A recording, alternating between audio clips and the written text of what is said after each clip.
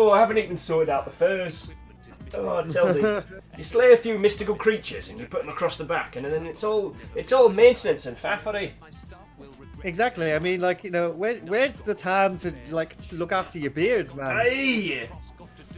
Let alone his fucking piece of dead direwolf. It's not actually direwolf. Oops, mon, where's me head? I should tweet and tell people we're live. Hey! And Yeah, we. Tal is first through the door. What, old friend? Hello. We got a Tal. Oh, cryo sticks with direwolf where? Where do you think this came from? I clearly slayed a direwolf. Clearly. Obviously. I mean, come on. J-Post GC! Tal says I hear a second sexy British man there. The band's back together, my friend. Yeah, it's all good. I was going to say for one night only, but this won't be the last time we hang out. No, definitely not. Definitely not. But as you all know, I'll do introductions proper in about 9 minutes or so. So come on in, grab yourself a cup of tea, one and all, and then I'll properly introduce you to an excellent friend of mine. Oh. Well, see, the thing is that you guys are drinking tea, whereas it's 9 o'clock for me, so I'm on the Brahma. Oh, you got a beer? Damn it! Now I want a pint. Me and Great Blue Heron and maybe some other peeps are going for a pint after this, so I'll be able to calm my nerves over a tavern burger and a Boda Vista. Oh yeah, that's good call. Yeah. So Wraith, out for the deluge, Fire Strager, Watto, Stooch, Watto and What ho? Come on in. Welcome one and all. You are all welcome here. Don't know why we're doing fantasy quizzes for the science fiction. When has anything we've done ever been of a sensical nature? Do you remember that time we did the intro to Risk of Rain, but it was basically the plan. Crisps of Rain. And nuts. To A, break the game. B, win. Or C, break the game by winning. I mean, we did. You would. It's also brilliant because we did that intro after playing Risk of Rain for like 2 hours. We're just drinking stupid amounts. Oh my god, the amount of times that we just got shit-faced and drank.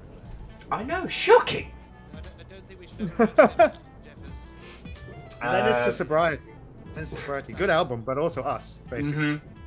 So Jack Sculch is going to go into lurk mode.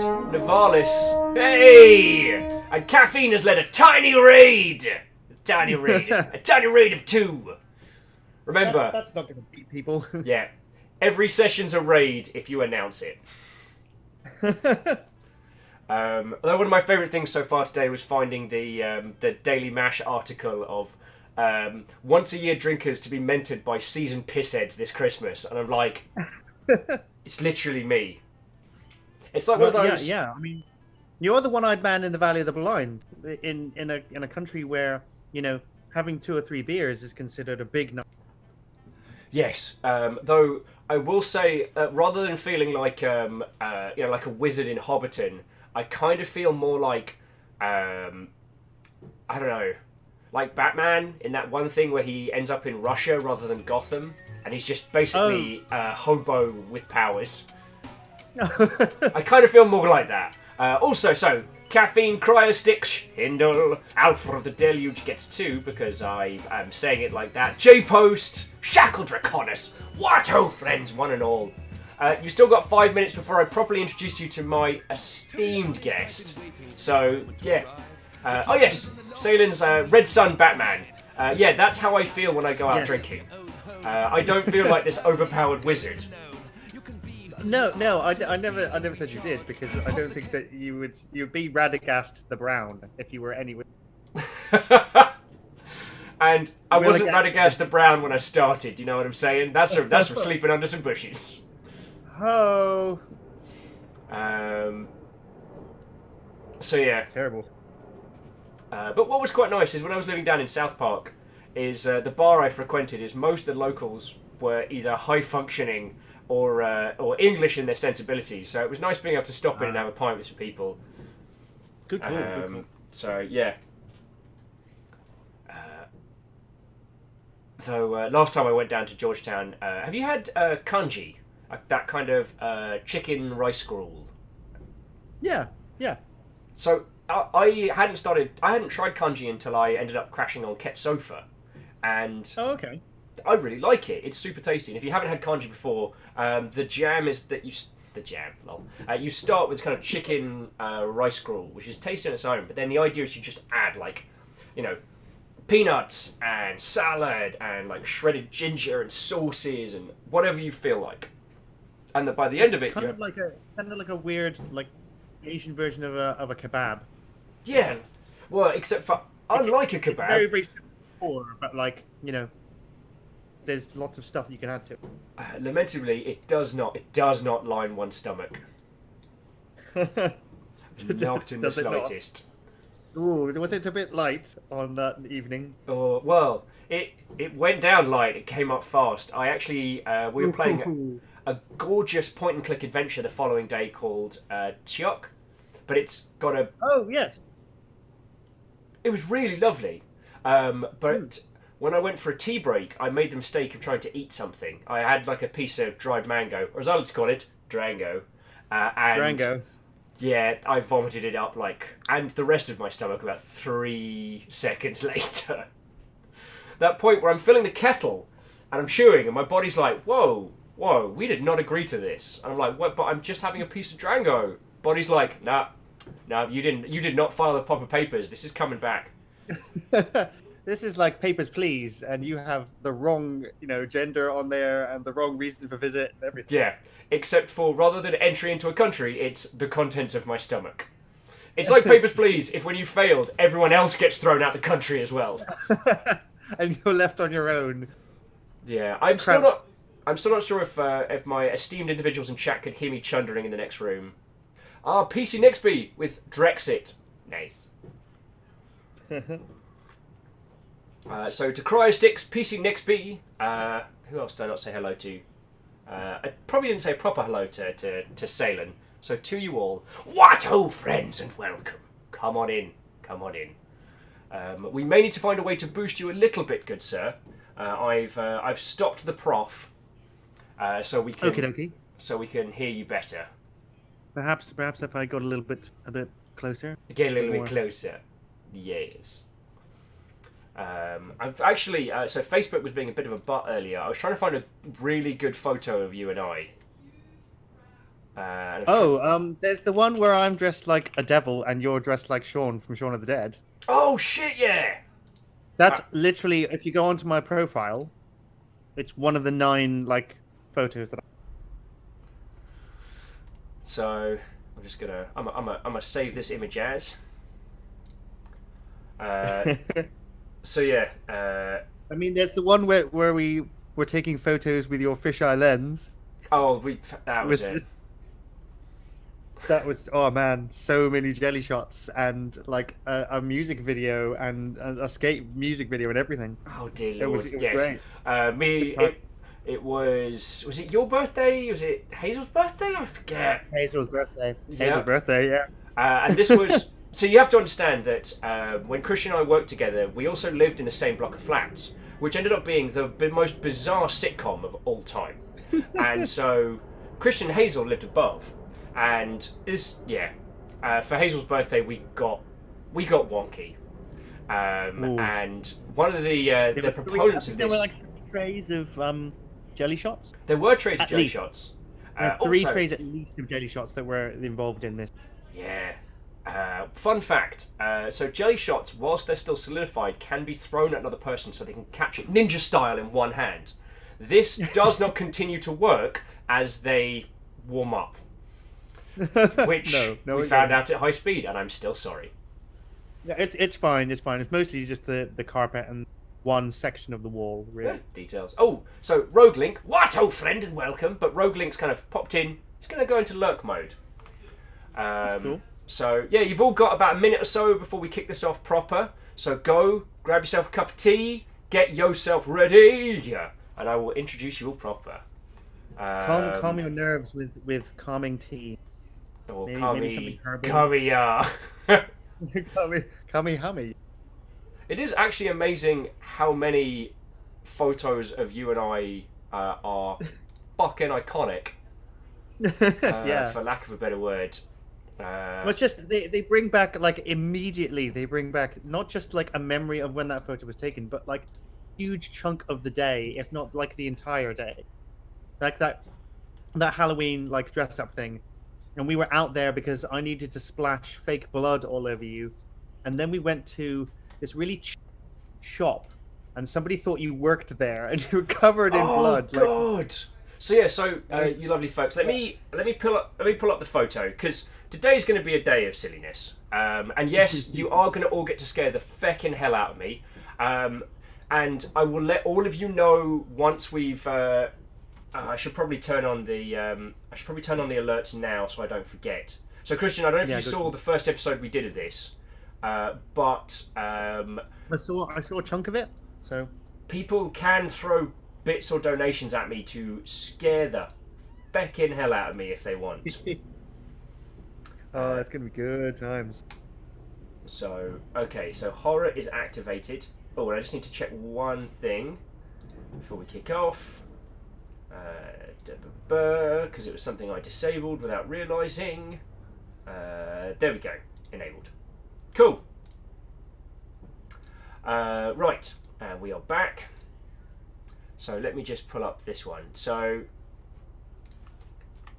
do that. No, don't. Oh, feckin'. Why would anyone Windows viewer? Oh, shit. I don't have any music running because you're a little quiet. J-Post just did a test to charity. And Jack said, loud. Yeah, well, I've cranked Christian up so you can all hear him.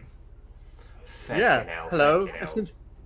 So everything's going to be loud. Nice and loud. That's how you should play this game, really. Loud and in the dark, preferably, but, you know. But here we are. Where's my if from viewer? There it is. Right. See, there we go. That's what I was trying to show you all. So this was me and Christian at Halloween a couple of years back. And I did Shaun from Shaun of the Dead, and we splattered blood all over that cricket bat, which remained in my flat and pretty much until I moved to New Zealand. Yeah. I mean, I can't remember where it went to. It stayed with. Also, so Lizzie, Tanari, wow, Numbers, Hindle, what-ho, welcome. So I can't remember what it was we were missing. Was it just lunch or something? It was right at the start of lunch. It was right at the start of lunch. We went outside. That was edition 1 of my devil outfit. The second one came with a clipboard. The clipboard was a nice touch. So, which was really nice. Because the Prolo, also, Watto Prolo, and other peeps from the UK. So we went into Poundland dressed like this because someone in our group needed something. What it is, I cannot remember. So I didn't need anything. So I'm standing by the door. I've got a blood-stained cricket bat, and I've got paint, like I've got blood flits all over my face. But I had the little printout the thing that said, my name is Sean. Because I doubled down on this one. And someone came up to me, in all seriousness, went, "Oh, I'm terribly sorry. Do you know where the, I think it was like do you know where the hand lotion is?" I'm terribly sorry. Yeah. I don't work here. You looked so offended by it as well, because I remember it just being like super close to you. Yeah. At the time, it's like turning around, it's like, "Fuck, what do you mean you don't know where the hand lotion is?" Yeah, he was genuinely upset. And to all of you lovely folks, this is from when me and Christian did a shoot with Professor Elemental. That sadly, aside from the rally point ending where we had a great big sword fight, never saw the light of day. But that's. It was for one of his tracks of. Indeed, it was. I want to say 2 albums ago. God, he has far too many excellent albums. And that was for This Means War. Yes. That was so good. It was so good. We had like, I think it was me, and I think it was Charlotte. Get the bed. All in green screen suits. We can also make this voice say whatever we want, including complaints of @Viking_blondes stolen nudes. #charity.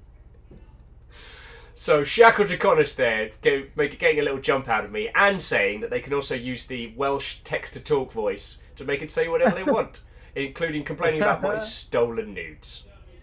And Tenori Wales asking, Penny Royal. Okay, so Jaralan's lurking as well. Alleged shown up. Lizzie, did I say hi? Jaralan again. What ho, friends, and welcome.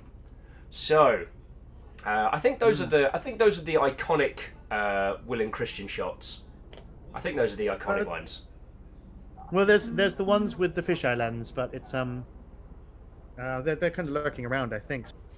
Somewhere around. Maybe we'll find them in a minute for a later.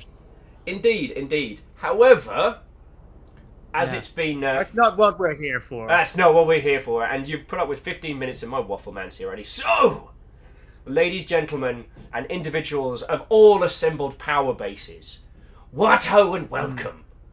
Today, and I've been stoked about this for a long time, today I am exceedingly happy to introduce you all to my good friend, professional designer, and fellow miscreant of the drunken arts, Christian Jones. Hi everybody, how's it going? Dude, I want to say, one, thank you for putting up with my nonsense. I apologise for last week's technical problems. It was the week before, wasn't it? Yes, week before, but ISP's being weird. Yeah, that was it. And thank you for coming on the show, dude. Like, I've been wanting to show these people Alien Isolation for a very, very long time. And now I'm going to get to do that. And not only that, I'm actually going to, I get to invite you on the show to talk about, the elements from it, about things that came by, about some heckin' cool stuff. In the preamble, we were talking about how you're in this game somewhere. Yes, actually. We had a group of people. They asked the entire office whether we wanted to have our heads scanned to be characters, like randomly generated NPCs with randomly generated and awful. Or whether we wanted to be on ID cards that you can pick up through the game. Yeah, we've so far in our run through, we've met Joey, we've met Brophy. Nice. Who else did we meet? We'll have a look when we get in. Out there. I know that Charlotte's in there. I think she's in the medical suite. We're dancing through medical at the moment. Okay, well, yeah, medical's the part. I think she's in one of like the isolation chambers because it gets difficult to be in space, so you have just a little. So I think her card is in like a padded room somewhere, not a prophetic.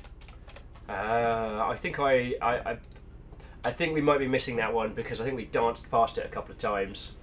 Probably. It's difficult. It's a difficult one to find. And Eagle Lives would like to remind us all that there's also the Wanted posters. Yes, there are a couple of Wanted posters. They are... Okay, so before we get into the minutiae of the headshots, but you might just see my face. Indeed, while wandering around. So, if you, I will point out. It is all good. So, what were? I guess once again, I have assumed that everyone already knows you and knows your backstory. But for those who don't, do you want to tell these people some of the projects you've worked on, especially some of the more recent ones as well? Because you ain't been sitting on your laurels the last couple of years. No. I started in the games industry about 12 or 13 years ago by now. I started off working for Codemasters. Yeah, Coders. All these companies were in the UK. Working on 2 games called Operation Flashpoint, which the more sort of eagle-eyed, obsessive first-person shooter will have played them. They were like a cross between Call of Duty and the Battlefield that was. The before times. And so, yeah, in the before times. So that was like early 2000s to mid 2000s. Then I worked on my only racing game ever, which was F1 Race Stars, which was karting game based on the Formula One license. Which is a bizarre prospect when you say it out loud. Right, it was so weird. So weird. So what we want to do, right, is we want to make a racing game. Oh, you want to make a Formula 1 racing game? Oh, that'll go down great. No, see, we want to make it about Formula 1 races, but we want to make the cars like those little carts in like Mario Kart, except for their races. And have them have like huge heads. Like really big heads. But they're already in cars. Well, the thing is that Codemasters was already making the official F1 games, so we already had all these licenses, all these characters and all these likenesses. So we were just like, just make another racing game, just something a bit more fun. So I worked on that, and then I left Codemasters actually to come and work on Alien Isolation. Whoop whoop! Which is where you and I became friends. Yeah, it was awesome. I stayed there for a while and worked on Halo Wars 2, and then left that team just before release to go to Sweden to work for Starbreeze on The Walking Dead. Yeah. So I worked on that for quite a while, and then came back to the UK and worked on. You can't say what you're working on right now, can you? I am working in indie development. So that's what I can say that I'm. Ooh. So that's all I can say I'm doing. I'm not working for a big company. It's kind of nice, I will admit. There's some fear going indie, but it's kind of nice. Yeah, it's been a difficult road. I've gotten somewhere. Aww. And we'll just see how it goes. So. Sorry, so jumping back into chat, so Stormscale popped up and went, "Is that a Christian I hear?" Hells yeah. Hells yes it is! Yes it is, Stormscale, well done. Well spotted. Also to Eagle Lives, J Crips, Greenfire, and Captain Steph Barnes. What ho friends and welcome! I am joined by my friend, former colleague, and esteemed crafter of video games, Christian Jones. And we're going to be chatting a little before we get into the meat of Alien Isolation, which will probably involve us idling on the screen for a while. And totally not me stalling. No, stalling the fear. I mean, if you are where I think you are, you're definitely chickening out of this. No. Dude, we just no one's going to judge you. No one's going to judge you. They're not angry. They're just. Well, you've lived with disappointment all your life, haven't you? We just got to the first bit where you can weaponize the alien against some of the rebellion, some of the more violent crew members, and dude, so I just sat in a locker and giggled maniacally. It's so much fun because the thing is that we wanted to make something that was not just scary for you; it was scary for everybody. Yeah, that thing is not predictable. It's not a friend to anybody but itself. And you can kind of lure it in a direction, but in that same breath where I thought I'd managed to lure it, once it shredded those three people, it came for me.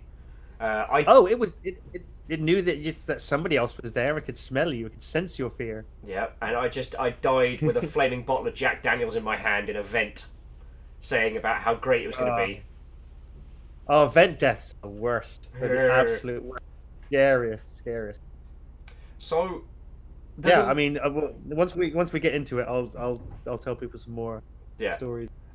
There's a lot I've covered with these lovely folks. So I've talked a lot about like the care and detail that went in. Like I'm still finding stuff. So I didn't actually know him when he was working on Alien, but I got to know Callum Watts. Yeah, Callum Watts, the concept artist.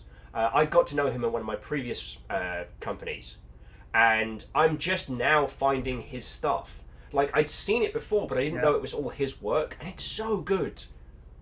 It's so weird because we got like 4 terabytes worth of blueprints for the actual set. Oh wow! Production photos and things like that from Fox. We went over to Fox, and they were just like, "We have everything." So all of those corridors and hallways and things like that, those are all accurate. They're accurate to what the material is like. They're accurate to how tall or how wide those things are. I had to make like a couple of adjustments here and there. Yeah. But if you notice, when the alien is walking through a hallway, as opposed to a slightly taller room, he has to stoop to get through those doorways because they are shorter than he is. I mean, he's 9 foot tall, Yeah. like fully standing upright, not including his tail. So he's massive, huge to be in these spaces. And these spaces were made for a very small ship and a very small, like, even the actors, some of the actors, had to like duck in some of these areas because they were just made to. But we recreated all of that. So even though we had all of these production for terabytes of data, we still had to recreate that. So everything's got a little bit of somebody's flair to it, and we had to like deconstruct the hallways to provide damage, and that's where all the cool stuff starts coming in. All this sort of like personalization from people comes from what is behind and what happens when the station does get fired. Yeah. It wasn't just me stalling, I promise, but I went through the shopping area early on in the game. I went through the entirety of that, and it was so good. I love the fact that you can walk through certain areas of shopping, or even like the train station, and they'll make little beep. Like when you're going through something, it's like going through a normal barrier. It's just like beep beep, and you're like, oh, okay, that still works because it's all running on this weird, like tiny little battery cell somewhere. So, but little details like that really kind of bring it. Oh, so one thing I do need to make everyone aware of, it is storming up something fierce here in Seattle. If I suddenly go offline, the power is gone, and I will try and let you know. Jumping into chat, Marshall Ryo was pointing out on the just want you to know I'm totally judging on your earlier comment about people judging the shite out of me. Asari Greenfire would like to ask you, Christian, will you join us in chat to spook Will Silly? Maybe. I see you. Lizzie is shocked and surprised at Fox being helpful when it comes to working with them as a license holder. Now, I don't know how much on that you can say, but what you can say... I can say that... Well, I can say that Fox were really keen on us doing justice to the license. We said, look, if you're going to be... If you want something that is truly accurate, what have you got? And they were like, come over to the studio and we'll share with you all of the stuff that we have. We got the original audio recordings transcribed off of LPs back in the day with the British audio tech. So they'll make a noise, they'll do a sound, and you hear this like thick estuary London accent going, what do you think? That was all right? And like, yeah, probably pretty good. And then there's just like little snippets at the end of each of these like really iconic sound effects. And it was just ripped straight off of LPs and like, cassette tape things. It's awesome. That's awesome. So jumping back into chat, so to Darkle Themsby, firstly, Watto and welcome. Secondly, we are going to be turning into Alien in just a second. I am joined by my friend, former colleague and esteemed master of the design arts, Christian Jones, and we're talking about the craft that went into Alien Isolation as a game. Yeah, I mean, Fox were really supportive of what we were trying to do. There hadn't been an Alien singular game in such a long time. Everybody had been focusing on Aliens, obviously, because it was easy to translate into like a first-person shooter. Sorry, I forgot to do the usual disclaimer. I should have done that at the beginning. I mean, as you know, Christian worked on this. That's the reason we've invited him. I did not work on Alien Isolation. While I was at CA, I was adjacent to it, and obviously keen to find out about it, but I did not have a hand on it. One of the things that neither me nor Christian will be able to talk about today, whilst we are streaming this, is Aliens Colonial Marines. It's one of the few things we cannot talk about. So we won't be acknowledging questions on the subject. I do apologise. It's one of the few hard and fast rules we're going to have today. So nothing personal. Not my game. I can't comment on something that somebody else worked on. Yeah. If in the future you get somebody who worked on Alien, Colonial Marines, Colonial Marines, be my guest. Ask them all the questions you want about Colonial Marines. The only thing I can say is that we knew it was out there. We knew that there was a contract. Yeah. while we were developing Alien Isolation. Yeah. And I do want to, I guess, double stack the point you're making earlier. This was the first Alien game that had been made in a long time. Like, Yes. correct me if I'm wrong, the source material was the first film and everything surrounding it. This was not... Literally only the first film, and a little bit of what inspired it as well, but not very much. I mean, mostly it was the 4 terabytes of data that we got from it, and any documentaries that we could find, any magazine articles, or anything that people had said, like after the fact, interviews with the cast. Okay. Well, I tell you what, actually... Like, as much information as possible. Well, maybe we should do maybe we should do the Alien 1 DLC whilst we have you on the line and just take our time with that one. Maybe that would be a good thing to show people. Yeah, I mean, if people don't know about it, and it's kind of much of a muchness now. The first Alien movie was 1979. It had the first like female heroine, and it was basically a complete surprise to everybody. And we wanted Alien Isolation to feel like that as well, to feel like something new, but old. We coined this term. Sorry about that. About the technology, lo-fi sci-fi, where everything is switches and dials and not steampunk, but what the 70s thought the future would be like. So massive, like, room-sized computers, always like typing on keyboards and always having like physical handles. So we wanted it to feel like that. While you were chatting, J Crips decided that you absolutely needs to get a sub to the channel. So congratulations, dude. You now have... Stop that incessant clicking! And J Crips apparently is on a hecking roll today and has gifted a sub to the Darkle Themsby as well. It's happening, Very dude. nice. It's happening. I can no more control this than I can the dunes. You can control this? I want to know how you think you can.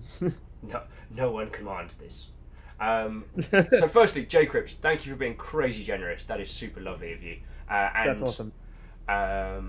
Yeah, so also, quick little thing. That background image that you can see down that way, that's me and Christian. We did YouTube videos together for a long time, and it was really cool. Yeah, it was good times. I still use that for some of my like screen images. Aww. And it is going to be on my new business cards, so I get them. Yay! I had them on my headphones. Good. I forgot about the follow alert. And I know that GIF is from the new terrible Alien film, but it's one of the few shots in that film that I like. Oh. It is a good shot. In a fucking awful film. To be fair, you do see shots like that in the game that I worked. Yeah, but you made a good. They made a bad. Yeah, it's true. It's true. It's weird because I don't know if this is true or not, but someone said that Alien Isolation is the reason why there was a resurgence in Alien movies, specifically like Ridley Scott going back onto doing Prometheus, and the font and the font style that we used for Alien Isolation is the same one used on Prometheus. I mean, That's crazy to think about. Like you, it's so weird that it's usually the other way around. Games don't like revive movie franchises. They that's just so ridiculous. It's mad. So I'm going to apologise now, dude. Our lovely viewership have slowly started to realise that they can send things to us, like bits and otherwise. I should point out that the way it works is the larger the bit amount, the louder the noise that goes off in my ear. So if I scream, it's not at you, and I do apologise if I cut off a good point.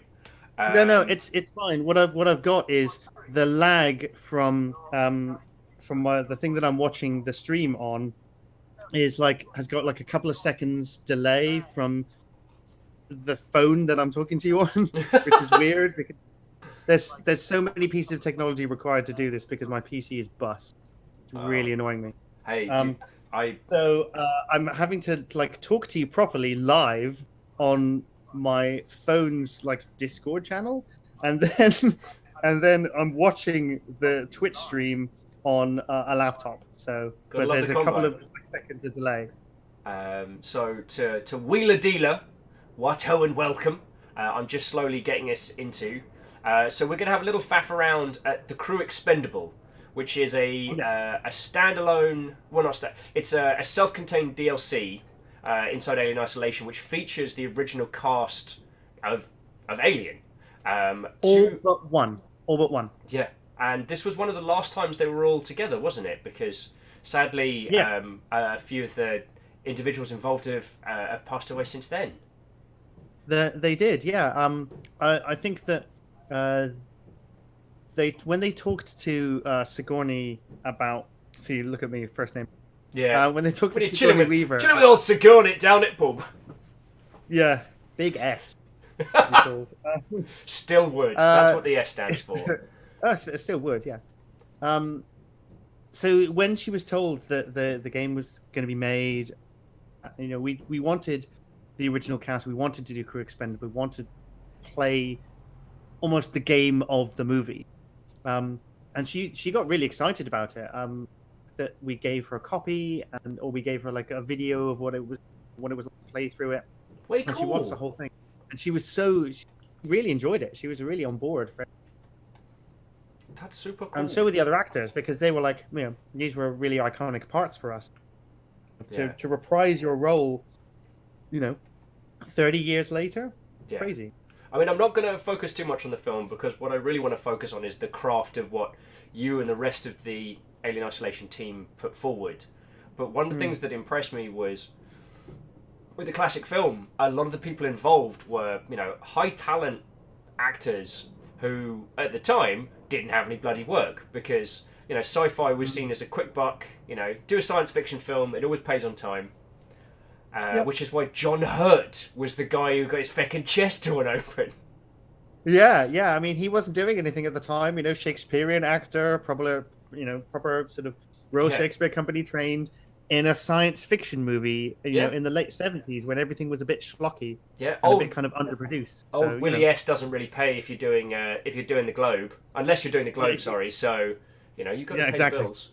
So jumping back into chat. Nirvana says, I'm back. No game yet. I'm working on it.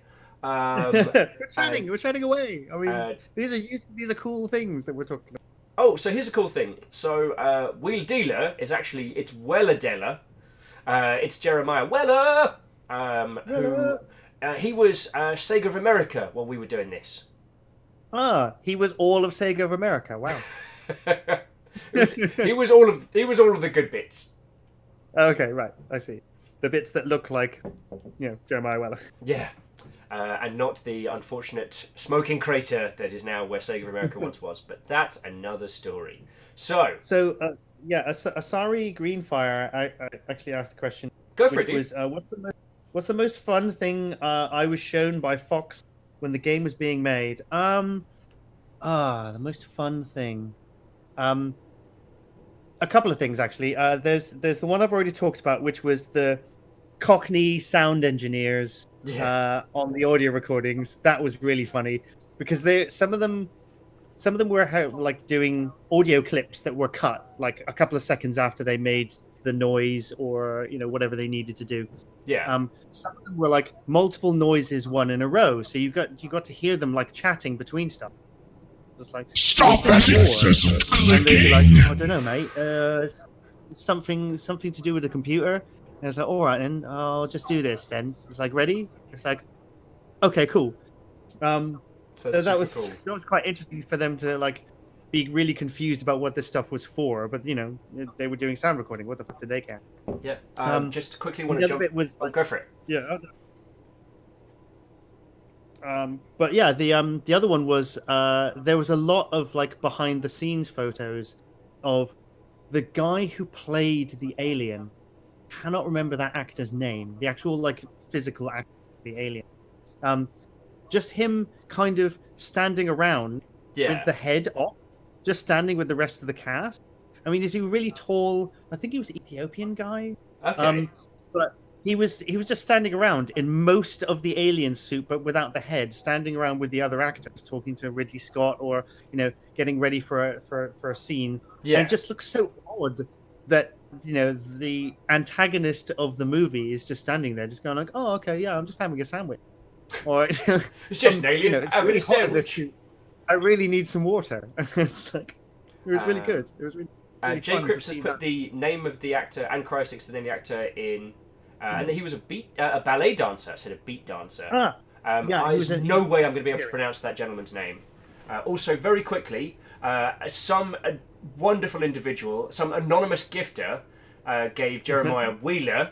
There we go. I was reading chat. It doesn't sing as well as Jeremiah Weller, so I reserve the right to mispronounce things from musical intent. Someone gifted that person a sub. Now, I don't know who this anonymous person is, but they know who they are, and they know they're a hero. And Jack Sculch has also filled up the pint glass with a myriad of cheer emotes. So I saw. How long they'll stay in there, I don't know. I don't know. Who knows? Yeah. It's all a game. Okay. So, dude, I'm just going to kick off Isolation. Yep. It's probably going to drown you out for a second or two while it does the splash screens. So cool. Please bear with us, one and all, and we're going to have a faff around in the crew expendable before we continue with our main playthrough, because I think this is a perfect time. And yeah, the amount of care and love that goes into that, dude, I want to show everybody. No. It was a really good DLC pack. So I'm not trying to sell it because I work on it, but we put a lot of care and attention. Well, it's not like you're getting a fucking cut of it. No, it's exactly. If I was, then I'd be telling people to get it. God, I love that intro. Was that Brophy? I can't remember. No, you had your own piece. That actually, that's a good point. That 20th Century Fox logo was from the VHS copy of Alien. Yo, that's fucking cool. And then the effects ran after. Yeah, and in fact, all of the weird sort of screen distortions or any of the stuff that comes up that looks a little bit weird, especially on loading screens and moving between areas, that was one of the sound and VFX guys with a CRT monitor, with an old TV and an old VHS, and he was fucking around with the SCART cable and with the aerial and trying to get this weird deconstructed thing. So if you pause it, you can see scenes from the VHS tape at some point during it. That's fucking cool, bro. It's so good. We loved it so much that we wanted to have we weren't just gonna have okay, fine, you can do screen effects and bits and, but we wanted them to feel real. So yeah. So Lizzie's question is slightly off topic, and we'll get back to, because Dark Themsby is pointing out the DLC, which has the entire cast, which is actually what we're going to play first today. We are going to be continuing our main playthrough, but I really want to go into that one. But Lizzie had a question, I guess, for us both, saying, given the status of 20th Century Fox, would it be fair to say now that Ripley is a princess, a Disney princess? I would personally start by responding with, "Yes, Queen!" I mean, say away with that comment. It's mostly because she wasn't a princess before. No, she was always a princess. That's the whole point about it. Yeah, she was queen in that film before Aliens, when there was some usurper queen. Oh yeah, some big alien, and she beat the shit out of that one. So if there was going to be a queen fight, then it's not going to be dealt with handbags in the middle of. Yeah, and the reason I would put forward Ripley as a Disney princess is because she fights a vicious evil queen at one point, which is a main staple of Disney interactions. I mean, Cinderella. If Cinderella had a fucking power loader, that would have been a very, very different movie. Get away from the prince, you bitch! Yeah, she just crushes him. To be fair, power loader versus evil dragon queen. I'd see that movie. That's a fight. To be fair, Sharknado and things like that, they need to really get on to the more obscure thing. Yeah. Power load the princess versus evil Okay. dragon. It's the scene from Aliens where all the Colonial Marines are in the drop pod, which will be the little transport, but replace all the Marines with different Disney princesses. And you've got like fucking Snow White dragging on like a cigarette, being like, "Is this your first drop?" I would watch Sleeping Beauty. Sleeping Beauty is basically like is Hicks having a because nap. she's asleep. Yeah. Right. So play game. Wait, is it under? It is. I think it's Expendable. Medium. Cool. The crew expendable doesn't overwrite my save, so there we go. So we're just loading in. So, ladies, gentlemen, and viewers of all descriptions, if the audio levels are drowning Christian out, if there's things you can't hear, please do let me know. I've mixed it as best I can. And we begin. Whatever it was, the crew expendable. it was big and... You sure took him into the airship? God, this game's gorgeous. Disappeared into one of the cooling ducts. My question is, it's using the air ducts to move around. You know, the primary air shaft may work to our advantage. We can lead it through, down to the main airlock. Who gets to go into the vent? They re-recorded. Yeah, dude. Oh shit! I got to choose my character. Yep. So you can choose your character. They each start with a different loadout of stuff. Okay. So yeah, I mean, you can.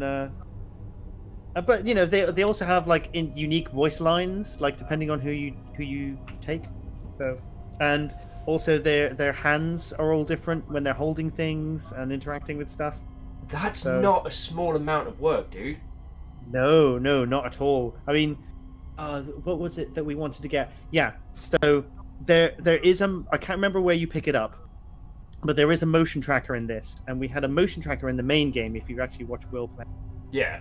But the motion tracker in the movie is totally different.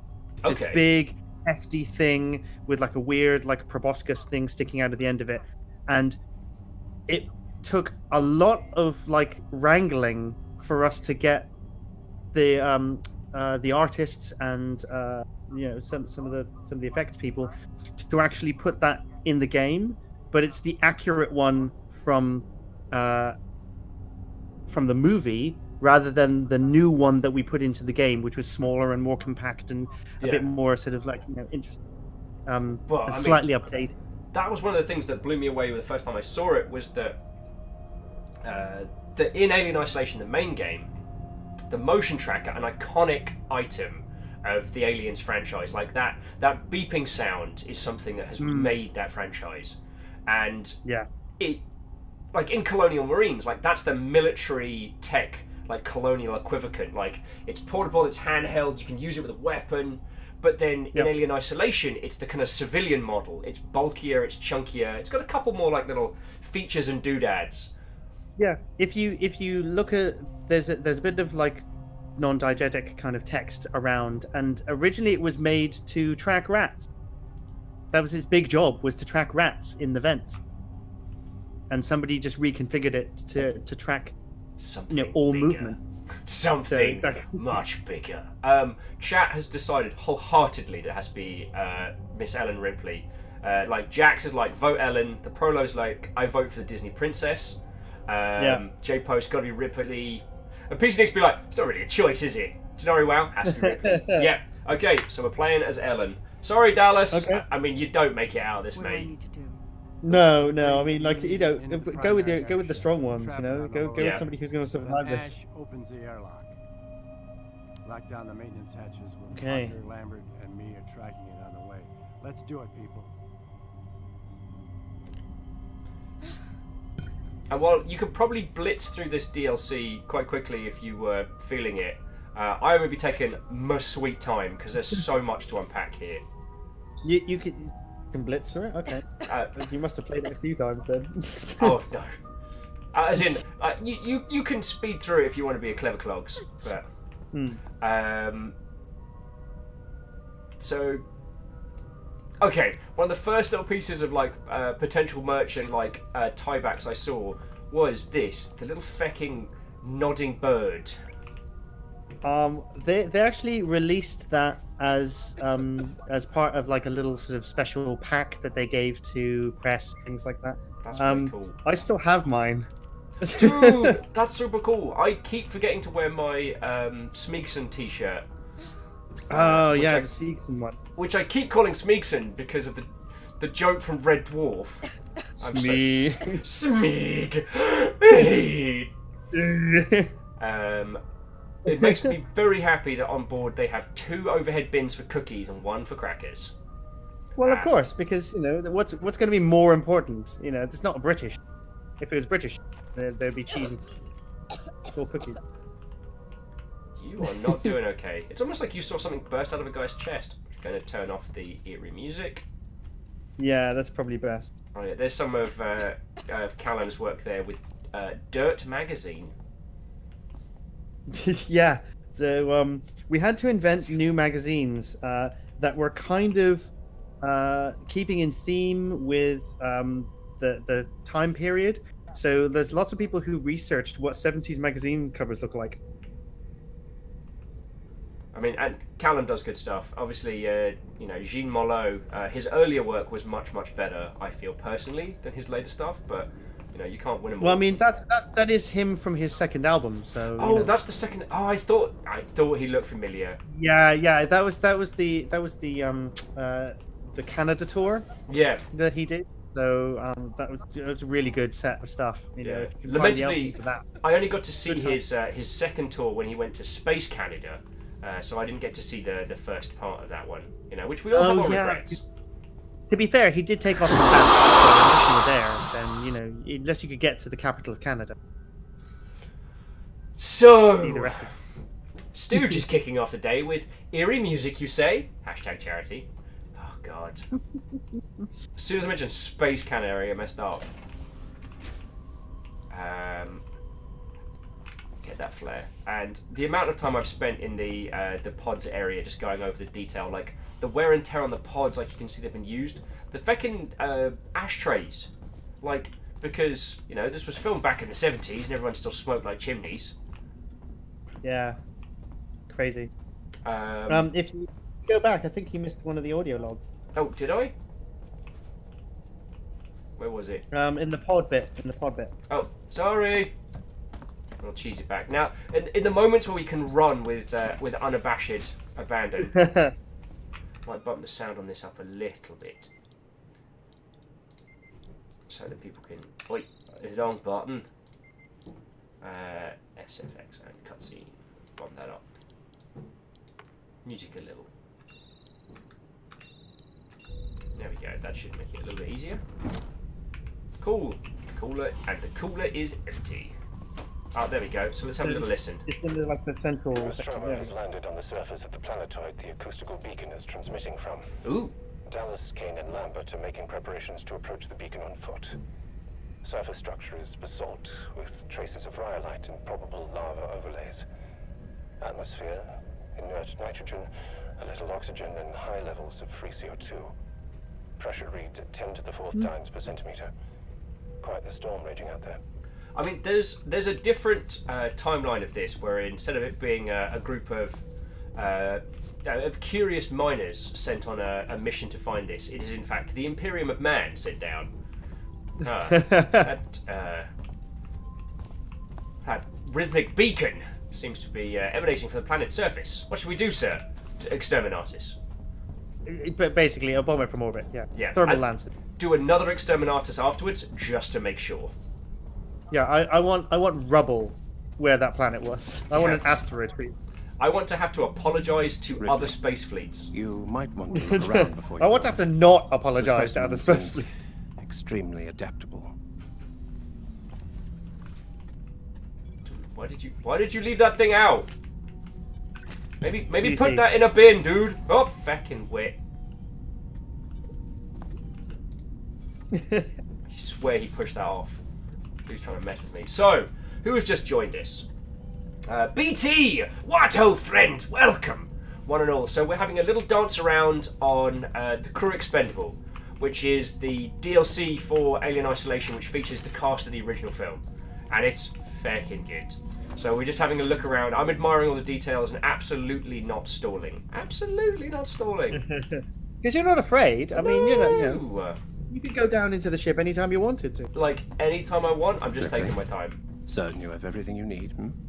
No, I'm not. What's my fucking black carapace and power armor? If they gave you a bolt gun, then obviously you'd be down there straight away, but you know. Yeah. So...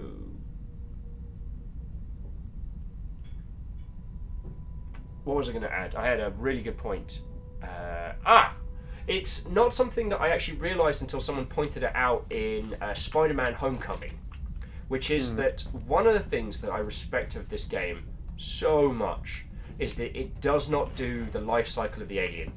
And it was something that both Prometheus and fecking the newest one, which was...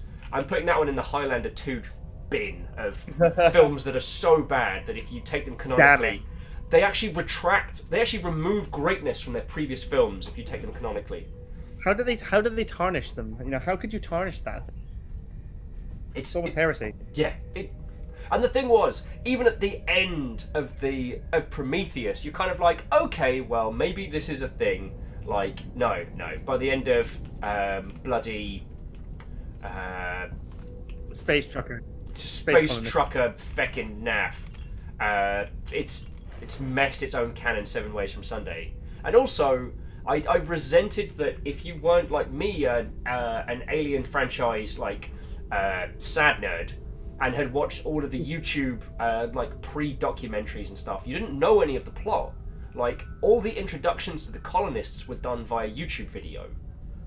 And so so there was stuff that they like obscured from the viewer if you. Oh, Hinder was just pointing out, Highlander 2, there was only one. There can be only one. Except for that animated version of the Highlander, which that was pretty cool. Though the human eating plants episode of that gave me nightmares for like a week. I like how the fact that they had decapitation in a kid show. Yeah, they got the feck away from it. Yeah. Right. So let's have a chat to the rest of the crew. How you doing, mate? You look like I feel. I'll leave you to it. For some reason, literally Scottish now. Well, is it because it's Ridley Scott? It's Ridley Scott. Ellen Ripley. In Glasgow. Although... So this is a faithful like reproduction of the set of this section of the ship. Yeah. So well, the previous area was some reused assets from the main game, which by no means detracts from the it started from the other direction. Oh. It started with this.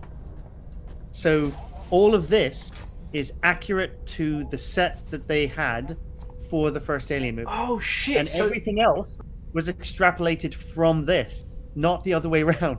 Oh fuck! See, and this is why I like having you with. So, just to translate that a little bit. So, when we started playing Alien Isolation, the ship that we were in was incredibly similar to this. And offhand, I kind of just assumed that they started with that vessel and then added things to make this one look more like the one in the original. It is entirely the other way around. This is all the stuff that we had that Fox delivered to us on that 4 terabytes worth of data. All of the blueprints for this set, this thing that these actors wandered around in. So the medical bay and the textures that we got from the medical bay and the textures we got from like the crew quarters or from these corridors, all extrapolated outwards, and then they were changed subtly because this is all Weyland-Yutani stuff, and the stuff in is all Sikhs. So there's slightly different colors, or they're slightly different kinds of materials, or used in a different way. But this is kind of an accurate representation of what the actual set looked like. You can even like go on to like if you go to the front of the cockpit, there's like a helmet I think somewhere up there which you can see in the movie. So I think it's way cool. It's like there we go. There. Having a little spin around while Dallas is just chilling and illing. It's fine, Dallas. It's fine. I'll go in the vents this time, and nothing bad happens to either of us. As I scream, it's called Left 4 Dead, Dallas. Jumping back into chat, Wraith, I'm still sorry I keep lapsing into that terrible Glaswegian voice. As Wraith is saying, that is Scottish in the same way that Dick Van Dyke in Mary Poppins is Cockney. Very true, very true. I mean, the thing is that your accents are pretty terrible, Will, but you still inflict them on all of us. We all have our little joys in this world. Some people walk around during the heat of summertime and go, "Oh, how about that weather?" I make terrible accents. So Theodora says that they won't watch the movie. It's like, you should totally watch the movie. It's not as scary, I guess, as it could have been. It's quite a nice sort of sedentary thing. Like if you watch, if you're watching this is more scary than that movie. Yeah. I mean, and I expect no one else to come with me on this opinion journey, but the original Alien film was iconic. It broke molds and it set the groundwork for so many great things to come after. Now, if you haven't seen Alien by this point, because so many other things are built on it, it can come across as a little formulaic. That's nothing to do with that's nothing to do with Alien. It's because it's such a great foundation for so many other works. Yeah, basically, it made sure that, every time you see a female protagonist who beats the alien or wins the day or something like that, there were not a lot of them around in 1979. It was a complete surprise to the people watching this movie. That she was the hero, she was the heroine, she was the person doing all of these things, and she was quote unquote just an engineer. She wasn't like the captain or anything else like that. Yeah. And I think one thing that's really interesting is that, of that kind of late 70s, early 80s era, if you look at Dallas fits the profile of the protag. White dude with a beard, late 30s, early 40s. That was the popular I don't say hero, but the popular protag. A lot of these. So it was a real 1-2 punch when Dallas kicks it. I mean, you can see it in everybody else's face as well. It's just like, shit, the captain's dead. What the fuck do we do? He's the one supposed to be leading this operation. Yep.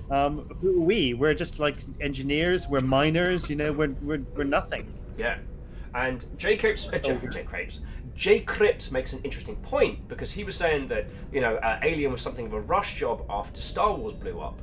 And that's not unfair to say. There were a lot of sci-fi projects that got greenlit and pushed really quickly out the door to try and meet with this fresh demand. Sorry, nobody did Star Wars anything, anything other than just another cash-in, schlocky sci-fi thing. You were saying it before. Sci-fi was just a quick buck for actors to make money between proper things. In the same reason why Alec Guinness did Star Wars. There was a bit of cash to be made.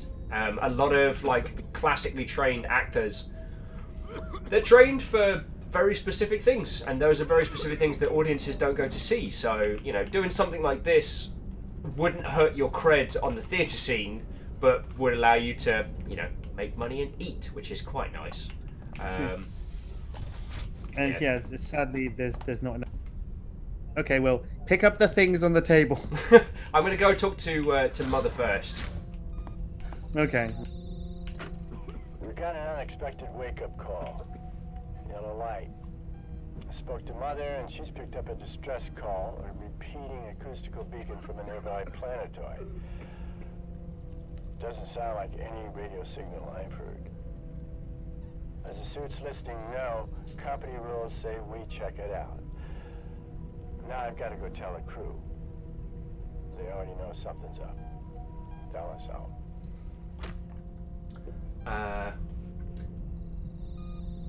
So yeah, a lot of that suits are yeah, a lot of that stuff that you'll be hearing in these video logs or audio logs even are there's stuff that we got them to record that was never part of the original movie. but Yeah. would have been perfect for their characters to have done. Yeah. So jumping back into chat, I mean, Beador is making the point, which is sadly there are still far too few female protagonists or non-white dude protagonists in the media space. But it's changing. It's getting better.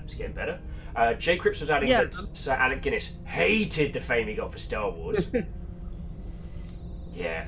I mean, you know, you've got Hal and you've got Mother being the two like useless computers in media. Yeah. I mean, to their credit, Mother did his job perfectly. Oh, yeah. I mean, Just didn't involve the survival of the crew. yeah, just crew expendable. That's the name of the thing in the thing. He said the thing! That's the reference! Reflector was pointing out that there was a lot of good sci-fi in the 70s and 80s, there was a lot of bad sci-fi. Oh, yeah, there was tons. As a person who... Sorry, go for it, dude. No, but I mean, it wasn't because there was nobody out there who wanted to do good sci-fi. It's just that the studios wouldn't pick it up. Because things like Star Trek had happened, which pushed the boundaries of things. Yeah. But everybody was in on, I think that in the 70s or 80s, the big movies were like Bible epics and things like that. You know, Ben-Hur or, you know, weird stuff like that. You know, something that people could get their teeth into that was actually more of a thespian's work. So you got good actors playing things like that. So surprised that we got this at all. And that was because there were a lot of good actors out of work. Lucky for us. So I always butcher this individual's username, I do, but Totnet, it's Tonet. I apologise, but lovely to see you. Watto, welcome. Camille, Watto friend. Camille is one of my local Seattleite frienders, fellow streamer, and excellent human. So Camille. Hello. It is my esteemed pleasure to introduce you to another excellent friend of mine, Christian Jones. Hello, what ho, and all that jazz. I've roped you in. Pick the stuff up the freaking table. Let's get this show on the road. Fuck! You think I do want to apologise, ladies and gentlemen, there's probably going to be a lot of Hex today. It's hanging out with you, dude. I'm reverting back to old swears. Okay. Make a shit bin! The man with get on with it! For charity. Oh, okay. So to those of you who have just joined us, this is the Crew Expendable. This is the standalone... It's not standalone. This is the DLC for Alien Isolation, which centres around one section of the original film, Alien. How are we doing for gear? So we've got flamethrower, medkit, 4 flares. Okay, question. Can I set fire to the crew? I think that it stops the game if you set fire to them. Because I know, right? remove a creature's food source, right? Although... Then you have to set yourself on fire. Has it ever been canonically answered what the aliens actually eat and consume? No. We actually asked this question when we were talking to Fox, and they were cagey about the answer, actually. Interesting. We couldn't really get it out of them.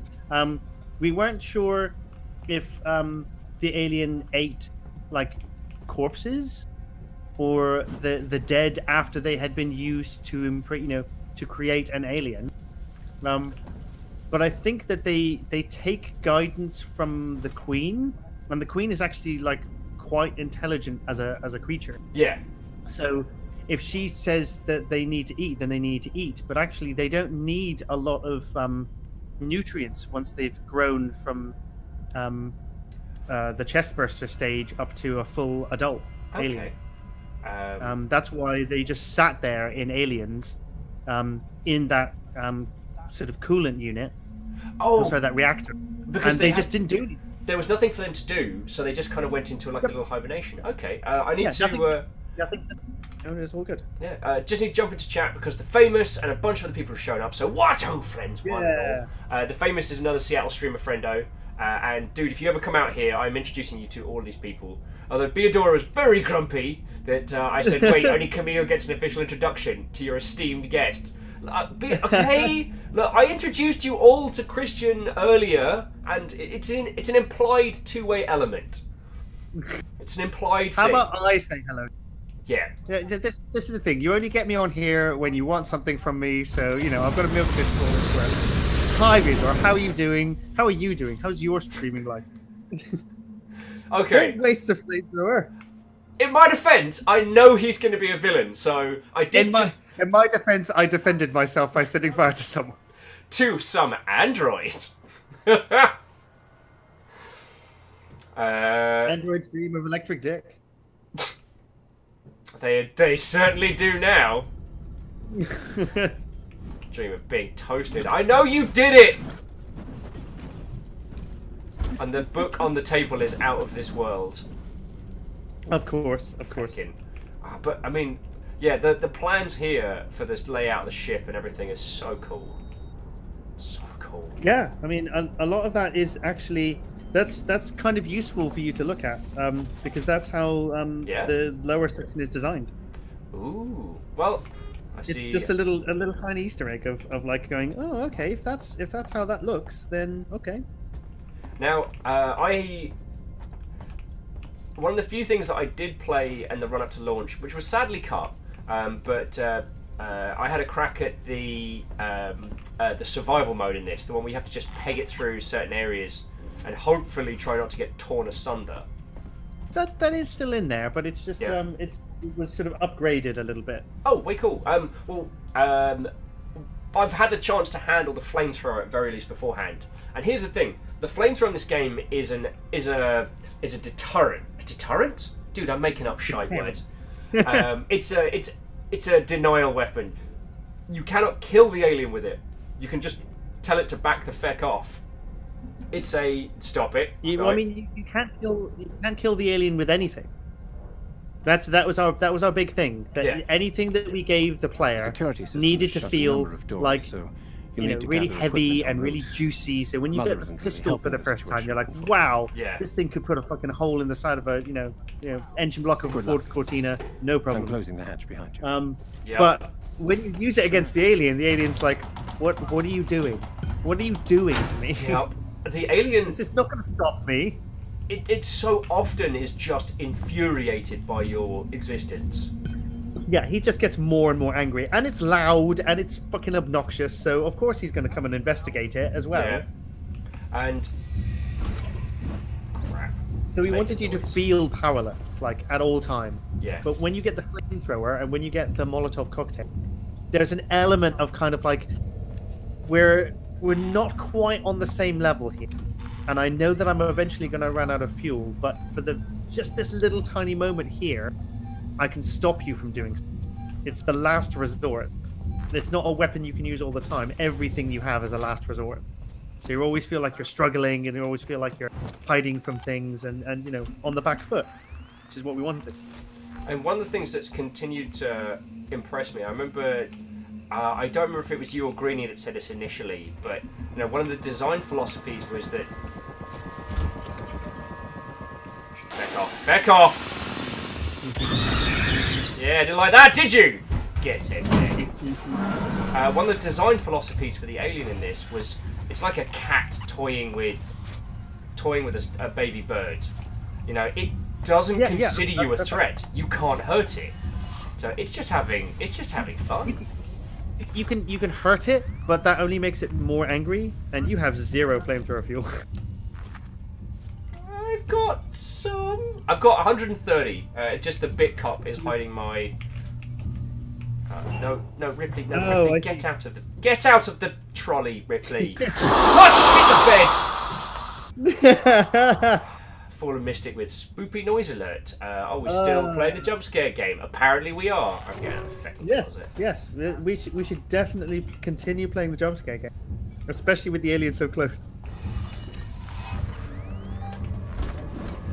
Left or right? Where's it coming? Where's it coming? You know what? How about? And the fact that it can hear.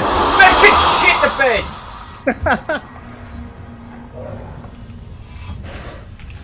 Oh, that's so good. So good. Oh, DX Man, it unfortunately killed your message because it took out the bitch, but it was get away from Will, you son of a bitch. You took your time. Shut up my side of the system. I'm a sitting duck here. You're safe now, Lambert. Just sit tight. It'll be over soon. I mean, Lambert's whinging about.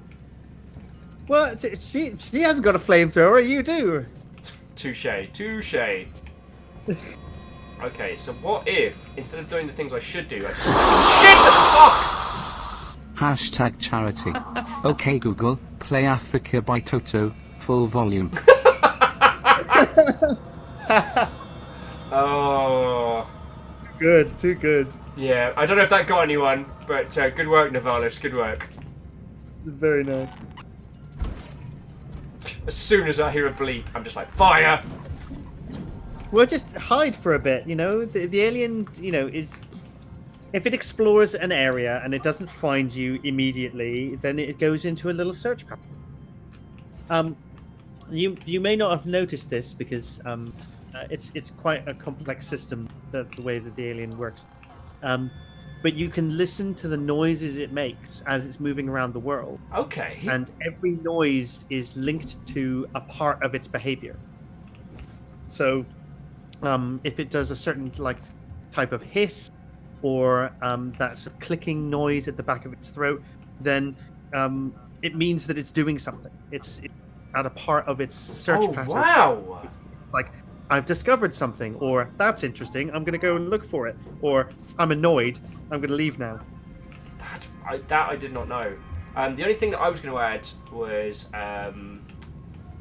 Alexa, play Last Christmas by Wham. Ah! Such a jerk. Yup. Such a jerk. I was in Whamhalla last year, and so I feel like Hella this year, half in, half out. Yeah, just asking for people to come with you. Yeah. Prolo's like, ha! Muted it before it started. Smart move, smart move.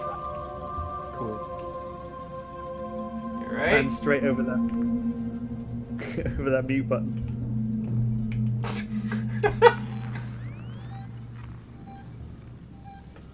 Okay, question. Left or right? In the shit the fuck! Fallen Mystic! The air on your neck, warm and moist. Are you sure you're safe in that room, Will? No! Not sure of anything anymore. That's right, it's just a fan. Always go through doors. Always go through doors. Okay.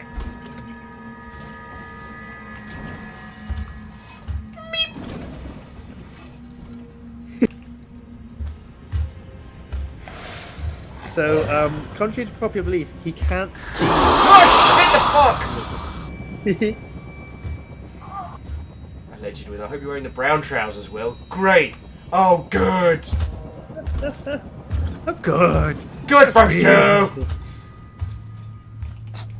Do do do do do do do do! Keep fire shipping! Do do do! Yeah, not enjoying that, are you, matey boy? Oh, you chimney alien Bob! Yeah, come on. He's still there though. He's still there though. Yeah, back off! Get it, way! Why do I feel like it's bad that he's in the vents, or it's in the vents rather than being able to where I can see it? Why do I feel like that's not actually helped me? Because he could appear anywhere, and you should be using your motion tracker and finding a place to hide. Oh shit, the fuck! Fucking goddamn it, Aspects! Thank you all for the frickin'...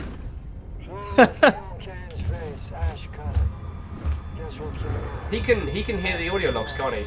It can hear the audio logs. No, it can't. I'm giving away all these secrets. Like, it can't hear audio logs and it can't see the pilot light, but like it's going to help you if you play the game, and it really isn't. Fuck. Wraith says, okay, this game... Oh, shite the feck. Proto with 150 characters. It's behind you! Wraith was saying, okay, this, but it's the polymorph episode from Red Dwarf. That would be really cool. That'd be really cool. But only if you can make out with it.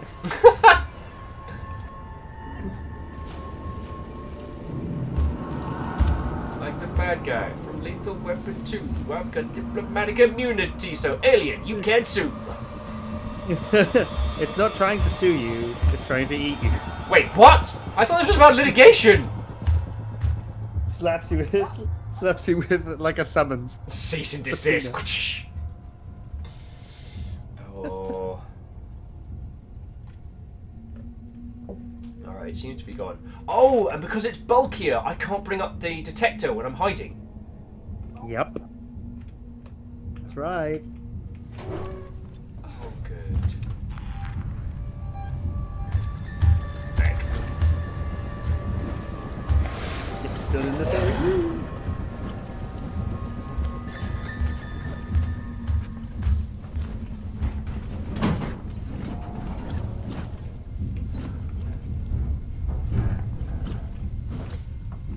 I think you're probably... Okay, we're good. Go towards your next objective. I am trying! There is no try. Only Zool. Only Zool!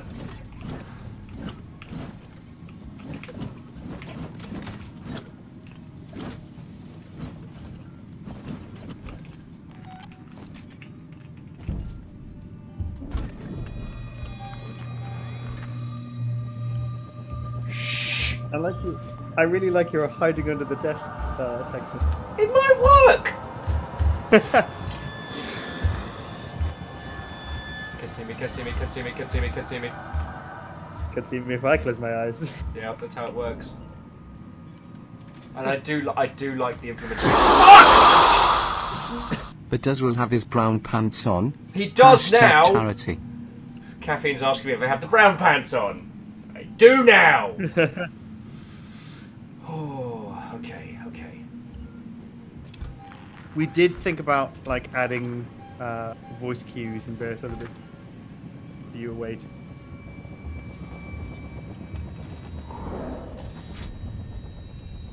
Summary. Nope.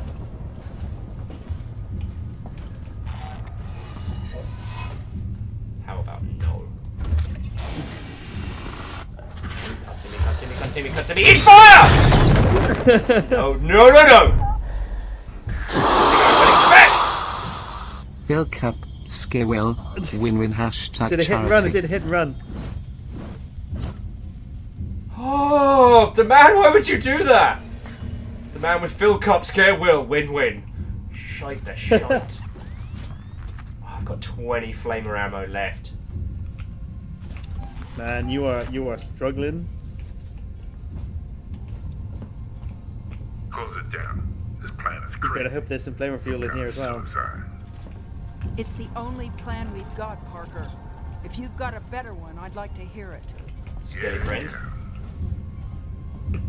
Tiny robot friend. Tiny guitar. Of course. Ripley not carefully on acoustics. Been on the ship for 8 fucking months, and all I hear is this fucking the same 3 fucking chords again and again. Well, no more. Ellen Well, at least Ripley you play Wonderwall. is not listening to a broken version of Wonderwall one more time. Beadora says that they really like the noise the flamethrower makes. The flamethrower was one of Greenie's things, wasn't it? Oh, thank feck. I don't think so. Was it not? We each had our like sections of the environment that we built, and we did talk to people about how things would work and try and work on lots of different game mechanic systems as well as working on like parts of the game. I think that flamethrower was. I think that might have been Oriole, actually. He was one of the VFX guys. All of the fire in the game is like his work. Oh yes, I meant more the designer. I should have been clear there. I apologise. But who's heading off? Stormscale is going in. So Stormscale says, "Got to call it a night. Yeah. Hope sleep's coming for me tonight. Don't do well with spooky things. Neither do I." All right, well, let's lock this the heck down. Oh great, back No, you already did. It's fine. You're good. Oh good. Boy, sure can't wait to go back out there. It's fine. You got 73 now. Good. Got this. This is the short bit. This is the bit where you just have to do like 2 or 3 things. Let's spin around. There is a map. You're a map. Your mother is a map. That's what I say. How to get laid.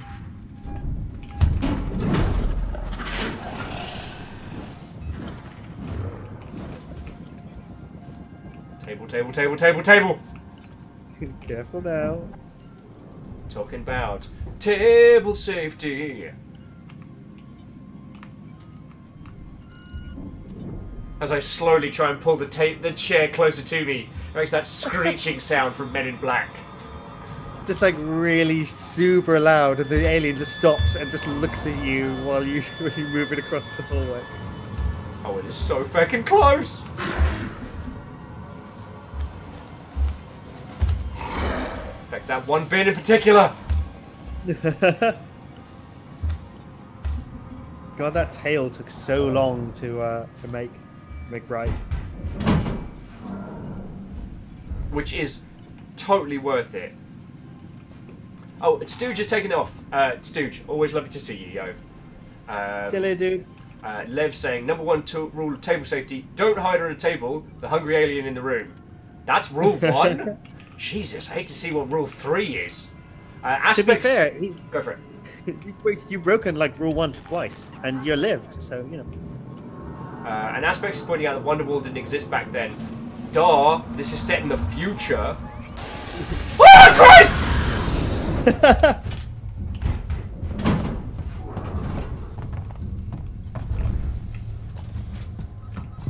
You can see when Will is getting really scared because he does this thing with his eyes where he doesn't blink. Fuck you! Stop knowing things about me! God damn it. Oh. The thing is, dude, this isn't even the main fucking... I'm still gonna have to go back in the Sevastopol. Clearing this does not make my life easier in the main game. No, this is just an extra bit of theatre for everybody else. And also, this is the famous bit with the... Back off! Oh, I'm out of flamer ammo. This is the famous bit of the water pouring down where the engineer dies as he's looking for his cat, which is the gent we saw over that way. Of course, I chased the alien exactly the way I needed to go because I'm a stupid. He's fine. Oh, crap! Fuck! The man says, next bit of charity. Alright, which way are we going?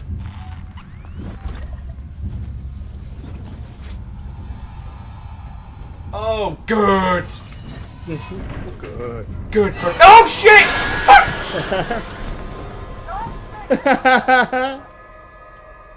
Done. Done and done.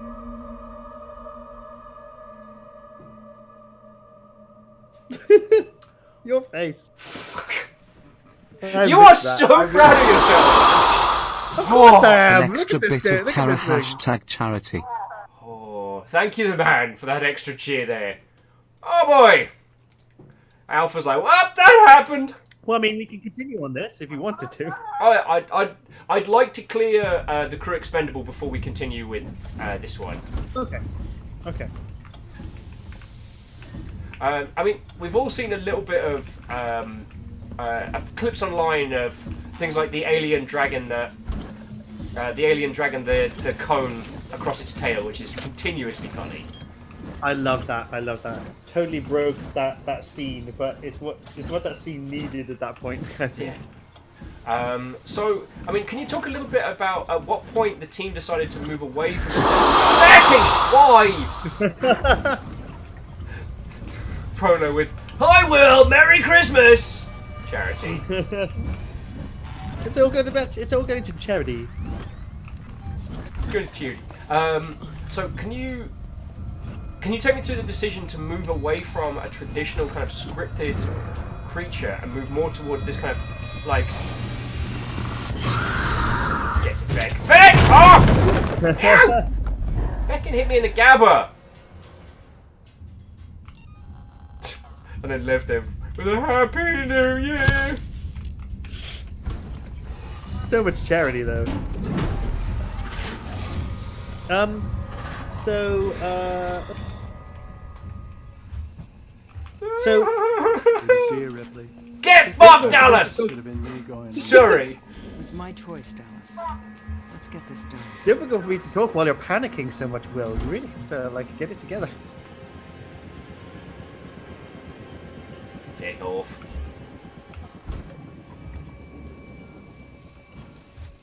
Okay. Stand up. And breathe. Okay. Hello. So, Christiaan. Hello. One of the things that one of the reasons why I wanted to get you onto the show is to talk about just how stupendous the alien is in this one. And I wondered if you could start by... Fucking music change. I wondered if you could start by talking about when the decision was made to move away from the alien as a more traditional, scripted NPC type to move to this kind of like... I mean, procedural is not the right word. My brain is seeped in caffeine and terror, so the right word is failing me. But, you know... An unpredictable enemy. Yeah. An unpredictable. When was the decision made of that? That one was actually really quite early on because we knew we wanted a big space for the alien to move in, and we knew we couldn't script everything. We knew that there were areas of the story where we could get the alien in close proximity with you, or where we could get the alien to appear and jump scare or something like that. Yeah. We really didn't want to rely on that as part of the creepiness of the or the terror of the alien. We'd already decided that we wanted you to feel powerless versus the alien. Yeah. One of the ways to do that is to not be able to predict where it is. So you have these crude tools that you have to use to track it, which have no height or depth. So you don't know if it's above you or below you or in the same room as you. You have this weird station which has got all these dark light areas where we specifically made the environment to look a little bit like the alien. Like certain pipes and things like that were in certain arrangements that when we shone light by them, it looked a bit like the alien. She'd be like, "Oh fuck, okay, cool." So we wanted to make the player really ill at ease. Okay. And the best way of doing that is by having an enemy you can't predict. Cool. So we had this idea that the alien could go anywhere. You were limited by doors, or by access points, or by vents. And some of those you had to cut open or you had to key card. The alien didn't need any of them. The alien could go anywhere he wanted, whenever he wanted. And he can come into the environment only through vents. Because that's quite iconic and a cool way of moving into a space. But apart from that, he goes off of lots of different sound cues. And investigative behavior. So he's got this sort of core idea, which is what you were saying, where he's like so he will find a prey and he will stalk it. Yeah. And then he'll come out very, very quickly and just go for it. A lot of energy, a lot of power in a very small amount of time. Yeah. Not like dogs or wolves, which will harry a prey and bite at it and wear it down over time and distance. Cats are more hide, spring, kill, immediately. So we wanted to make that a part of the way that the alien behaves when it's moving around the environment. It slinks around, it sort of stalks into places, and it crawls on all fours when it's only when it's in the vents, because it can stand up everywhere else, and it is just as fast. When it's on 2 feet as it is on four, on fours. We wanted to make it so that it was more humanoid, because the aliens in the first movie are more humanoid, whereas the aliens in the second movie are quadrupedal. Yeah. So we wanted to keep that look, that iconic look from. Quite cool. So just quickly, Haxor the Hunter, Watto friend, welcome, playing Alien Isolation. Hello. The gentleman's voice you can hear disembodied is my good friend Christiaan, who was one of the designers of this game and is helping us go into depth with this. I'm currently playing the Crew Expendable, which is a little standalone DLC. Oh, a little standalone. Come on, keep walking that way. Like the bad guy from Lethal Weapon 2. So, if you've got any questions about the development of this game and things going on, please throw them in chat. Christiaan will be working through them as best he can. Yep, I read all of them. If I don't get to your question, then yeah. Specifically, LevDev was asking about how many iterations did it take for the pathfinding pattern. Was the answer all? It's two systems working in parallel. We had something called the jobs, which all of the AI follow, which is an idea that they have things to do in certain areas.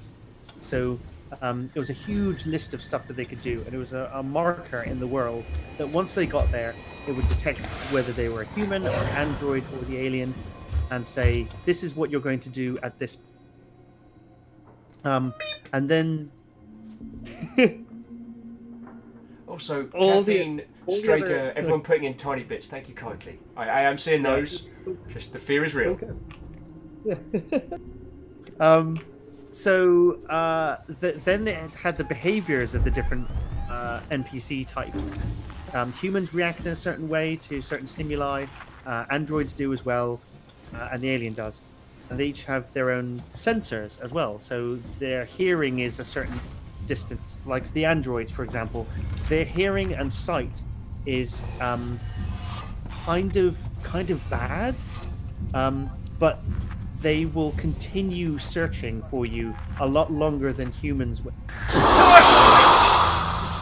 Hi again, Will. How's the hiding going? It's going fine! I'm fine! How are you?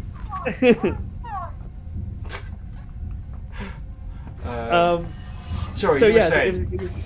It was a lot of different systems working together because you had 3 different behaviors and you had this job system, and each of the different characters had their own different. Oh, good. Oh, good. At the primary shaft. Yeah, you had to get into the vent. It's fine. It's alright. The pilot light will guide the. I'm so screwed. I'm so screwed. You've got flares. Remember, you've got flares. I have flair, my friend. I have flair. Do-do-do. Do-do-do-do-do-do. Now, remember, the alien is not afraid of flares. And I'm not afraid of spiders. And afraid no ghost. LevDev with. Hey, Will, we all need time to vent. So, help me. I'm just trying to get a reading here. Congrats, you got about 5 minutes left. All right, I got a reading on you now. Hold on a second. I think I got it. Yes, it's in there with you. I need more than that. Right around there. You're gonna have to be careful. This is a good bet. Oh shit!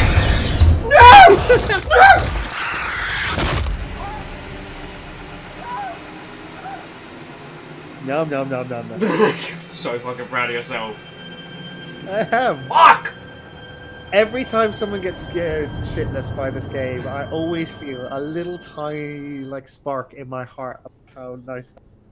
I mean, like, jokes aside, you know, I am, as you well know, dude, a full proponent of oh shite, that's loads of fuel. Stop the shite up. I'm a huge proponent of, you know, video games as an art form, and you can't have that kind of feel of it without some of Christ on Mystic. Some games focus on their visuals, and a lot of people say that it's the visuals that make it art. I think it's a dedication to the experience, which really makes the game art. So the reason why Journey worked so well is because every I'm just element trying in to get that a reading game here. worked together to make that Hold game on a better. second. There I wasn't think something I that got they it. threw in just to Yes. go, oh, we can't It's in really there work with out how you. people are supposed to All communicate, right, I got so a fuck reading it, on we'll you just now. have like weird symbols. More than that. Right So around it's there. a dedication have to to the be entire like Go left. game that really makes it art. I don't think it's the art. For a lot of people, it is literally how the game looks is art, and there is a certain, there's a certain argument, I guess, there, but it's not. It's not like it's like the main form of like games. Yeah. I wholeheartedly agree with you, dude. That experience, that that emotion, that feeling that's being conveyed, like in this experience, it is truly being at the mercy of a creature far superior to you in every manner. But you're also there. There's the Yeah. physicality of all the animations you're doing. When you reload, when you climb into that vent, you see hands. You Yeah. see the camera moving into place. It's There's not- this physicality to the world. Yeah, it's not just a disambiguation. I'm not telling you the tale of what happened to someone else. Hang on. Yeah, I I'm think just going to answer some questions. I'm totally not taking a breather. What are you talking about? Yeah. No, that's right. I think that LevDev's got a good point there, which is that is about theater is about staging as well as acting and things like that. But there's a certain if anybody's ever gone to see The Woman in Black in theater, it All does right, not I got need a a reading lot on you now. to scare the shit out of I think I got it. Yes, it's in there with you. you. Speaking of scaring the shit out of people, That. Right around there. and I think You're gonna have to be that Right. Ace Bepex Right. said that would a shark alien be a viable crossbreed? Anything is a viable crossbreed. Is it a species that can have an alien Right on. implanted into it? Yes. Then yeah, it's a viable crossbreed. Because the alien can survive in the vacuum of space. Yeah. So it can survive in the vacuum of space. It can survive underwater perfectly reasonably. Yeah, as was Left. demonstrated very well with, where are you? With Alien Resurrection, which, while Alien Resurrection was a bit camp, I still really enjoyed it as a film. Oh, you know who else is right? This guy. Right. Where you coming? Where you coming? Left or right? Left or right? Where you coming? Where you coming? Use the tracker. Use the tracker. Tracker's not helping! Move. Get out of there. Oh crap! That was not enough. It was not enough. Oh god. Ah. Ah. Nah. You know. This is the hard bit of this bit. That has to be said.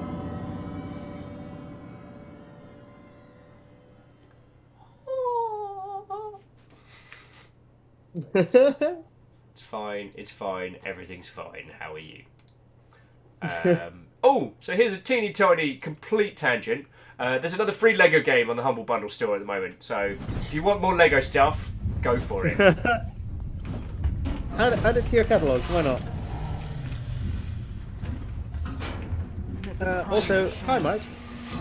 Don't acknowledge Mike. We don't talk about Mike. I'll acknowledge Mike. You introduce me to the rest of your friends. Mike is no friend of mine.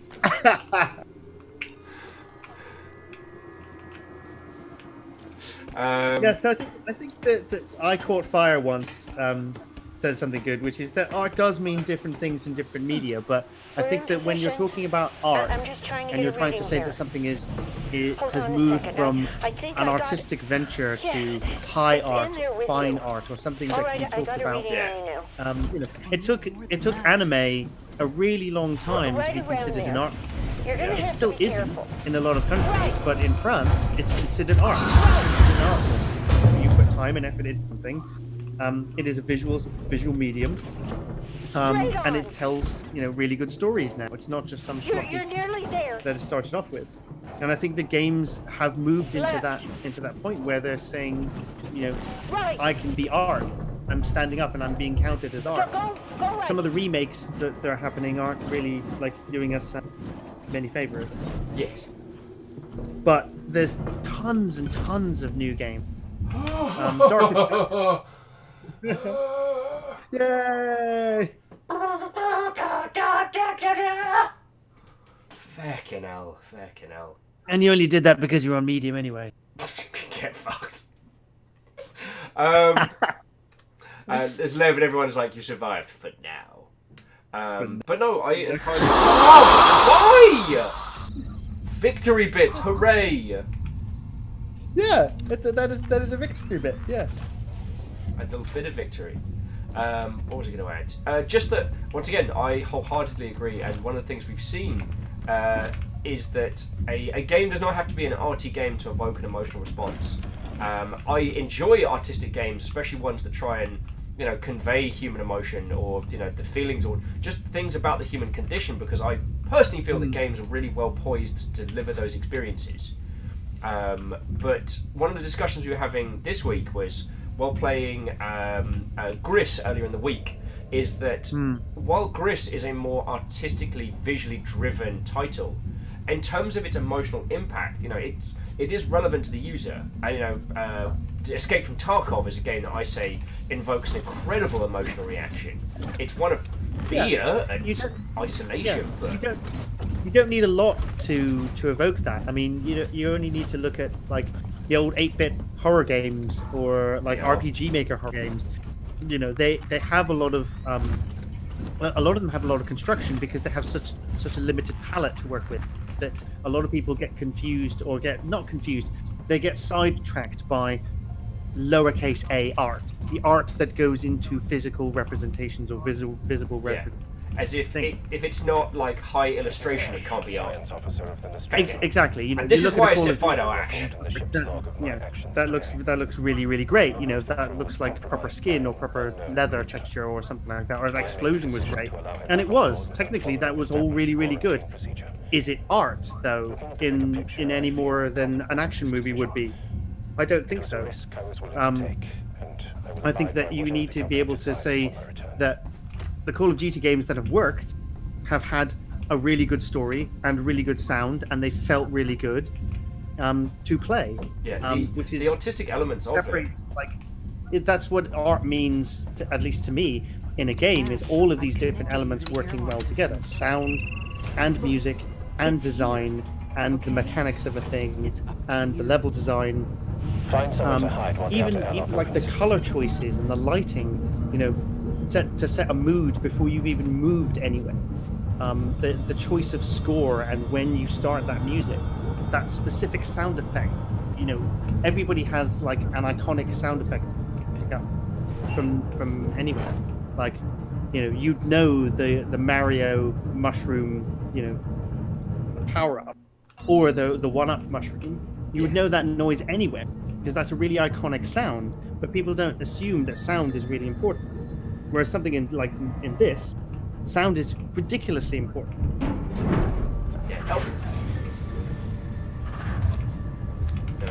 No. You did not see me. No, I wholeheartedly agree. Wait for it to enter the outer airlock chamber and be ready to close it in.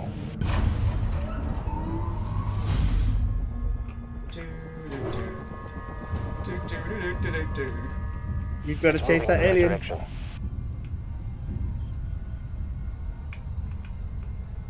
You have to go up to the door, and you have to let it not see you, and then you have to push the button. Why would you say this?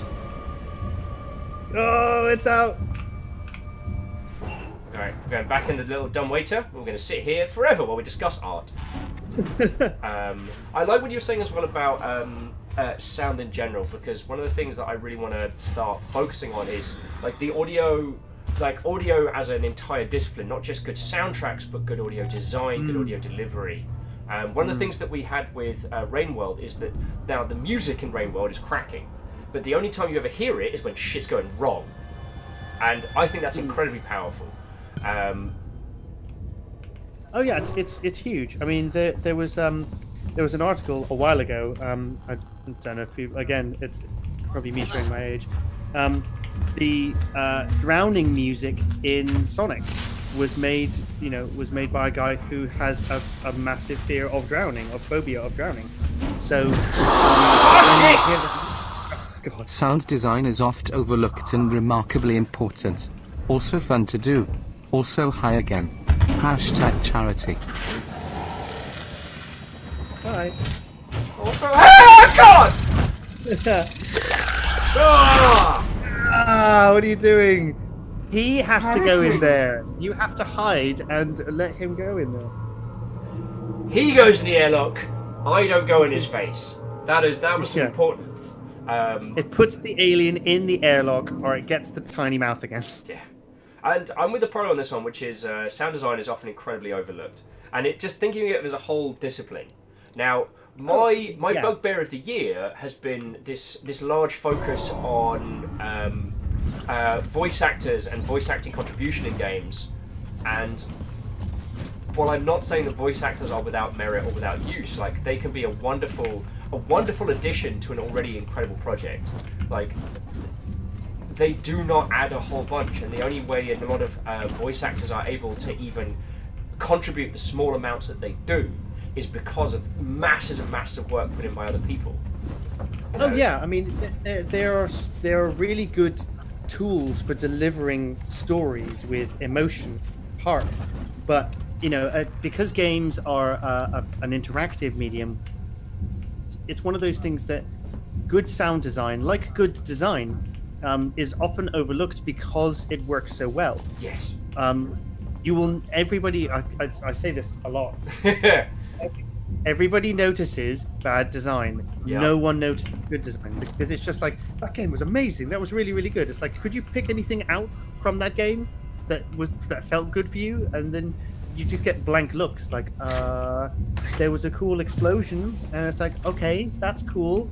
What about the way that the gunplay worked? Or it's like, oh yeah. When it all works so That did smoothly. feel really good. Yeah. You won't be sure that they did anything at all. Find somewhere to hide while the outer airlock opens. We're doing the hide bit, so it's continue to chat. So yeah, I want to see more of a proportion of the discussion going to the individuals who are able to set up these environments.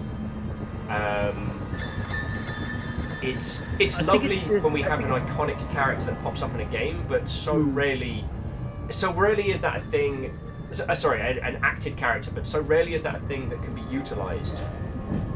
I think it's because it's still quite a complex field. Like, you can assess music. Like, the Halo soundtrack gets lots and lots of praise because it's a really good soundtrack, but also it's very easy for people to understand. This is a soundtrack. Listen to it, you feel how well it's composed and how well it's chorally arranged. But with sound design and with design, there's a lot of expertise there that people need to understand, and it's difficult for people to understand because of the level of experience and knowledge that you have to differentiate between what is good and what is bad. So it's just a question of waiting for... No flamethrower! No hammer! Fuck!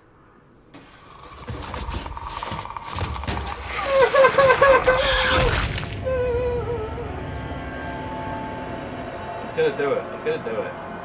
Yeah, you can, all you need to do is just push a button. That's all this bit is.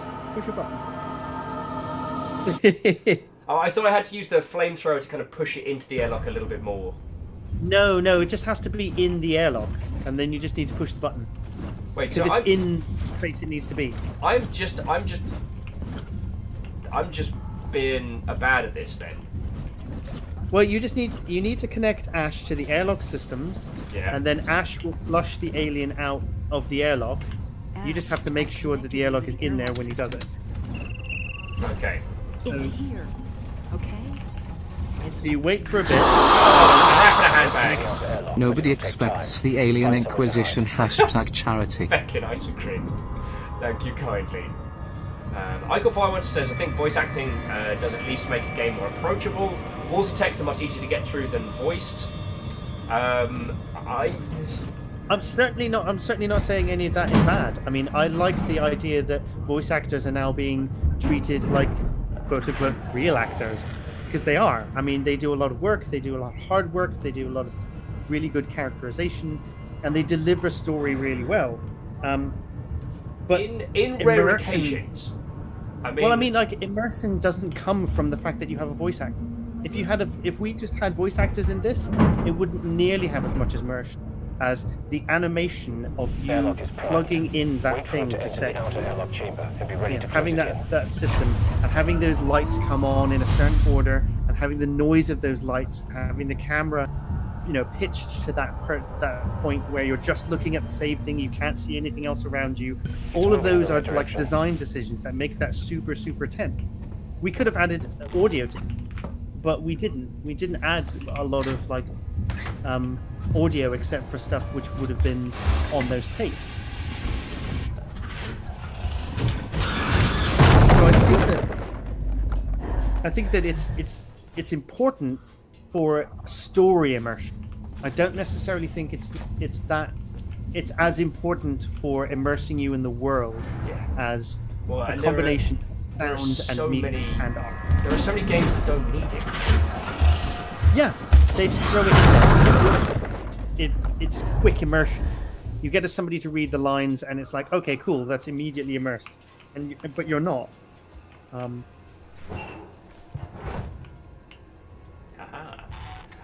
one of the things we've seen is that while poor sound design can result in an experience being less engaging, bad voice acting can detract from an incredible game.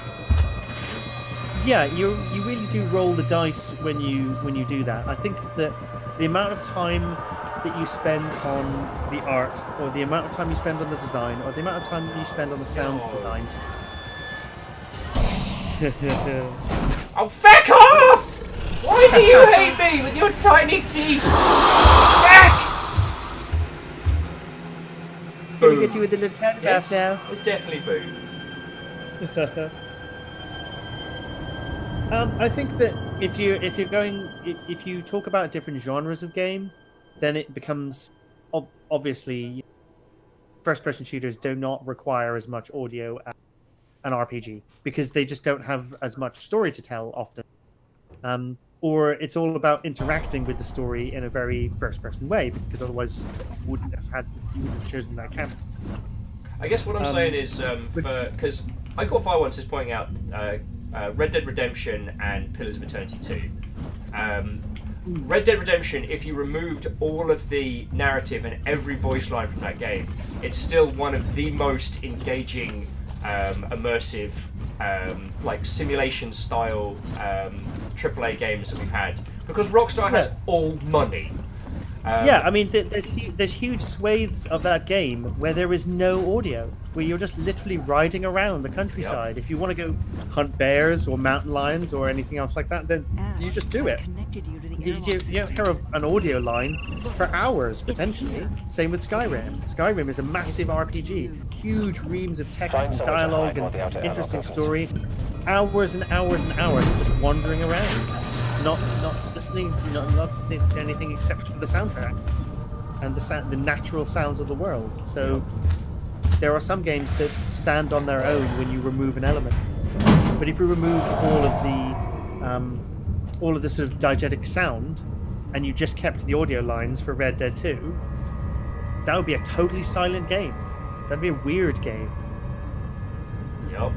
And with Pillars of Eternity 2, like the text is still stonking minus the voice acted elements. I will burn you.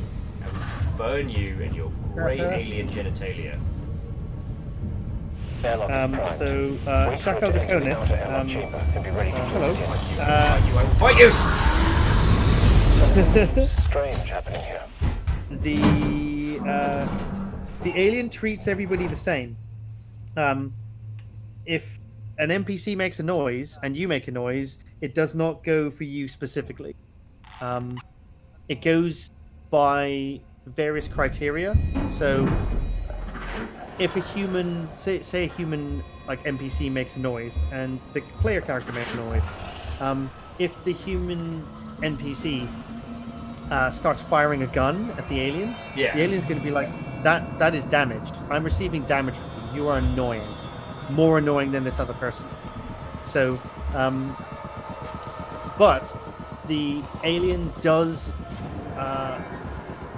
it kind of has a bit of a loose tether around the player, because we found that when we were testing it out, that if you give it free reign across an entire ship, it doesn't go near you very often, because there's not enough encounters with the alien, and it feels unfair because the alien will literally come out of nowhere and kill you. So we wanted the alien to be around at certain points during the game, so we were like, give it a bit of a loose tether, give it a bit of a leash. Maybe it's like a 200-meter leash or something like that, but just keep it in the area so that the player can hear the motion tracker go off and have time to react. If we made it too realistic, and it would just appear only when it murdered you, players would, we felt that was unfair. That felt unfair, and it felt odd. Even though the scares were bigger, it meant that it was just weird. It just didn't really feel right. Yeah. I mean, here's me just saying yes a lot. I'm just hiding in the back of this feckin' drinks cabinet.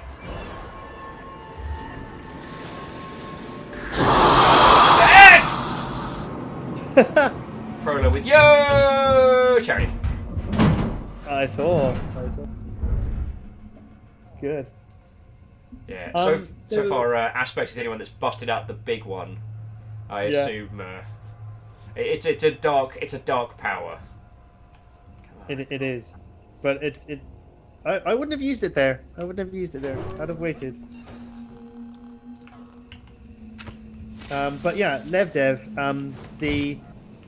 The weird canon is that a normal alien on its own can morph into a queen. There are certain insects which do this, and fish that can change gender. So if there is an alien left on its own, for long enough, it will turn itself into a queen, and therefore need a lot more biomatter, but can start laying eggs and can start creating a colony for itself.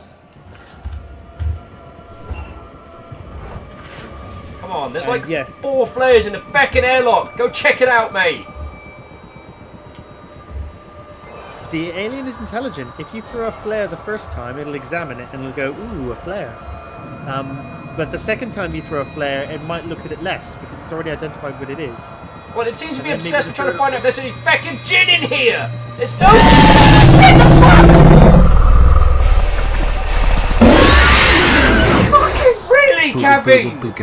Hashtag charity. That is a perfect time. Direction. Get fecked!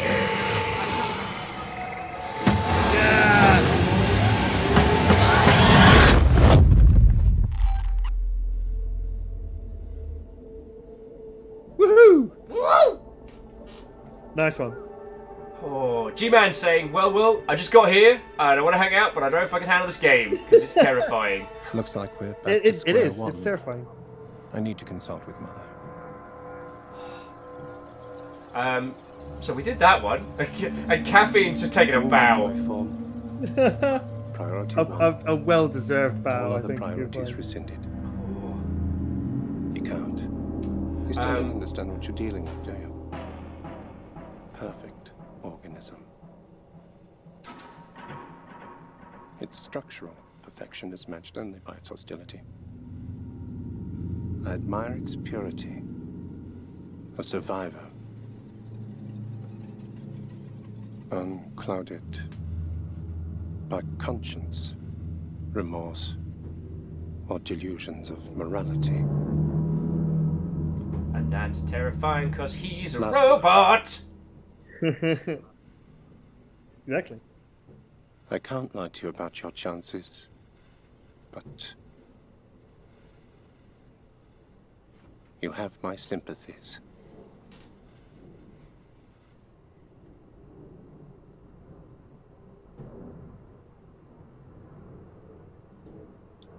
Yeah, I mean, I'm not. I caught fire once. Say something good, like bring us. So I don't know if G-Man... Oh, sorry, I'll pass the message a second. G-Man, I don't know if you've passed, but that was the Crew Expendable, which was a little standalone DLC for that one. So before we return to the main game proper, we're probably going to have a little chat break with Christian. So if you've all got questions for my stonkingly good designer friend, Christian Jones, now's the time. Pop those questions in. I don't know how long we have your company for, dude, but this seems like a nice midway point. Plus, I can go get a cuppa. Well, yeah. Well, you can stop having a mild heart attack. I get very into games. I don't know if this has been noted. No, you do this thing online. You stream games. I know, what a monster. I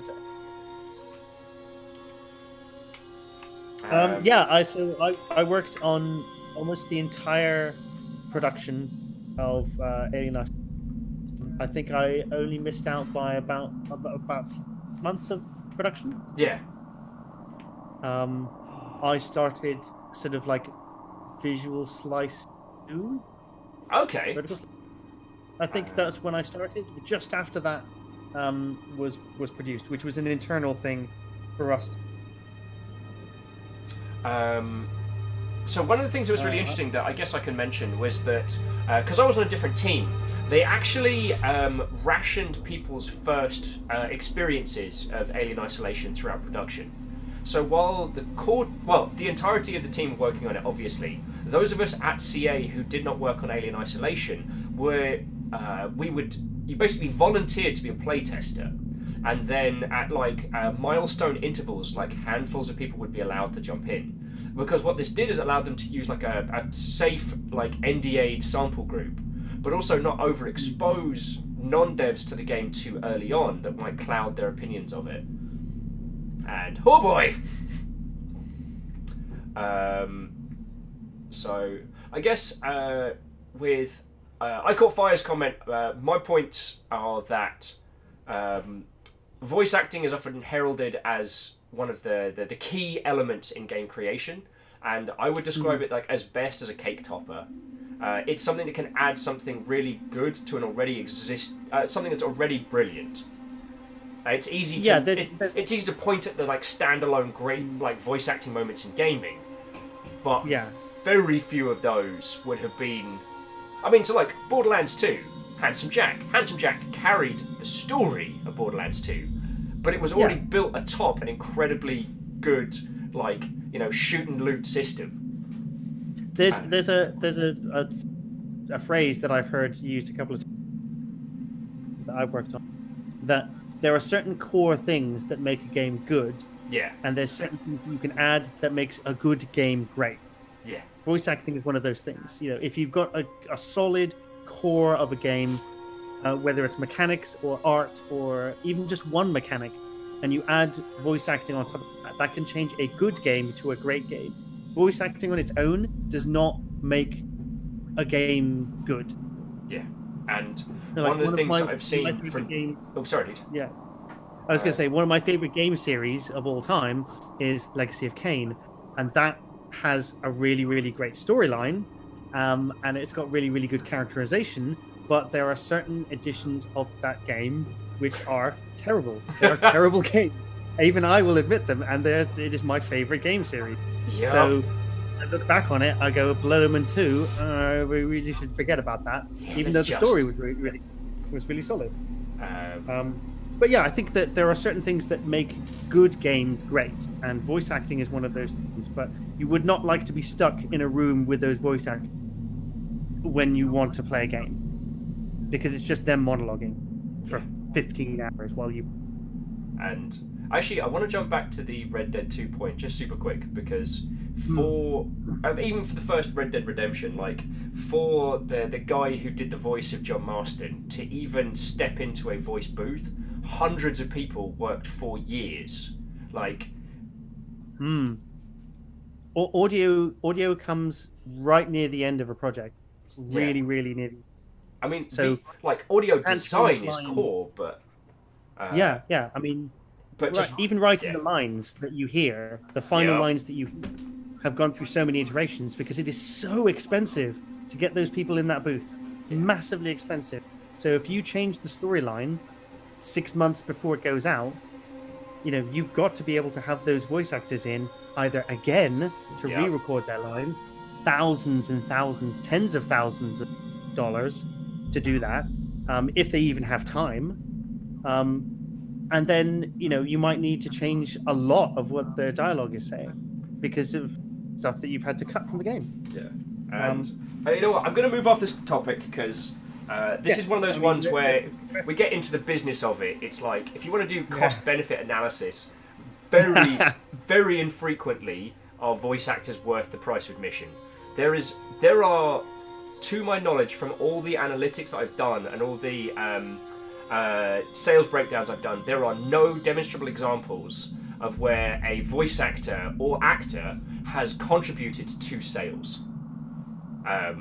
There's no examples to date where a game has sold better because it had VO rather than not. It's an unfortunate side effect of, and that's why the award ceremonies are starting to recognize voice actors a lot more, because they're not seen as a marketable asset, even though they provide a tangible benefit. I would disagree because, like, all the analysis that I've done, I mean, if anything, the addition of a named voice actor can potentially net you some additional marketing, but in terms of like copies in hand and downloads, for the quality of the game, not for the sales and not for the money based of it, but whether you've got like turning a good game into a great game, requires either a voice actor or some sort of special thing that's added on top, some special work that is done with it. I'm not saying that it makes it more successful monetarily, certainly not. Anyway, so I'm going to roll on from this one. So, ladies and gentlemen, dude, I'm going to go grab myself a refresh of my cup of tea and just breathe a little bit before we jump back into the Sylvester Bowl proper. So, if you have just joined us, ladies, gentlemen, and individuals of all descriptions, the gentleman I have on the line is Christiaan Jones, who is a designer on Alien Isolation, is a 10-year vet of the games industry, and I mean, I've been wanting to get you on the line to talk about this game, so I apologise that I dragged you on one of my personal tiny crusades. And the only thing that I'd add to is that I would rather know your contributions to this, because dude, I would much rather listen to you or any of your design. I would have Nappa on here over. Yeah. And you can see what I'm saying, because like the actual understanding of how we experience games and how they come to us, that's your discipline. It's not another discipline being brought over. And that's the thing I want to do. So come on, you wonderful, wonderful Mother Hubbards, cook me some questions, pass them to Christiaan, hot and fresh from the oven. I'm going to get a cup of tea though, so that I don't have a tiny heart attack. That's really good. That's really good. There are some good ones on here, so I'll see if I can cover the gap between you getting a tea. Thank you, dude. But I'm going to put the BLB needs... Actually, the big BLB needs tea. The fear is real. The fear is real. It is. Okay, to be continued. Please, throw your questions. I think you're the Rust Weaver in chat as well. Yes. So if you want to deliver them in text form, my good friends, I'll be back with you all in just a second. Okay, so basically taking over the stream. So going back a little bit more. So I don't know if Levdev, your question was to me or to Will, and it was like, what's the weirdest way you have to make a sound for the game?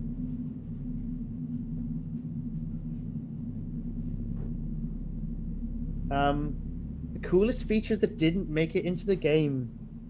A-Specs even. Oh dear. We trialed VR back in the very, very early days of Oculus. We took it to the Eurogamer Expo. It was held in London. And we watched people play the game on... Yay! We watched people play the game, but without any interaction. All they could do was move around the environment and basically push buttons to open and close doors. And we put them in a little special area for. Sorry, Fireburns. That's just the way it works. So we put them in a special area that we put together. And it was really, really good, but the technology just wasn't there yet.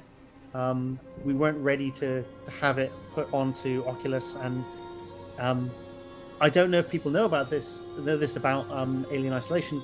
It was not super successful, not as successful as they thought it was going to be on launch. We've definitely sold over 2 million copies by this point. Copies before I left Creative years ago. But it had a really long tail. And so we couldn't actually get the funds up in order to do something like that as a proper VR time. Some people have modded it between then and now, where you can wander around the station and there's no alien, just enjoy the artist. And some people have put together some reasonable packages for VR, but that was one of the coolest things that I think that was missing, was that support.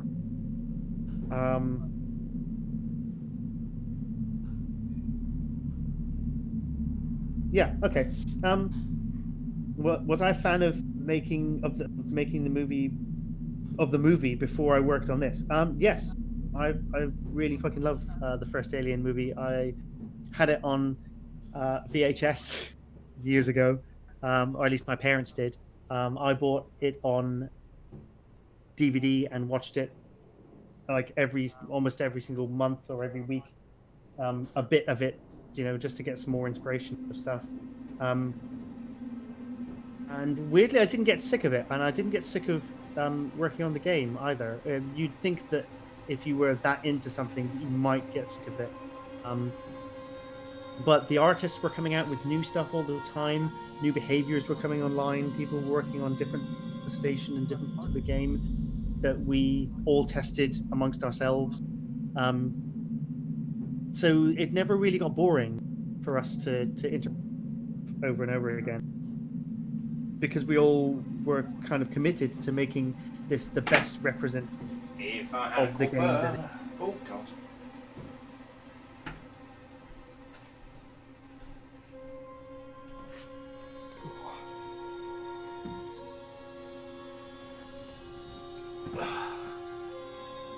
Going for Odin's eye. I return. Hello. Are these lovely people keeping you in good questions? A couple. I think I've just been sort of like waxing lyrical about various bits about not getting bored working on the game. Was I a fan of the Alien franchise or the Alien movie? Were you a fan of this? No. And sounds like the Prolo managed to throw a bits one in. Yeah, he did. Yeah, scared. I don't know if you said hello to Takarosh or any of the other peeps that jumped in while I was grabbing a cuppa, but to those of you, I was just about to say hello to Takarosh. Yay! Well, those of you who have just joined us, the gentleman talking into the ether is none other than my excellent friend Christian Jones, who was a designer on this game, which we are going to keep playing some more of. Yeah. LevDev was talking about the trickiest thing to make work in the game. Ooh. I think it's pretty obvious which the tricky thing was, because it didn't come out that well, which was weirdly humans. Humans were really hard to make work in the game. They are the oldest. You might need to take down the Yo! Christian, I'm sorry. Brace yourself, everybody. 153. Yeah, we find ourselves under a teeny tiny raid. Tuna Taco and friends, welcome one and all. Friendos, raid defense. I want to see lines of friendos, shield walls, rank and file. There we are. To the walls! Yeah. We will fight them in the chat channels. We shall fight them in the audio logs. We shall fight them in the VODs! And we'll fight them in the clips! Oh, dear Lord. Hello, one and all! Bloody hell! Welcome, welcome, welcome. What ho to all of you. Fine, fine. Oh, Rosalie saying... Beck. I forgot about that. My friends will blot out the sun. Aha. Then we shall have tea in the shade. Okay. Exactly. Those of you that have just come in and joined, hello and welcome. Firstly, allow me to introduce myself if you haven't met. My name is Will. I stream a myriad of things here on Twitch. And one of the things that I stream a lot of is... Stop that incessant clicking! That actually made me jump. Thank you, J. Crips! I stream a lot of indie games or large games that I feel have something interesting to go in depth. Today, I am joined by my friend, long-suffering drinking partner, and industry veteran Christian Jones, who was a designer on this game, Alien Isolation, and has worked on a bunch of things. Christian Jones, hello! Hello. 13 years in the games industry. I've done quite a lot. Still going. Still going. Somehow. And Isocrid would like to remind you all, by scaring me, that we have jump scares, fellow raiders. Hashtag charity. Yeah. And if you do want to scare the fecking heck out of me, yay! Just remember to use hashtag charity, alright? Don't let it just be a scare for Will. I mean, that is the main reason. The alien GIF plus S-Fangs following. So yeah. Thank you all for coming by. It is lovely to make all of your acquaintances. Those of you throwing follows, so Browden, S-Fangs, all of you, thank you kindly. Like, follows are sincerely appreciated. So yeah. I was in the games industry for only 9.5 years, so I am technically Christian's junior. And while we both served together at the Creative Assembly, I didn't work on this game, Christian did, which is actually where we became friends. So, if any of you... Oh, and Tuna Taco is making a move, says, be good, folks. Tuna, thank you kindly, friend. And, thank you for bringing over these wonderful people. So... We are getting into the nuts and bolts of this game, everybody. I mean, more to say that Christian is answering your questions on the development of this game. Go as stodgy into the weeds as you want. If it's a question we can't answer, we will say. I'm trying to play through the main campaign of Alien Isolation and failing in a myriad of different ways. So, yeah. If you want to talk game development, if you want to watch me get the heck scared out of me at the same time, we got you covered. This is the place to be. So yeah, before we had that wonderful myriad of individuals coming over, what the bloody hell are we talking about? We were talking about... I keep trying to scroll up and figure out what it was. That's a different time. Oh, and a quick disclaimer. Ladies and gentlemen of all descriptions, a quick disclaimer. The one thing that neither Christian or I can talk about during the stream is Aliens Colonial Marines. We will not be able to talk about the Gearbox title, Aliens Colonial Marines. That's the only thing we can't cover. I'm very sorry. But we can get right into the weeds about this. So if you haven't played this, this is based on the first Alien movie from 1979. Yeah, I just got scared by a Time Lord. Yep. Brilliant. Yep, you did. Okay, and I pointed this out last stream. I'm going to point it out again. Does that unicorn look familiar to anyone? Does that look familiar? No one? It's fairly random. Yeah, probably doesn't mean anything, and probably won't result in 50 million video essays about which one's right. Also, no. Will's cheeky move of the day, not turning off the fire, so that when I go through here, it can't sneak up on my bum. Super Synapse. Sure. That's definitely exactly what's going to happen. Super Synapse got it in one, which is Blade Runner. Emergency valve Dr. shut off. Y. How about no? This one runs. Q is back. No. Alright. Gotta remember how to play it with all the additional controls. Isocrid saying, is that Echo? Echo is a fellow survivor and Seattleite streamer who is unicorns as both brand and standard, or as I call it, branded. No, I'm in the chat, by the way, as the Rust Weaver. So put up. But yeah, I'm happy to. So yeah, if you have any questions about the development of Alien Isolation, we got you. We got you. One cool thing is, Will, if you go onto the map screen, Yeah. all of the maps in the game, Yeah. I made those. Yay! That's pretty heckin' cool. I edited them like after the fact, but they were a lot of them were so wrong by the time we released that they were just like, who has some time to go through all the maps? And I'm like, yeah, okay, I'll go through all the maps. So I did all the maps. Okay, and these are the IDs we've got so far. Good old Adam Fielding, who I saw tackle a man at a convention once.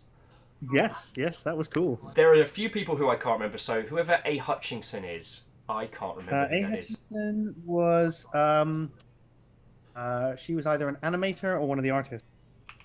One of the quiet ones. And I can't remember her first name, but she was super cool, used to hang out at the pub and was awesome. A. Lynch. Anna, I think? Yes, Annabelle? definitely one of the artists. Yes, Eagle Lives as Goddess. And Time Lord Law is very proud that people have realised the pun in his name. So, yeah. C. Ward, I can't remember. Carly Ward? Possibly. Joey! Yay! Joey now brand manager for Warhammer, which is fucking cool. This is awesome, yeah. Oh, Eagle Lives was telling me this last time. Amy Hutchinson was marketing. Marketing. Yeah. Kimberly Neville, who was the receptionist at CA, long surviving. Yes. I also it was one of those things that didn't strike me until after I left that you know what? We'll come back to that story later. Peter Brophy, he makes videos for Total War. Yeah. And Mr. Liam Tart. It is Liam Tart, isn't it? Tyrone! Yeah. Good old Tycoon-tron. Tyrone, who was senior QA at that point, I think. What did he move into? Did they move him into something proper? I think he became lead QA, or he moved into one of the QA like splintered. Not senior Sony QA. That's he was like he was actually with us. And I don't mean any disrespect by saying like moved out of proper QA. I'm sure it's better now, as CA was doing real well about the mentality of moving people out of QA into other. Now, last time I did this, I threw a flashbang at the humans and messed them up. Because I was a QA promotion out, so QA represent. That was how I progressed through. Eagle says he's one of QA coordinator now on the TW titles. That's cool. Oh, cool. No, I've seen your question, Fireburns. It's cool. Basically, it was. What was Fireburns' question? Sorry. Fireburns asks, what engine and what challenges did the engine offer? It was an internal. It was called Cage, Creative Assembly Game Engine. That's not true. You and I both know it's named after one Nicolas Cage. Yes. We spoilt it now. I'm sorry, dude. Like, I'm not above breaking my NDA on that one. Like, the people need to know. The game engine is based on Nicolas Cage. Sorry, please continue. It is. So the challenges were building an engine from the ground up, obviously, but it did mean that we could have our own visual engine, focusing on the things that we wanted to do. So fire was obviously a big thing. Light was obviously a big thing. Getting the textures looking and feeling right was really important. I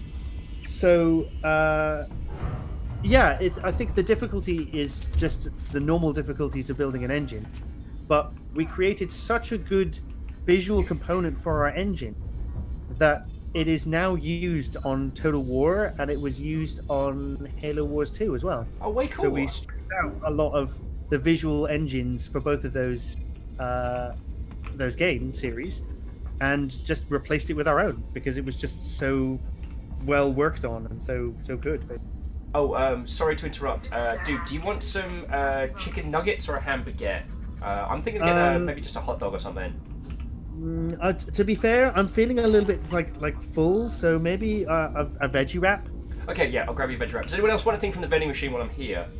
Yeah. I mean, I don't recommend the horse burger, but some of the engineers on the lower levels live off those. So. Well, I mean, it's mostly, you should probably just get like fries or the veggie wrap. I'm just saying that meat is not kosher. It's not good stuff. And there's a lot of support for the horse burger. Oh, and Rhymes wants the pizza. I Caught Fire was saying, is the CA game engine a national treasure? Which nation? The one. It's supposed to be full of people. Oh, left devs gone to organise their room. Catch you later. We have caught you. Professor Skellington, always lovely to see you. Always good. I'm sure there should be humans here trying to murder me. Well, you need to look at what you're supposed to be doing in this. Maybe you need to look at. Shut up! I'm fine. Maybe you listen to the audio. Can't see me! Protect me, Professor Skellington. I'll set up a temporary medical center outside. You're in charge for now. Don't let Coleman sweet talk his way in. See, how can Professor Skellington, when when he is more dead than you are? That is. Super Synapse is saying they love watching devs play the game because they're always distracted by little details in the environment. Well, so Super Synapse, one of the things I try and do is show people the care and the effort that goes into. When we did, what was it, XCOM Declassified. Dude, so we did a stream of XCOM Declassified. That game is not good. It plays kind of like the bad bits of Mass Effect 2. But what's fascinating is that you can see the assets that were put in when it was going to be a first-person game, and the ones they made afterwards when they moved to a third-person view. It's so funny. Oh, no. There's like a stack of papers in the main office that's such high definition. I'm like, I can read the text off those papers. Yeah. Why should I be able to do that in a third-person game? Oh, quite a cool thing. Any of the devices that got made, like the thing that he was holding in his fine, dainty hand there, they're made of things that you pick up in the environment, but they're actually, the assets themselves are made up of things that you pick up in the environment. We didn't try and make it like a cool case thing. It was something that an engineer would put together. So you can see the duct tape wrapped around it, and you can see the fact that those items you find in the world, and they're the exact same assets, just squished together with like extra wires added.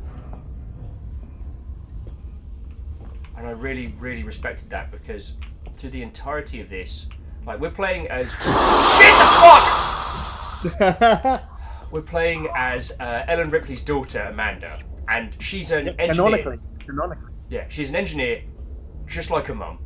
And so what she creates is things that she finds in the environment. And the dedication to that, like she does not wear silly boob armor, she does not have magical MacGuffins. It's proper, she applies she applies boot to problem as required. Yeah, I mean the main thing that she interacts with the world is a massive fuck off wrench. Yeah. Hindle's asking who is shit the fuck, and apparently she implies the feck. Apparently so. Fuck! Cool, let's just turn on all the coffee machines at once. No, it's fine. What you've got is another new little friendo. Oh, Deadly Deadington. Man, I haven't seen Deadly since the Dead Eyes McGee. Dead Eyes McGee. I haven't seen him since the Christmas party. Okay, dude, last time we played this, someone created a Working Joe account and went into chat and was like, could you please return to your station? It was so good. It was so good. That's so good. Dion Lay was one of the writers, and they fucking loved putting all of the posters together and all of the sort of puns and the various other bits and pieces and the real sort of 70s feel of it. But one of the best things that they said to work on was the audio files for all of the Working Joes, to make them sound as creepy as possible, like picking very specific phrases. And I got to hang out with Dion a bunch when I was at CA, and I can't say enough the good things about him. Yeah, that guy's. So, Fire Burns asks again, how does the stealth system work in this game? That is quite a big question. It starts with the two core things about stealth, which is sight and sound. So when you move around, please keep going.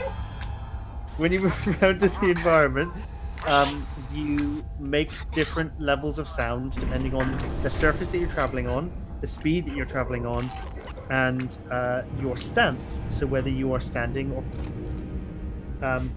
your visual is how much of the character that people can see. So there are certain points around your body. There are certain points around your body that that the AI trace lines to, and depending on how many of those points they can see, the lighting that's on you, and the amount of time that they see you for, it's like a little jar, effectively, with holes in the bottom. That's the way that the AI guys describe it. And it fills up with water. So once it gets to a certain line in that jar, then they have seen you, or noticed you, or become aware of your presence. But the more you dodge, the more you hide in places, the more you throw something that distracts them, the more that gauge just trickles out and trickles out and trickles out until they don't know that you're there anymore, or they move off like the alien, or they go back to doing their jobs like the android. So that is a woefully sort of underrepresentation of the stealth system, but it's a very complicated system. I am very glad you're getting to the nuts and bolts of the system. I am trying not to interrupt it with. I can see your face. It's fine. Okay. And ladies, gentlemen, and individuals of all persuasions, if you would like to ask Christian any questions about the development of this, please just go right ahead. Don't wait for me. Oh, good!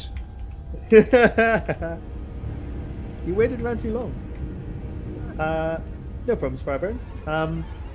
Charcoal Cronus says, hiding under the table down the end of a hall is not too useful because all those ray lines will still hit you under the table, or it's less use if they're near you. Exactly. So if the closer you get to a table, the more the less likely you're able to see what's underneath it. So if the alien walks past you and you're under a table, pretty safe.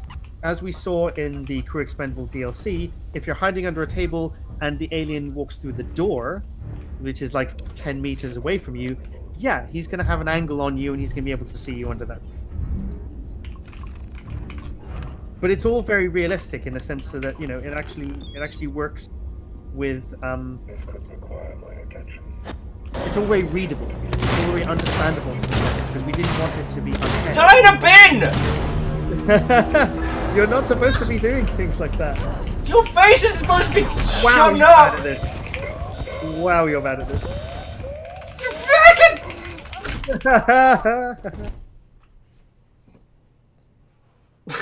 And Hindle with, oh good, it gets worse!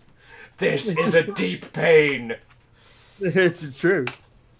I was going to say, those mini games were cool to come up with, and I think that almost all of them were Gary Napper's work, who is the who's the lead designers on it. But it's really good because they're really nicely scalable, but they keep in world. So it's kind of like, oh look, I'm a cool hacker, and it's like you're not really a cool hacker because it's 70s technology. You know, you can feel like you're a cool hacker. Yeah, and it feels a lot better than like the pipe mini game and stuff like in Bioshock and things like that, which seems a little bit abstract. Also, we don't.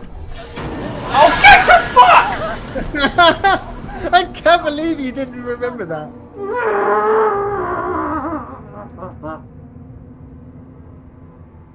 I just need a moment. I just need a moment.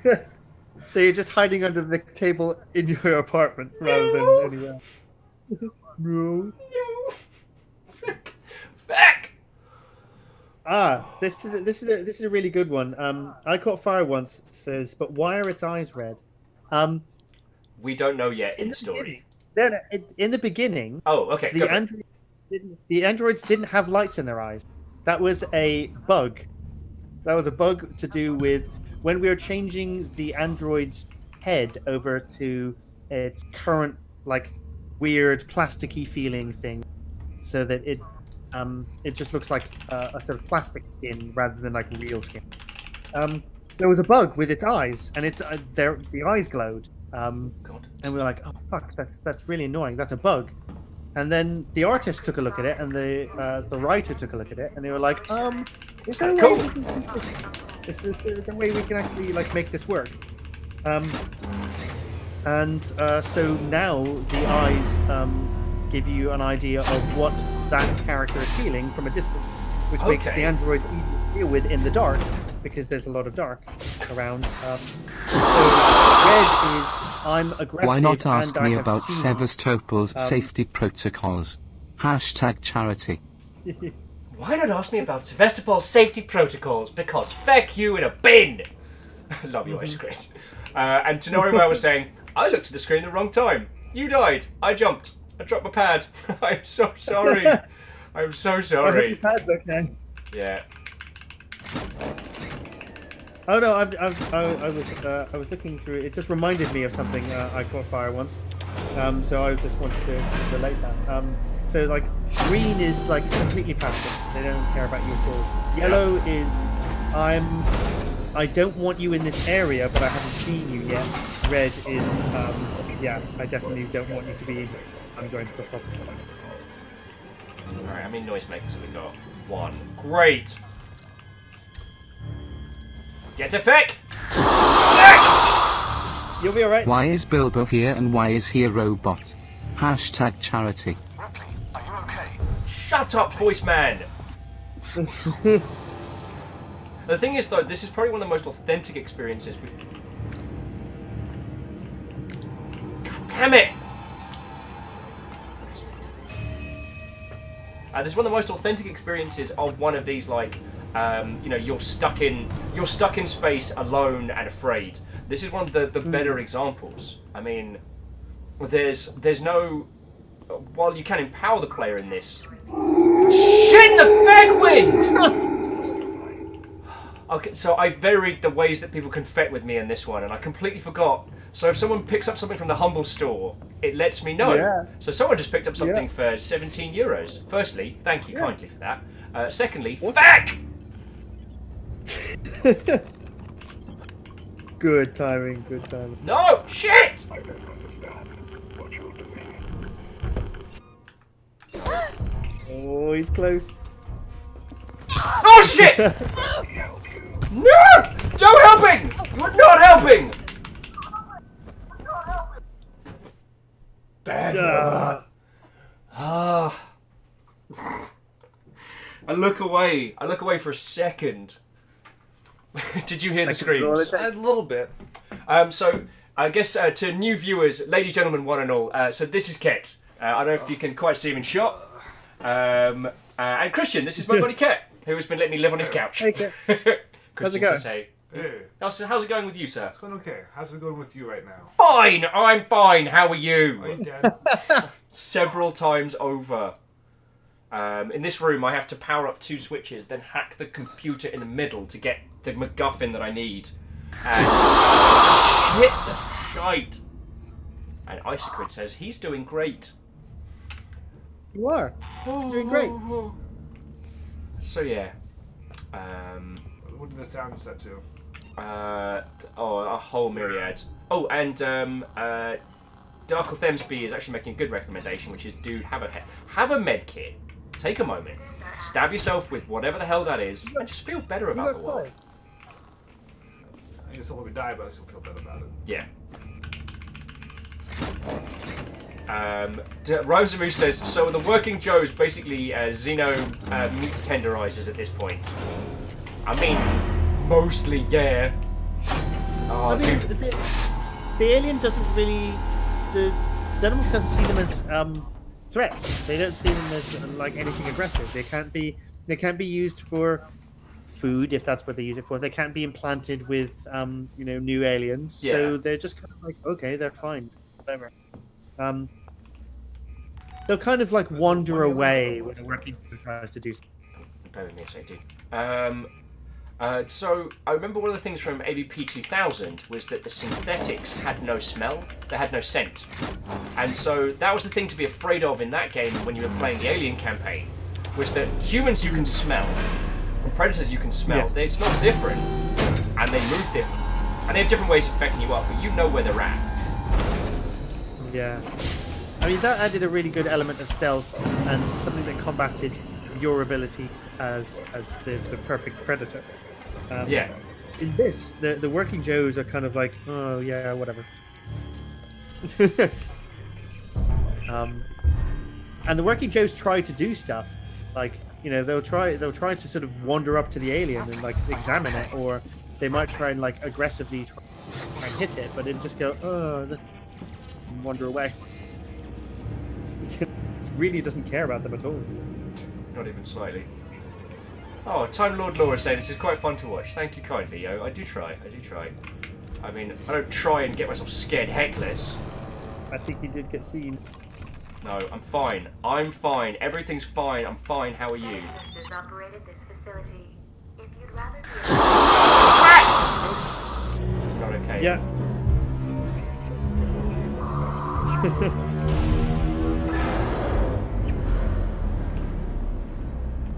You're clear, Ripley. Hurry. Oh, is he going to remember?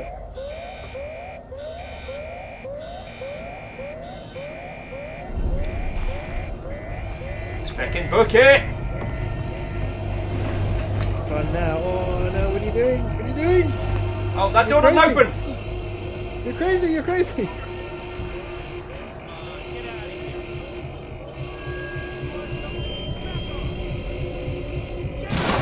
So there's like a human in the hallway.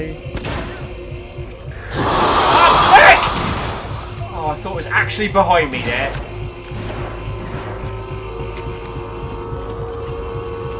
You want to? I'll fucking wreck you, mate. Is this the right way? Yeah, it is. It'll do. No. Oh.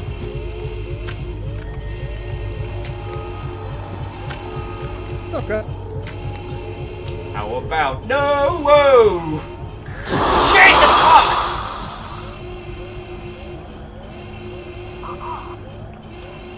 Some really good ones here, guys. Very well Oh, done. good. Which way do I have to go? I have to go this way. Oh, good. All right, now we're cool. Droolies out the vent. Keep that. Keep Oh, that motion. crap! It's just gonna go under here. Fine.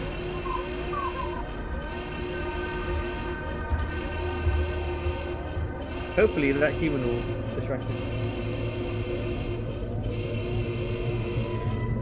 I want to say so many Yep, that's a human. You ain't gonna be in Rush Hour 3. I want to say so many good things about your work in this right now, dude. But I'm too busy. No, no, no, no, no, no, no, no, no, no, no, no, no, no! Ah!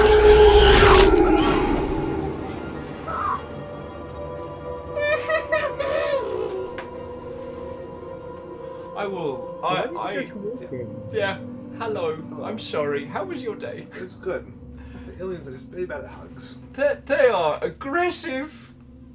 They are aggressive. Isocrid, thank you kindly for the $5. And everybody throwing bits at. So, yeah, Isocrid, Prolo, J-Post, everyone. Like, no joke. I am literally living off your donations and the bits coming in. They literally keep me alive and keep this running. So I'm exceptionally thankful. But also, oh, God!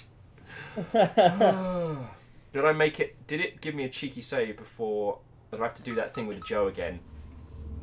Oh, good! Caffeine I says. think this Go was, for it. I think this bit was Cat Willie's Bloody is. area.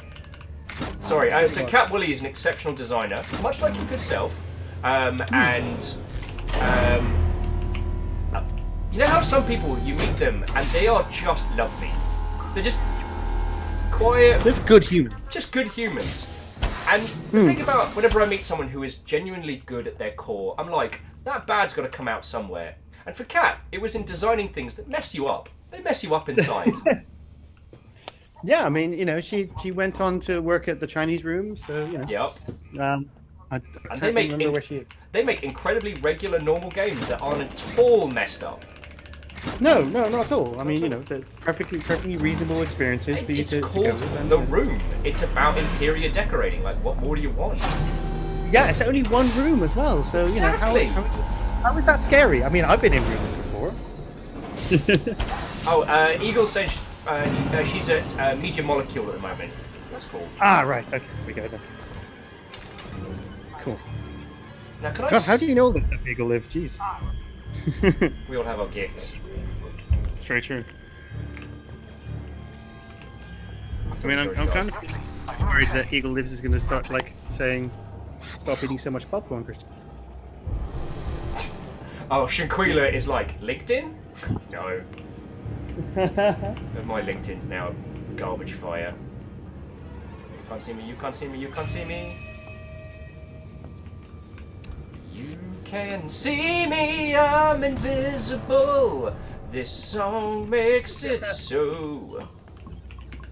Oh yeah, I mean, you know, you're loud in the real. No. Oh, I'm about to get messed up. How about no? Whoa!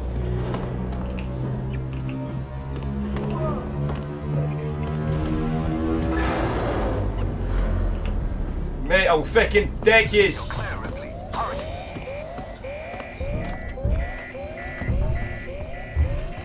Remember, there's an alien around. Yeah. They're staying. Sorry, I've got an idea. No, choose the flashbang. Choose a flashbang. Choose life. Choose a colour television. Ha! Those about to be alien snacks, we salute you. Oh, no! That doesn't include me. When I said alien snacks, I meant people who aren't me. Alright, so we're just going to have ourselves a little tasty med kit.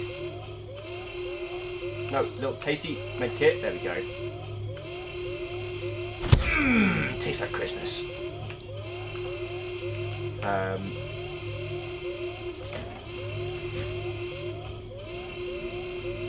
Okay. From the chat. What have you found? Dark Elf Themsby. Were there ever talks about making an Alien Isolation sequel while I worked at CA? Can I talk about this? Well, I guess what? There wasn't. I guess we could. No, back off! I was so close. Not close enough. I guess we can say that Alien Isolation was the last game that Sega had the license for. They did not renew the license to the Aliens franchise after Aliens Isolation. Yeah, that's something we can say because that's public knowledge. Yeah, that's public knowledge. Internally, we did talk about it, like amongst each other, even through the development of the game. Like we talked about whether it would be successful and what we would do afterwards, maybe. And there were loads of ideas that got thrown around that I cannot talk about. There's like tons of stuff that we talked about. It's public knowledge that we moved on to Halo Wars 2. Yeah, CA picking up, but pretty much making the entirety of Halo Wars 2. Yep, basically, yeah. But it was odd because we didn't know what was going to happen after this. There was a bit of a weird sort of downtime, and we weren't sure whether there was more negotiations with Sega or whether there were more negotiations with another party. Yeah. it came as a bit of a surprise that we were working on Halo Wars 2, because I think that there was a definite feeling amongst the team that we could do another one, and we could do another one probably in good time. But as I've said previously on the stream, I don't think that Alien Isolation did the numbers when it was first released. For it to be a short. Crap in a handbag! Numbers!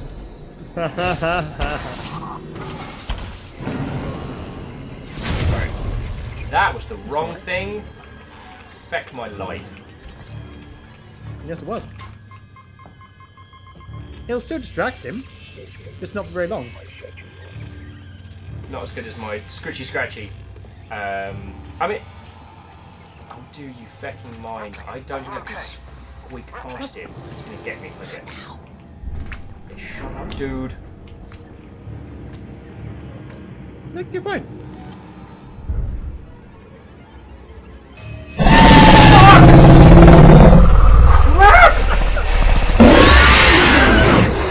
I'm exceptionally not okay! Are you playing a game? This is no game! You might as well show yourself. To be fair, that sort of speech thing does sound a little bit like the I'm gonna see if I can get a sneaky save in if Joe's all fecking around. Yeah. 3, 2, 1. Nearby though. There we go. Snuck it in. Got me made. Got jammy there. Oh, free medkit. The game knows I'm doing terrible. So, Kestrel, Numbers, everyone who's shown up. What old friends? Great Blue Heron, please buy me a drink later because I'm poor and my heart hurts from video games. And not in an emotional feels way.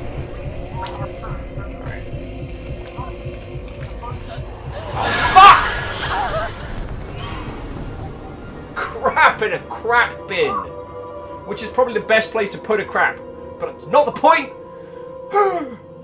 Now you just got to do that again. Well, thankfully I saved it. So, the idea... Flashbang those numpties. I'm out of sound makers, aren't I? Yep. But you can flashbang. In fact, if you get them shooting at you, that'll be enough. Cool. Okay. Hey, Castro North. Because Will is distracted right now.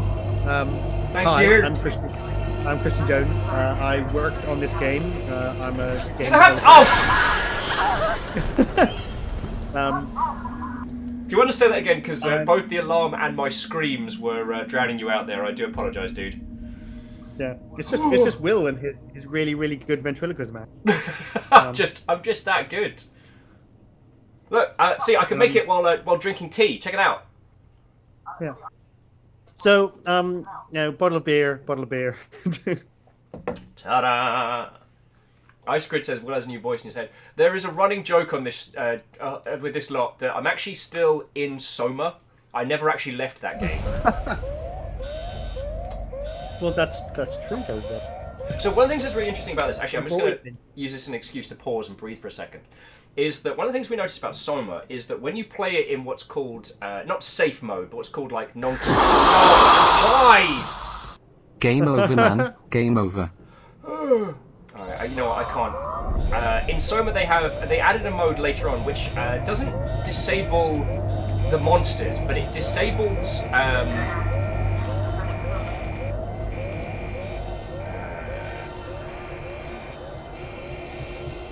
smoke's a good idea. Smoke and hammer. So it disables the stealth mechanics and the health mechanics. Yeah, I see this. Oh yeah. So what that ends up doing is removing any chances you have of getting a break from how much this affects you. Yeah. I have slightly mixed feelings about Soma. Mostly because it came out quite a few months after Alien Isolation, and I really don't think that a lot of the stuff that they put in there can be said to not have been influenced by Alien Isolation. I think that there's a good case to be made for stealth game.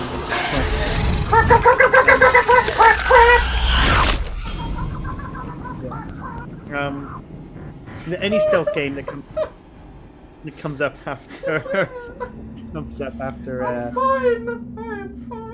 a core game. So anything in the same genre will borrow from it.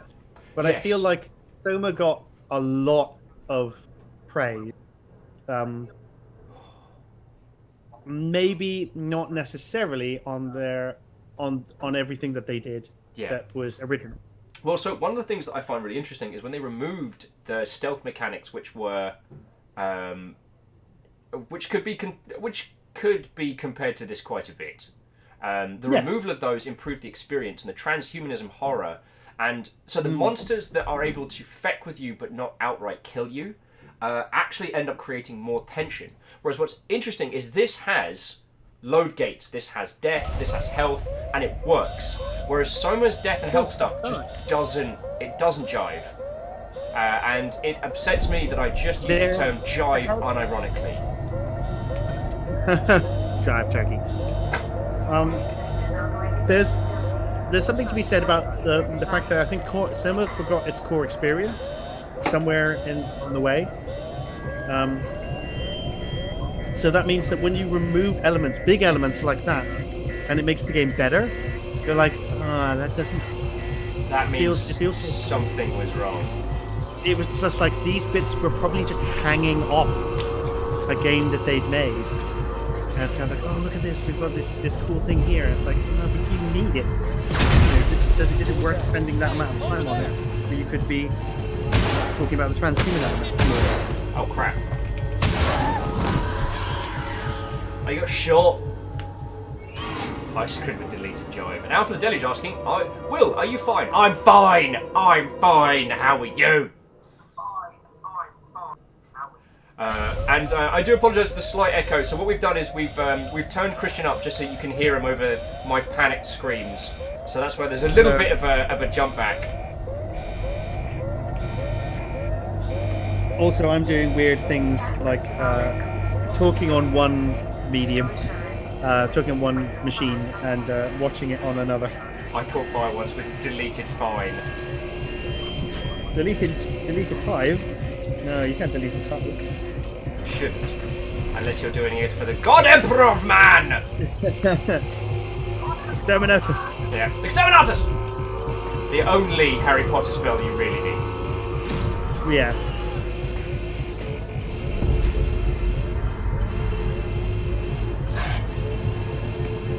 So you really should just be bringing up your motion tracker a lot more. Just to see what's going on. Look, see, we're fine. I'm fine. Everything's fine. How are you? That person is not fine, whoever they are. No, they are dead. Burn this motherfucker. If you need me, I'll be in here.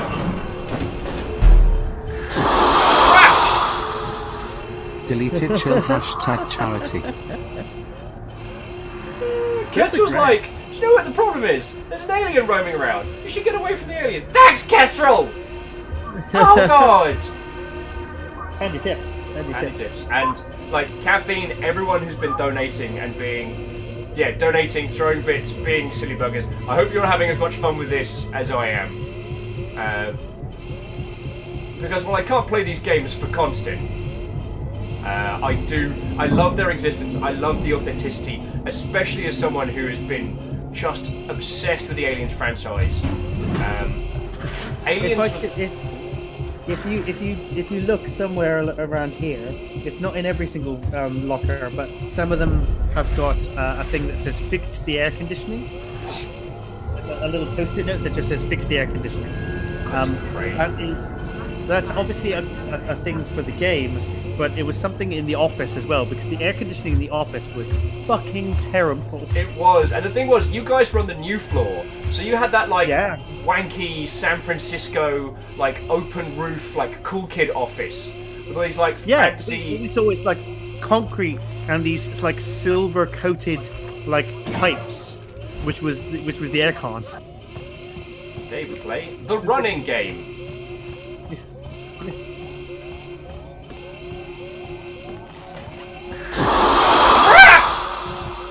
Thanks for being so awesome to hang out with. Also boo. #charity. Send Zero, you are entirely welcome.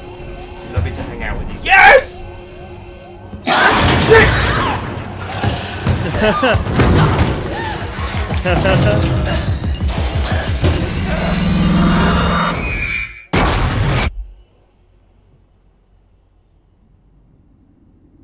Yay? Question mark? This next bit is one of the only timed bits that we put in the game. And this was really, really difficult for us to do as well.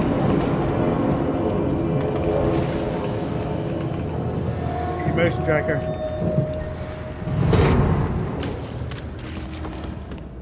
Figure out where the objective is.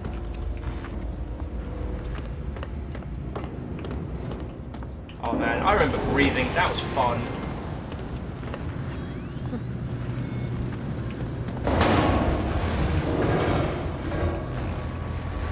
Yeah. Aha!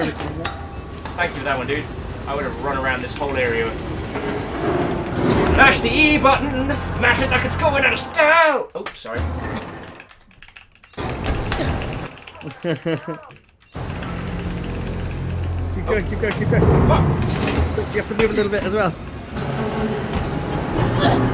I was going to do my guitar skills. Kestrel's like, I like your objective. Escape. No shit, Sherlock. Doug Thelsby's like, game over. Game over, man, game over. Why you put her in charge? How do I get out of this chicken shit outfit? More pushing, more pushing! More buttons!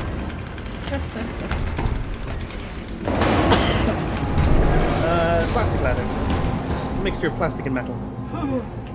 Not necessarily that hot.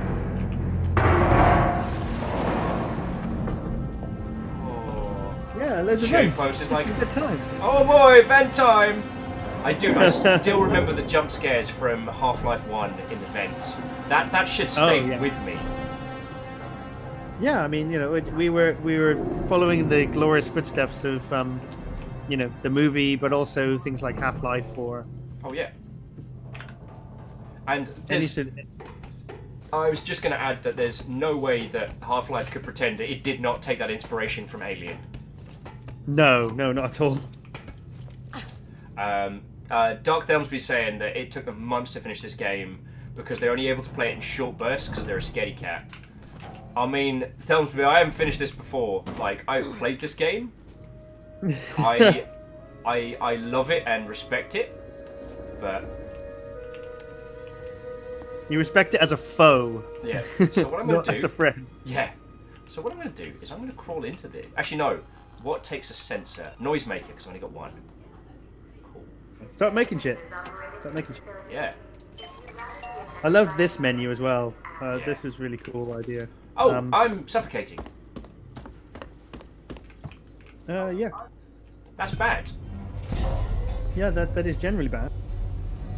Achievement unlocked. I'm caught in a trap. I can't walk out because I learned. Sorry, I'm so sorry. Sorry. There was one thing that I wanted to talk about actually when you went to the crafting menu. Please do, man. Please do. Was that when you have this sort of this physical idea of saving and everything has a physical component to it.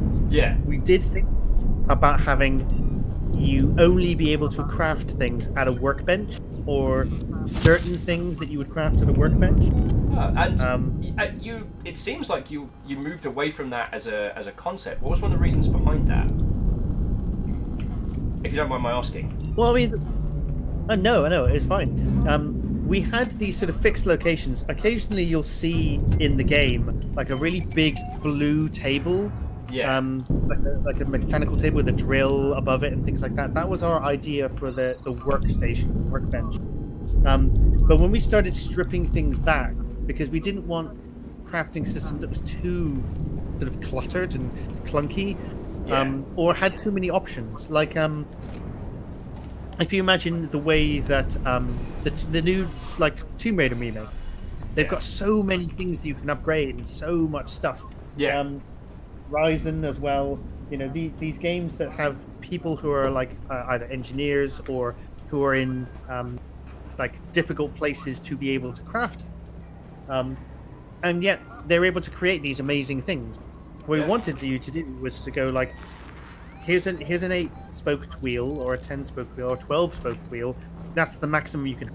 Okay. Anything else is extraneous apart from that. So we had an idea at one point of having different types of ammunition. Yes. That you could put into the shotgun or you could put into the pistol, and then it was like, no, that doesn't really feel right. Yeah. Even though that add an extra level of tactical depth, it doesn't feel like it adds anything to the gameplay. Yeah, and stuff like that is really experience. important. Actually, there was a question I wanted to throw on the tail end of that one, which was, considering the time when this game was made, and considering that, you know, this was a AAA title with a female protagonist. What was it like making this game without putting a bow in it? Because like it was the year of the bow. I think legally the team would have been made to put a bow in it. Yeah, I think we dodged the bullet. I think that, you know, or dodged an arrow. Somehow. Also, just to quickly say, I don't know how we got past that. Yeah. Quickly, what ho, Baron Sheep? Welcome. How are you doing? Okay. And for those of you that have just joined us, the voice on the other end of the line is Christian Jones, who worked on this game. If you have any questions, thoughts, or feels about Alien Isolation, now is the time to put them. Oh, good. Oh, good. I will answer any and all things. Good for you. You're enjoying this, aren't you, dude? Me? Yeah, loving it. I love the fact that you're getting scared. So, I don't think that it would have. I don't think it would have worked.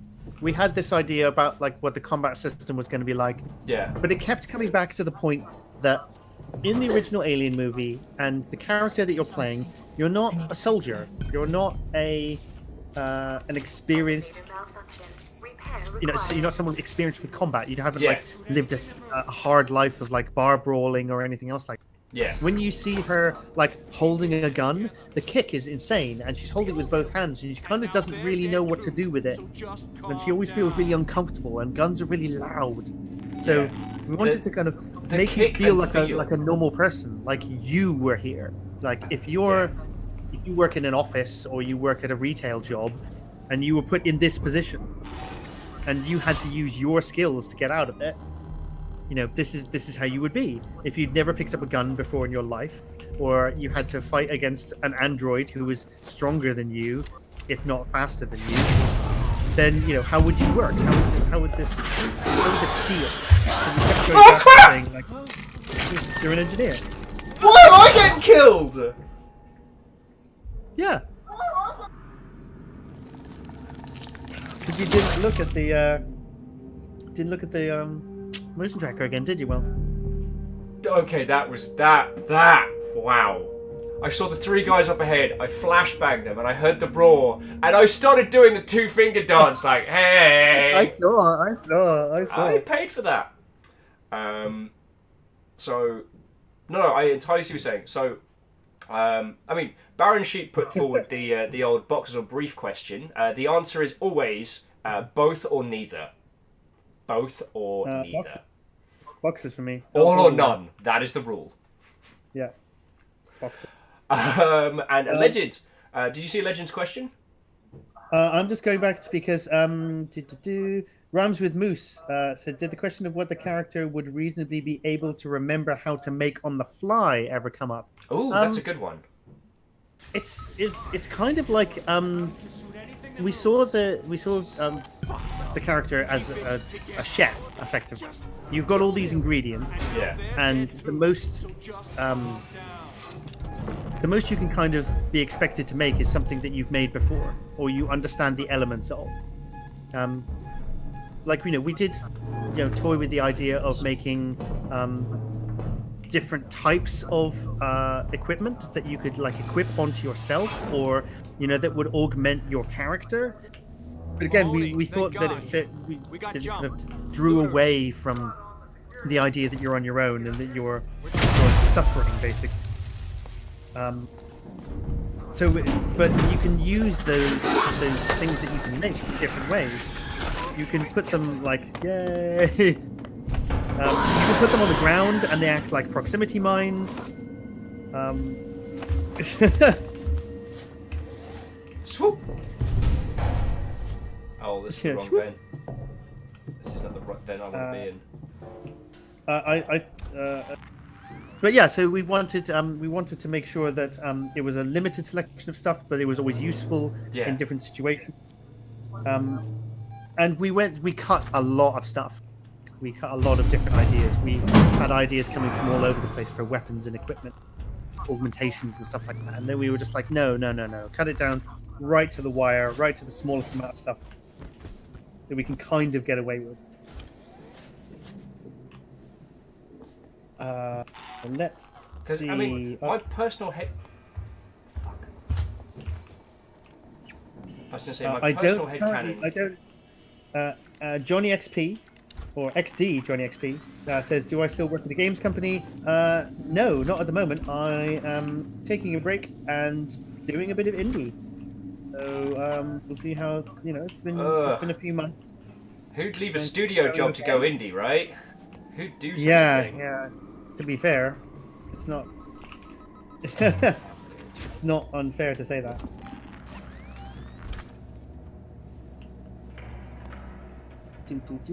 Yeah, they found the alien. Well done. Tenori's like, don't be too smug, Will. I'm fucking trying. Oh, geez. How different game dev disciplines would react in this situation? Do you mean like specifically with the situation here? Yeah, I mean that did come up in the office. Like, who would survive longest in this situation? The answer is actually QA, as they're used to having to fight for survival. Yeah, but the thing is that they would be so used to this, be so much infighting that only one of them would survive. It's funny because it's true. Takeyoshi. Firebird. Firebird. Go for saying, it. Like, do I mind name puns? No, I fucking love puns of all kinds. Also, the one that Alleged Man put forward earlier that I really wanted your opinion on, dude, was that if you got the opportunity to work on another Alien franchise title, like, would you go for it? Ooh, an Alien franchise title. So not necessarily a sequel to this, but another in this universe. Knowing what you know now of the process, knowing the things that you've seen.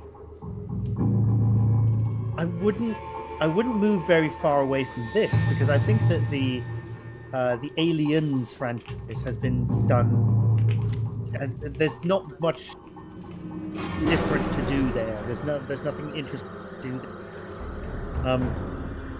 But with the original film and probably Aliens 3, I guess, those are the kind of things that interest me to kind of create that kind of scenario. I really like the Aliens 3 idea of having a group of people or setting up a community when there is an alien or aliens wandering around and like doing stuff. I think that would be quite a cool thing to do. A sort of like management game, almost like what the colony was like when the aliens first arrived and first started killing. So like Frostpunk meets RimWorld, right? Yeah, I would say that was probably quite accurate. I would work on another game in this universe. I think that would be really cool. But I don't think I would do very much different from what we were doing here. Just telling a different story maybe, or going into a different detail of what it would be like. Almost like Left 4 Dead had like lots of really good characterization, but it never went into what those characters would do in a certain situation. Yes. Although we stuff like Last of Us did that really well. We were playing a game called Earthfall the other day, and it was very interesting comparing that to Left 4 Dead. While they copied the kind of the genetics of Left 4 Dead almost identically, they missed its soul. And so we have a new rig in this room. So eventually we'll be able to have 2 rigs streaming simultaneously or working together. Or eventually, I'll have 1 rig all me on for streams. Oh, I'm gonna do a cheeky save. Anyway, we were playing Left 4 Dead, and the scene where you go into one of the save rooms, and someone scribbled on the wall, "The real monster is man," and there's like 50 comments around it being like, "No, duh, it's the zombies." And just in tiny words at the bottom, it says, "God, I miss the internet." All those arguing times. Someone died. Who died? Our new dead person is. Now we have to look. Now we have to look in the menu. Yeah. Brunswick. Brunswick.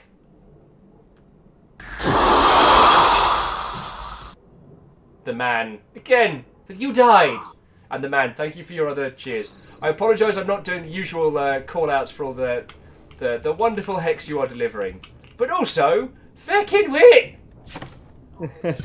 Oh, security tuner is now up to level 2. Yeah, nice. I also like that it's a security tuner, not an I'm gonna do a hack button. You know what I mean? All of these things that you managed to pick up is like somebody else has invented this thing, or they used it while they were on the station to hack into certain things, or maybe steal stuff. You don't know who used it and what they used it for previously, but it's yours now.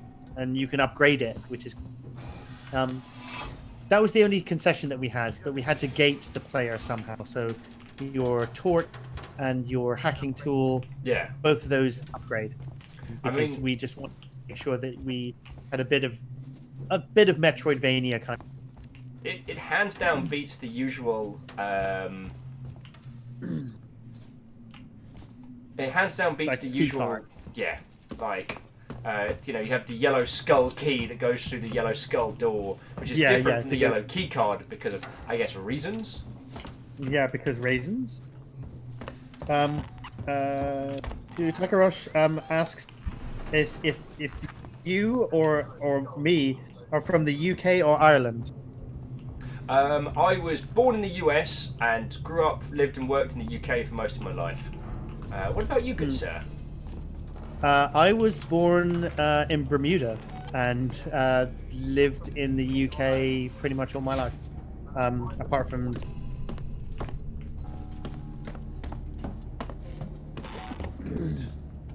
Oh, good.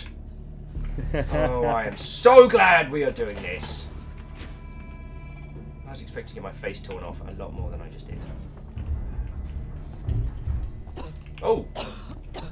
Grim. Okay, so we can't go in there until the gas is cleared. No. There is a way to clear it, though.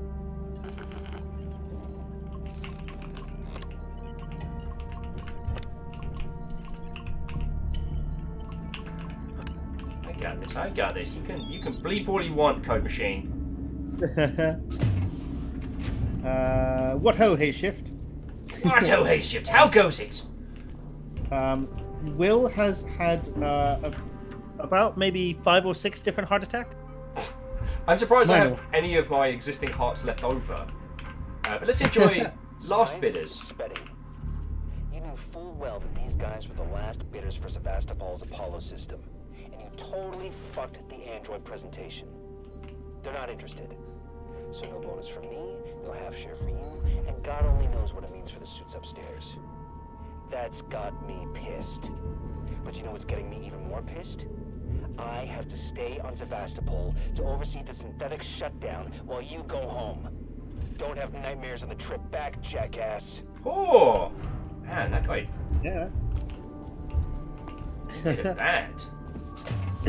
Yeah, I mean, there's a lot of, like, shit going on between the different developers of the androids. Yup.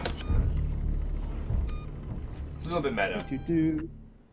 So Iron Imp says, go for it. Hello, Arnib. Not had the chance to play Alien Isolation yet, but it's definitely on my radar. What were your roles during development that you can talk about? Don't mean to make you repeat yourself. Just tuned in. No problem at all. Hi everybody. My name is Christian Jones. I've been a game developer for about 13 years now, and I worked as a content, which was a cross between game designer and level designer. As content designer. Yes, content designer. So, yeah, I worked on this game and a fair few others. So my role was to do a section of the game, which Will has not gotten to yet. It's about 2/3 of the way through. Wait, so I'm not 2/3 in yet? Oh, no. Shit the bed. God no. You're maybe close to a quarter of the way through it. Oh, good! Well, it takes like average playthrough on normal is about 15 to 20 hours. Hooray! Now we're gonna play whack-a-mole with this guy, right? Now play nice. No. He's fine. He's fine. Yeah? It says now play nice. His eyes look pretty terrifying. How can I help you? I need Don't a kill me. compression cylinder. Yeah, helping. Row 1, stack B. Follow me. Just keep the noise down, okay? Do. So you're taking a break by your choice or theirs? I'm not sure who you mean by theirs, but it's my choice. I finished up on my previous project, and I just thought, you know what? I'm just going to take a break. Yeah. Why not? Seems like a good time to do it, so I did. Well, so here's one of the things. Dark certainly have a 43-hour a single playthrough. We've all been there. So actually, Christian, this is a pretty good. Mate, did you just come out the same? Help me. One of the interesting conversations I've been having with industry friendos at the moment is basically that we're seeing this mass exodus away from large development. Your compression cylinder will be found at the far end of this row. I love death. And I don't know if this is something that you've also observed. Watch him.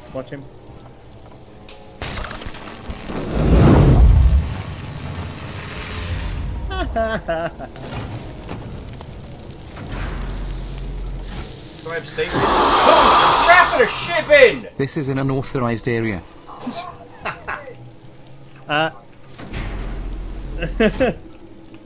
No, you couldn't have saved him. And he lived as he died. Feckin' idiot!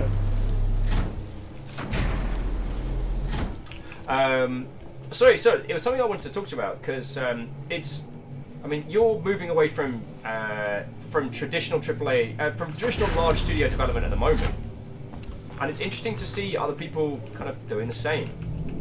Well, I've taken a bit of a break. I mean, it's not to say that I'm not going to go back to traditional development. It's more a case of just I felt like it was a good time to take a break. Okay.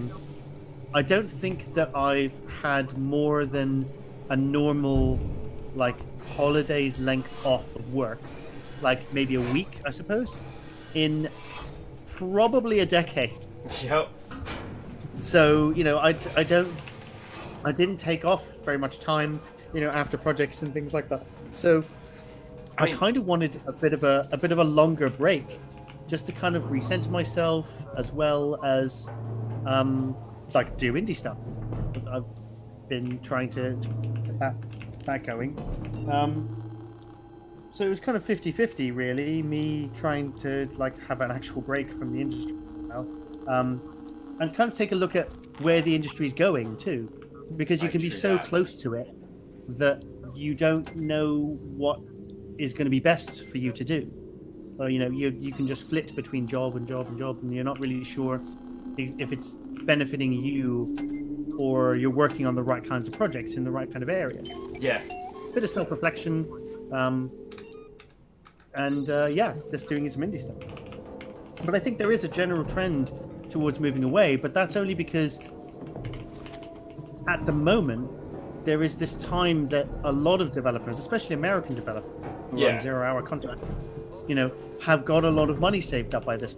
So they are all breaking away at the same time because they all got involved in the industry. So they've all got the same amount of money. So they're all getting together and going, I've got $10,000. It's like, I've got $10,000. It's like, with our $10,000 combined, if you've got $10,000 and I've got $10,000, then who's driving the plane? Fly the plane. I want to fly the train. So Fireburns says, what timer on the saves is so you can get save right before the alien grabs you? Am I correct? Also, the placement is such that you will never see the rest of the level while you're saving. Yeah, there was a conscious choice for us to make the save like long. Yeah. And also to completely restrict your view during that time. Yeah. Saving previously was this thing that was like easy to do in games. You could quick save anywhere you liked. This was one of the first times that you actually had to go back to a save point, a thing you could that you had to interact with, and we wanted to make saving scary. Like, we tried to make everything scary. We tried to make walking scary. We tried to make shooting scary in a first-person shooter game. You know, we tried to pick on everything and try and make an element that would point back towards the core experience. So that was cool. I better. Please keep waffling on. I'm just. No, it's fine. I'm friend. scrolling up to find the other question that Iron Imp had, and they ask, working on the project, did anyone working together decide on a name for the AT-CRT screen, Ridley Scott sort of aesthetic? Yes, I mentioned this before, but it bears mentioning again. Lo-fi sci-fi was the sort of term that we coined for, because that seemed right. Effectively, it seemed like for the 70s, for the late 70s, this was the far future. This was where everyone is going to be going. So when this happened, and when you put this stuff together, it feels like crazy big and chunky. No, please keep going. So yeah, we had this aesthetic and we needed a name for it. And what was her name? Again, please go into excruciatingly long detail. No, I'm just going to be really, really quiet right now because I really want people to donate some bits or, you know, come back.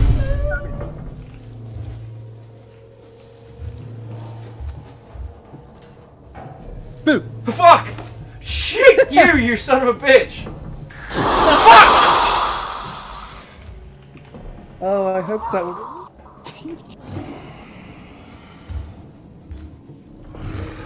Oh, that's so good. Alright, now this is a little bit cheeky to ask this, but so one of the things, and I didn't learn this from you, I learned this from someone else, but the VR mode in this game, the Oculus support, was never finalised. That is to say, there was never any official Oculus support, but buried within the game were some initial dances with VR support, which were left in so that in the event that someone was so inclined, they could make it happen. We did toy with that, yeah. I mean, in all fairness, when this came out was when the Oculus was at like DevKit 1, and yeah, I remember playing TF2 on that and it making me Shonda. Oh, the thing is that the technology just wasn't quite right for it. I think if we'd released it even like a couple of years afterwards, I think that VR has come on in like massive leaps and bounds, and I think it's plateaued a little bit now. So that any games that are released on VR right now would probably be quite not easy to make, but like easy for people to experience without any negatives. Yeah, built from the ground up, so to speak. Ooh. Yeah. Which dead person is this? It's Gomez. Is it Gomez? Yeah.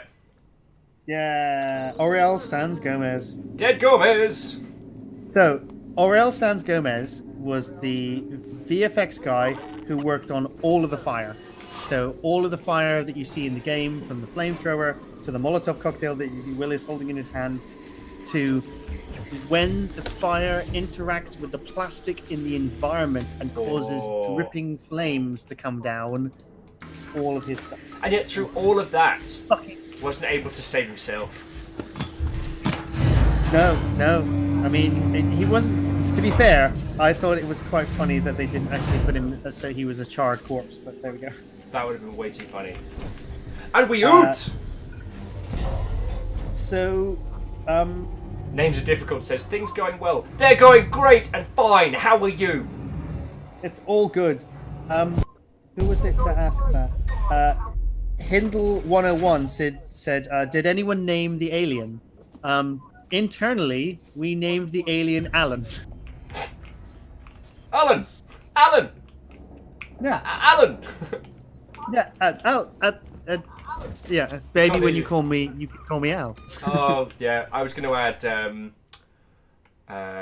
you know, you gotta read the paper, you gotta wash the car, kids are screaming and just think, Sunday, bloody Sunday. Terrible.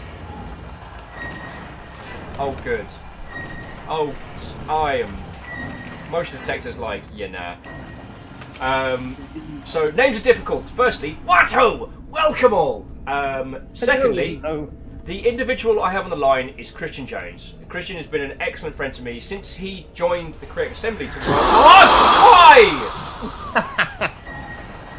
Who was that? That was the man. Steve! That was. Steve, mate. He can't hear you, Alan. Steve! Dan! Who's that up there?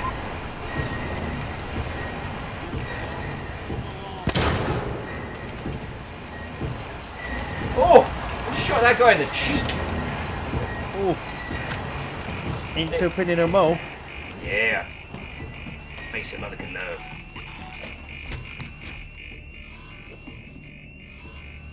Oh, good. So yes, Christian is a game designer by profession. I am. Oh, we off. As a game designer by profession, worked on Alien Isolation, Halo Wars, Operation Flashpoint. Operation Flashpoint Dragon Rising, Operation Flashpoint Red River, F1 Race Stars, Alien Isolation, Halo Wars 2. Yep. Most recently, The Walking Dead. Yeah, Overkill's The Walking Dead. Overkill's The Walking Dead, yes. Whereas,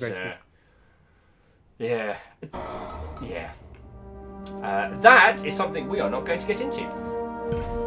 Yep. Though there does appear to be... Have you ever heard of the Madden curse? No. So the Madden curse is the Madden curse is the idea that whoever gets themselves on the cover... Oi! Feck it new.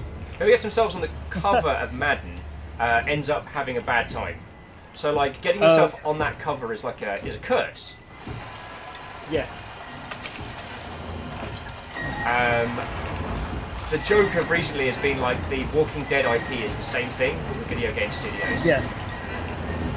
Yeah. Once you get that name on, it does seem to not necessarily go so well. So names are difficult, and any of you that have any game dev questions, any game design questions, I want to ask someone who, I want to chat to a real game designer. I got one on the line.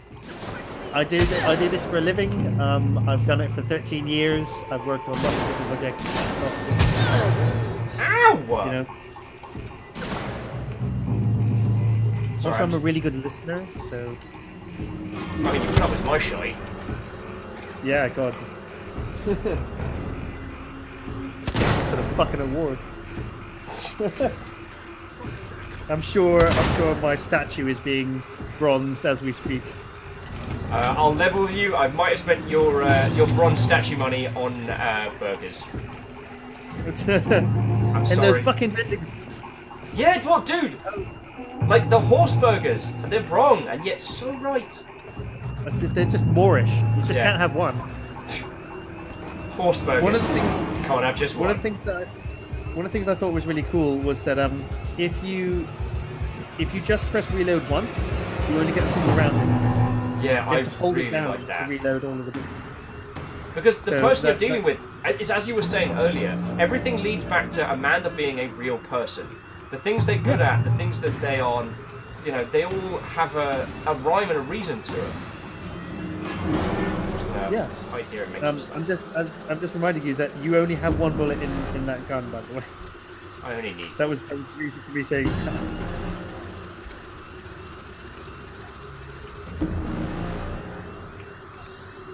Dude, I caught a fire once that says, so is the way that the medikit works that you stick the needle in and it pumps medical fluids into you, raising the internal pressure so that the bullets just pop right out. Yeah. That would work. That would work. That is how science works. Yeah, that's 100% science.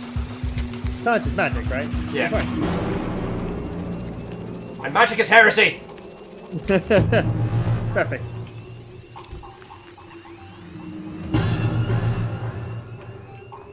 When did you go to Tesco? What, today? Apparently, Great Blue Heron's talking about you going to Tesco. I might have said some choice words about Tesco as a location. Oh no, it's the horse meat. When Tesco value meals got rumbled for having horse meat in them. That's funny. Right. That was funny. What ho again, Tuno Taco? Tuna Taco, welcome back. Tuna Taco was the one that led that monstrous raid on us earlier. So once again... Oh, it was really good. Yeah, Taco, thank you. And a bunch of your lot have stuck around and been asking some really, really good questions. So I want to say thank you for that again. Because it's lovely having you all with, because left to our own devices, Christian and I will just tell stories of bygone. Yeah, we only really have like 5 or 6 stories that we just live off, basically. Yeah. Have you been back to Horsham like this year at all? This year. I think actually I have. I went down for a weekend. How's it looking? How is the town of Horsham doing? It was weird. It was weird to be there. Because it's been quite a while. It's been a couple of years now, 2 or 3 years maybe. I didn't actually go to the Dead Pound. Yeah. That was my one lasting regret. And then it got set on fire. Yeah. So that was terrible. Tomorrow, no. Together, future. Yeah. Remember, that's the way it works. Always think about your typography when scrawling your blood across the scene in case anyone misinterpret it. One thing. Go for it. Be well read from a distance as well. I'm gonna do the hacking before I push any other buttons because that's the bit. No, device invalid. Cool. I think I know what this is. Yeah. Move. Don't run around too much. That's all I'm gonna say. Fuck. Thanks. Oh, good. Think quiet thoughts. And we're crouching.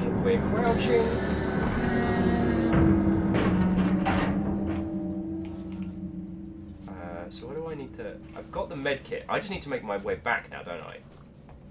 Pretty much, yeah. I don't understand why, you met up with Taylor, and Taylor's injured. Yeah. Right, okay. So we're going to go patch Taylor back up. So I guess we're just backtracking. You're going a different route, yeah, but you're sort of arriving in a different direction. So we need to... Oh, no, wait. I can get to the transit station from here. Oh, crap! J-Post, why? Kestrel saying, don't get eaten. Also, look both ways before you cross the street. What street? What's an aluminum falcon? The Street of Dreams. Taco, which as they pointed out is in takoyaki or takoyaki. As in, hit the bed. Thank you, Isocrit. Is asking, what would you compare this game to? This is I mean, you know what's really interesting is a lot of the things that the new Resident Evil has been heralded for doing very well are things that I first saw in this. Like, move away from that kind of, putting far more of the survival into the survival horror element. Weapons as tools, not as empowerment. Making you feel like a real person, I guess, is something that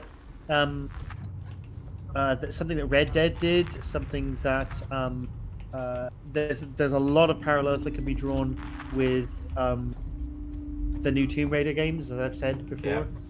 I mean, although I will say that when it came out, there was nothing like this. I sent you a clear directive There not was to really land nothing on like this. station. Maybe I told you the we old, didn't hear if your people message. remember it. Here we go. We understood you would be. Hey, Identify yourself. Ripley, from the Torrens. Relax, kid.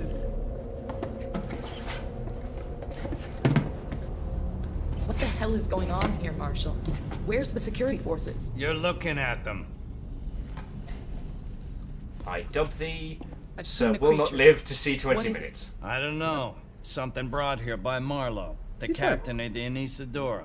The ship that found the flight recorder. Is there anywhere safe left on this station? That creature's running around, and the Seeks and synthetics are less than friendly. Goddamn androids. Ripley. Taylor needs attention. Medical's a no-go. We can't take her there. We have a basic life support unit back at HQ. Then let's go.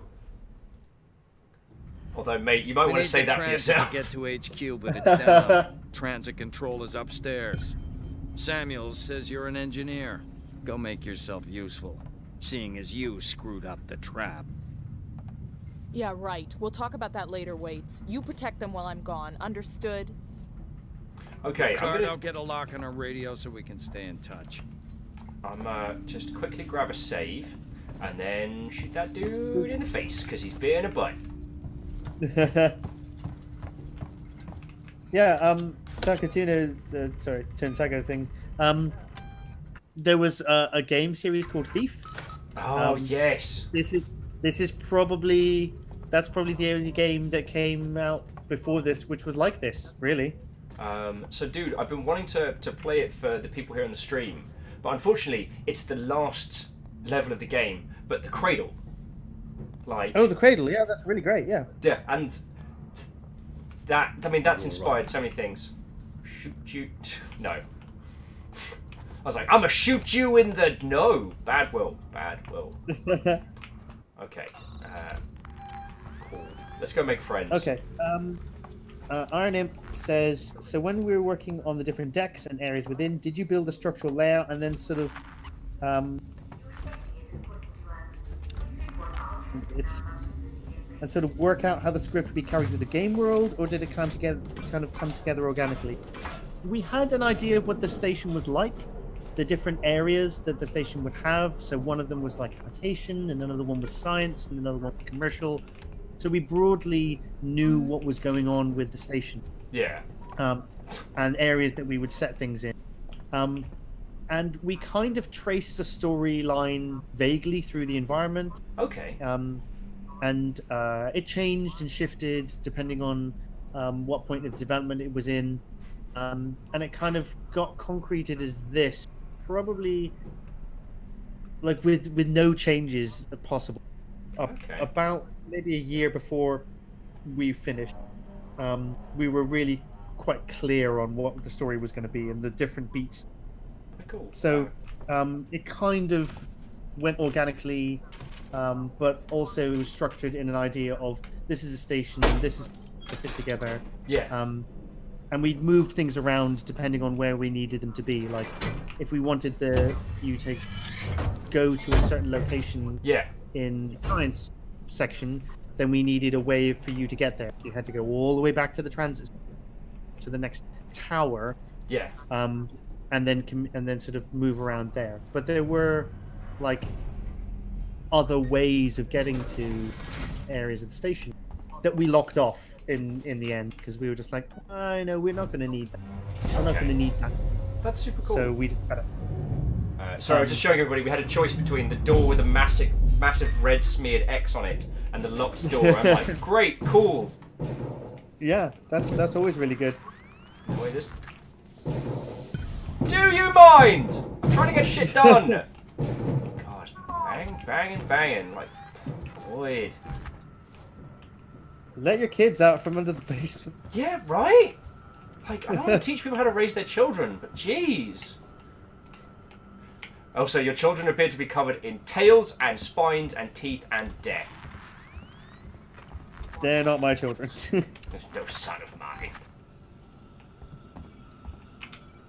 Iron Imp says, I suppose also, did we have any design ideas or ambitions that you would have liked to have made? But they didn't fall inside the aspects of the Alien franchise style guide. I know someone's we in here. self-imposed quite a lot of stuff. There wasn't like a lot of stuff that we. Calm down in there, you android fuck! There's a lot of stuff that we didn't think Anyone about there? because it just wasn't part of the way that we were thinking about it.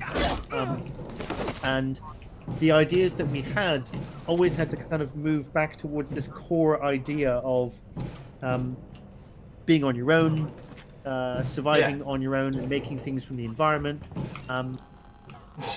Firebird's just got long ship bingo. Yeah.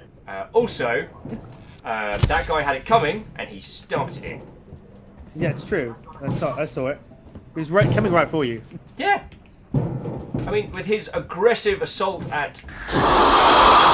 Speaking loudly. Shackle Dracona says, I say we go with the maze thing. The maze of death? Who knows where that stairway leads? Gas torch required. Alright. Oh, we've got to... Well, wait, no, that's the way I came in. Must be another door or something here. Oh, yeah. Comments on the Metroidvania element from Names Are Difficult. Okay. Mostly we used it as a way of exploring more of the station. Really kind of seeding the environment so that we could reuse areas so that you just didn't go to the science tower and then science tower was finished. Or you went back to the science tower and you were like, oh, in science tower I've got to go through all of this shit. Yeah, and honestly, dude, have you had the coffee in the science tower? Like, you'd think that would be Dude. It's so All bad. that shit coffee. Yeah, it's just feckin' like... Water with brown grit in it. Pretty much. But yeah, we wanted it so that when you went back to an area and you sort of appeared in a different... from a different direction, and you're kind of like, I recognize this place. That's where that door goes to, or that's where that thing fits. You know, it was more as a sort of discovery of the station rather than kind of like ticking things off a box. But we do have, have things.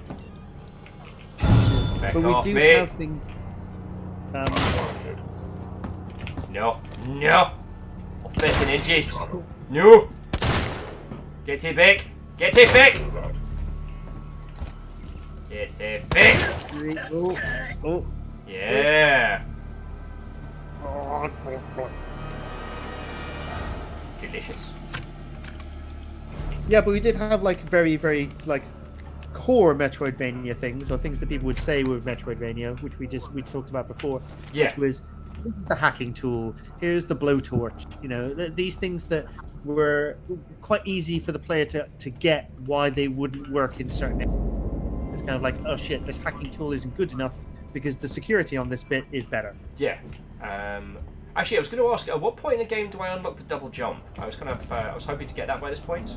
You have to unlock slide first. Oh, of course. And then you get sliding jump, and then you get sliding double jump. Okay, so but Mega Man you can reach versus a really far area across the chasm. Take it. I had some trouble, so it's gonna take me a while to get back. We can wait. Mega Man versus Alien. I can catch the next car. Your call. Did it? Mega Man versus Alien. That's all I'm putting forward here. Yeah, Alien Man. Yeah. Now, is that him gaining alien powers, or is that a chest burster that comes out of an android, which isn't mathematically possible or genetically possible? But that's not the point. I didn't come here to bring sense. I don't know, if it was a T-800, then it probably would make sense, but because the androids are actually fully synthetic, then... Well, we've all been there. Yes, System Shock 2 and the Hells yeah. From Iron Imp. Centralized threat being a lot more physical and singular. Yeah, I think that those games kind of had a world which was quite dangerous, not because of the environment or anything else like that, but they also didn't have something as deadly as the alien. The alien was portrayed in the films as something which was like completely unstoppable, unless you had explosive round. Yeah. Well, while System Shock 2 had Showdown. Like Showdown was always messing with you, taunting you. Like to Showdown, you were an insect, you were a worm, you were nothing. But in later games, Showdown had her kind of she had her objectives and used you accordingly. Yeah, I mean it's kind of a little bit like the BioShock thing, where you were used to do a thing, but Showdown wasn't a physical presence. She didn't do anything. Other than like unleash monsters on. Showdown didn't wander around. Like if Showdown had a body like near the end and been like an actual presence, that would have been really. There we go, gas torch. Da-da-da-da-da. Link got the gas torch. One of the cool things about the gas torch is you can interrupt it partway through. That was so fucking complicated. You have no idea. Yeah? I have no idea how complicated that was to code. That sounds fascinating. It was crazy. We also have some of the most complicated doors in a video game. They are incredibly fancy doors. Dude, everybody looks at them and just goes like, it's just a normal door. You walk near it and it opens. And it's like, no. You walk up to that same door, different parts of the station. It's got different like lever actions. This one you have to cut through a panel. This one you have to hack. This one you have to pull a lever to open up because it's locked. It had like 17 different states for how it was supposed to act. Super fucking complicated doors. It's really great, but like, I don't think people understand how complicated those doors were.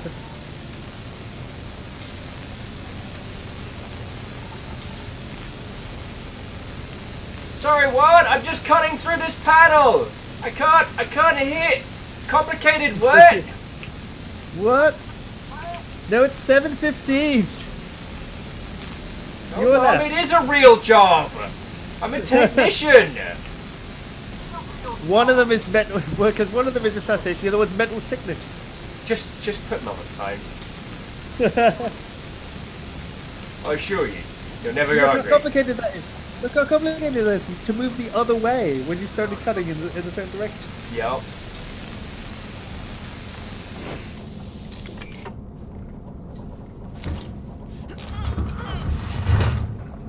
Cut panel. It's an emergency. Oh. That'll do it. I'm sure nothing bad is in there. Nope, you're fine. I'm just gonna... Sorry, I was so tempted to just crawl into one of the closets in here and just be like, no, I live here now. This is where I live. It's been lovely knowing you all. Hi, I'm vent person. Yep.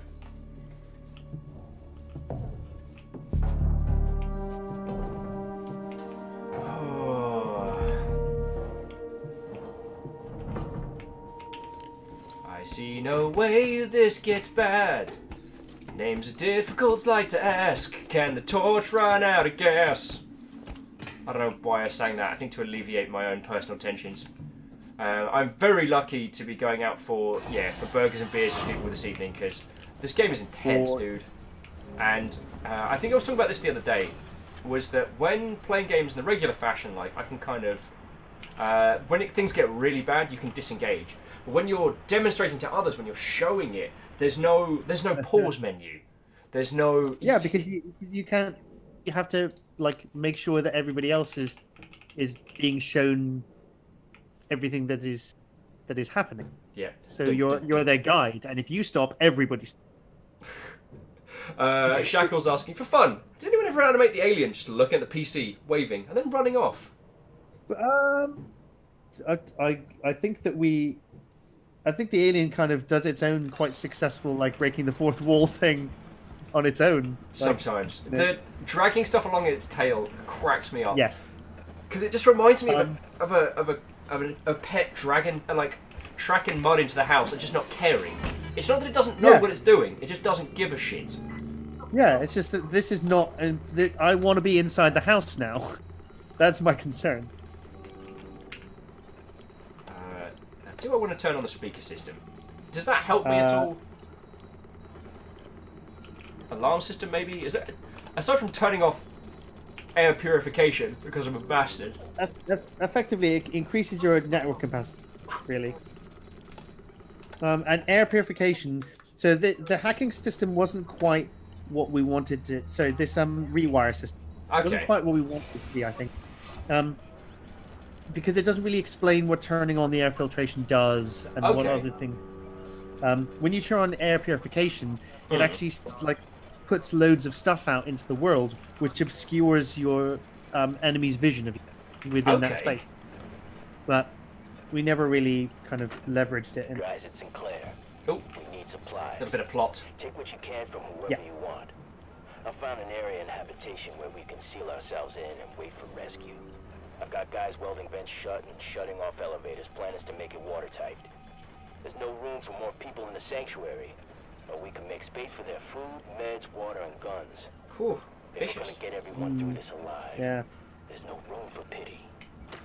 He's just gonna eat it all. And I do love moments like that because it's one of the few things I find in a lot of these survival horror games that makes sense, which is people have survived because they've locked themselves in safely, shut down systems, isolated parts of the station, and then you, protagonist mixed chaos, walks in and be like, I'm gonna turn on all the switches, turn on the lights, open the doors, hello! Everyone's getting killed. What's your name? Punch hard! And they're just like kicking through doors. Yeah. Thud Crunch McPunch hard. Where is it? Yeah, you cannot. I think we said this earlier in the stream, and for people who've not played this game, oh yes, the alien cannot be killed. It can be driven off with fire, it cannot be stopped, and with a flamethrower if you have one. But apart from that, you can basically distract it and hide from it. Bullets and shotguns and and shotgun rounds and things like that. Not gonna care. Does not care. We want that really makes feel like powerless against the alien. Whereas all of these things that you would normally feel powerful with in a first-person game are complete liabilities in this station. Yep.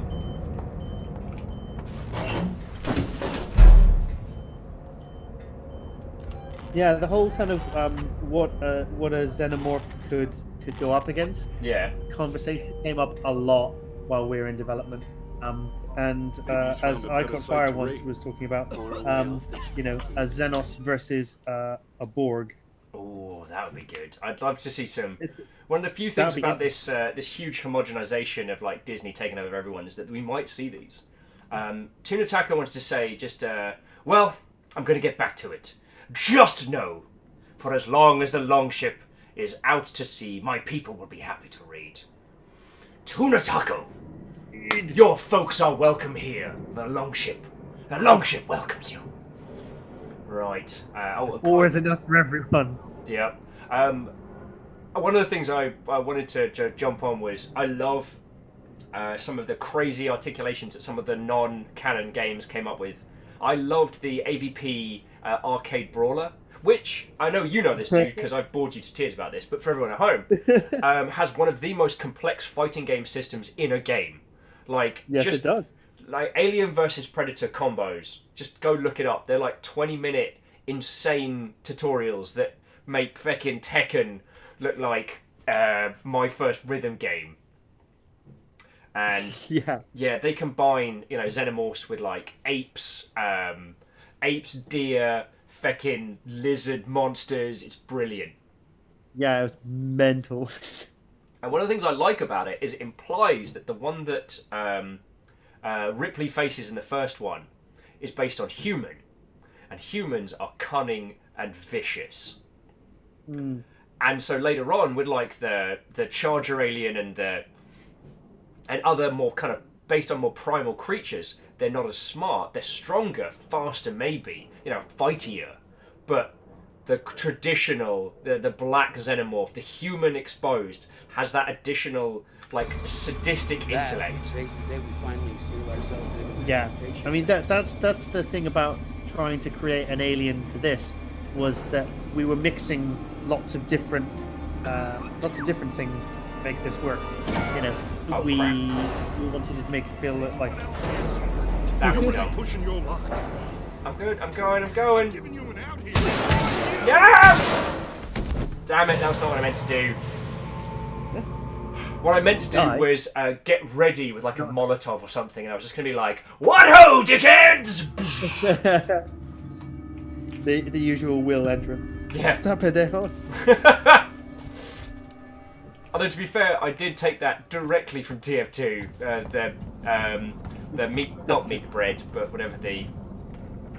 It was just called bread, wasn't it? I think it was. Was it Countdown? God, I'm trying to remember now. Seduce me. Yeah. I am not one of your chicken floozies. I like my men dangerous.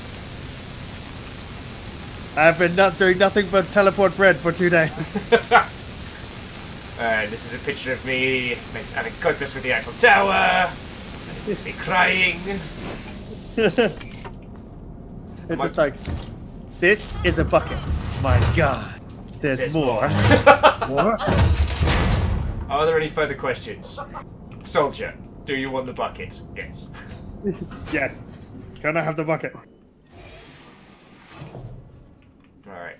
I forgot to save while I was down in the transit when all the humans showed up, so... I think I just need to either wait them out or set them on fire.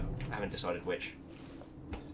Although they are saying XD Johnny XP says, for a 3D artist, what's the best way of getting noticed? Ooh.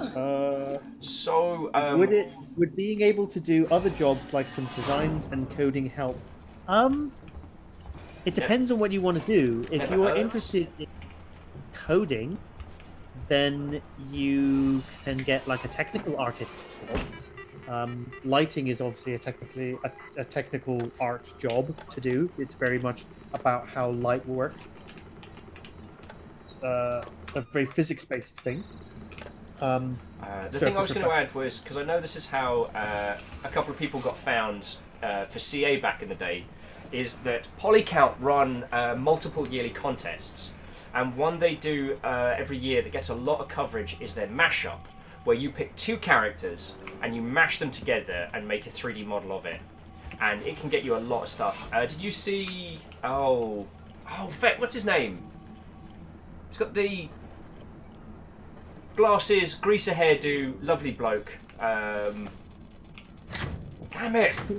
But he did like yeah, I know. He did like a Darth Maul mashup that was really good. I think I saw the artwork, but I can't remember the guy's name. And there was one other blokey who did. It's like Wonder Woman and someone else's mashup that was really good. But yeah, Polycount isn't just a forum. There's lots of people who keep an eye on that setup. Yeah. You can get noticed by doing... I mean, there's a lot more technical jobs that you can get noticed for doing because they're specialists. If you're interested in doing something like lighting, or if you're really good in a program like Substance, which is all about texturing, then that's really good because you have put yourself into a position where a lot of people need somebody with those technical skills to do that. Knowing a lot about design helps you talk to designers if you're an artist. I don't think it necessarily gets you noticed, but it makes working with designers a lot easier. Dear humans, you ain't even the scariest shit I've seen today. Bullets can go through that. They can go through the flimsy metal of a crappy locker. It's because I was faffing around. If you get some of your like a Molotov cocktail up, there's a different way of putting it on the ground, so you can have it like as a proximity mine, Wait, what? How do I do that? So look. So R holds to place. So if you look on the thing, R and B. Maybe he's found a better site to raid. So that should be like a sort of proximity mark. That. I think. Right, you are.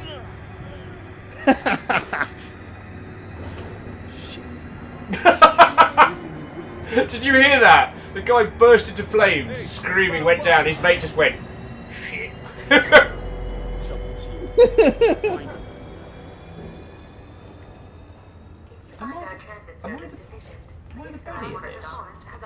I'll be the bad guys. Any luck? Someone's here. Find him. Nothing over here. Wow, his mate's still on fire. Let's go find Sinclair. No way we should be splitting up. Nothing over Safety here. in numbers. Not even sure of that anymore. That thing is You got rid of one. unstoppable. That's one less. I hope to hell this is a false alarm. Navalis with, are we the baddies? We've got human skulls on our hats. It could be worse.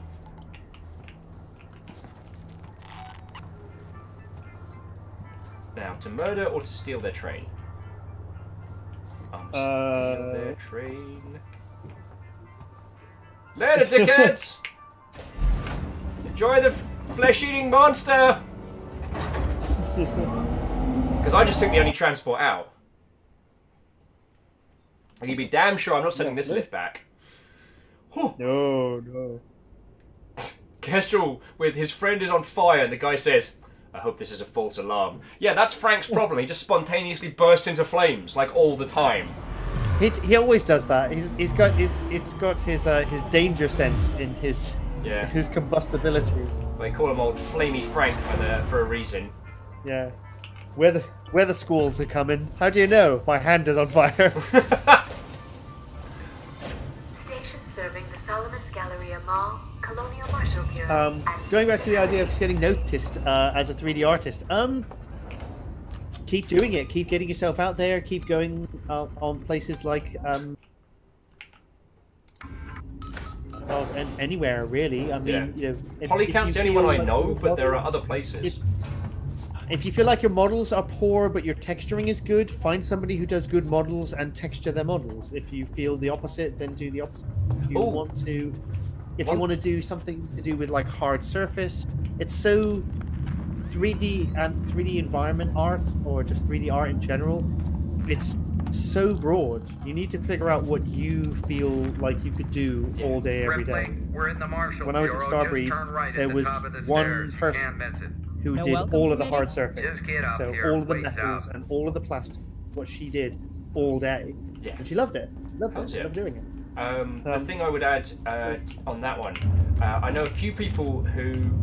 I might as well charge my flashlight. I know a few people who have done standalone example pieces. So, like a little vignette, not a vignette, like a little... what's the clever term for when you have a model and then like a scene going around it? Brother. I haven't needed to create one.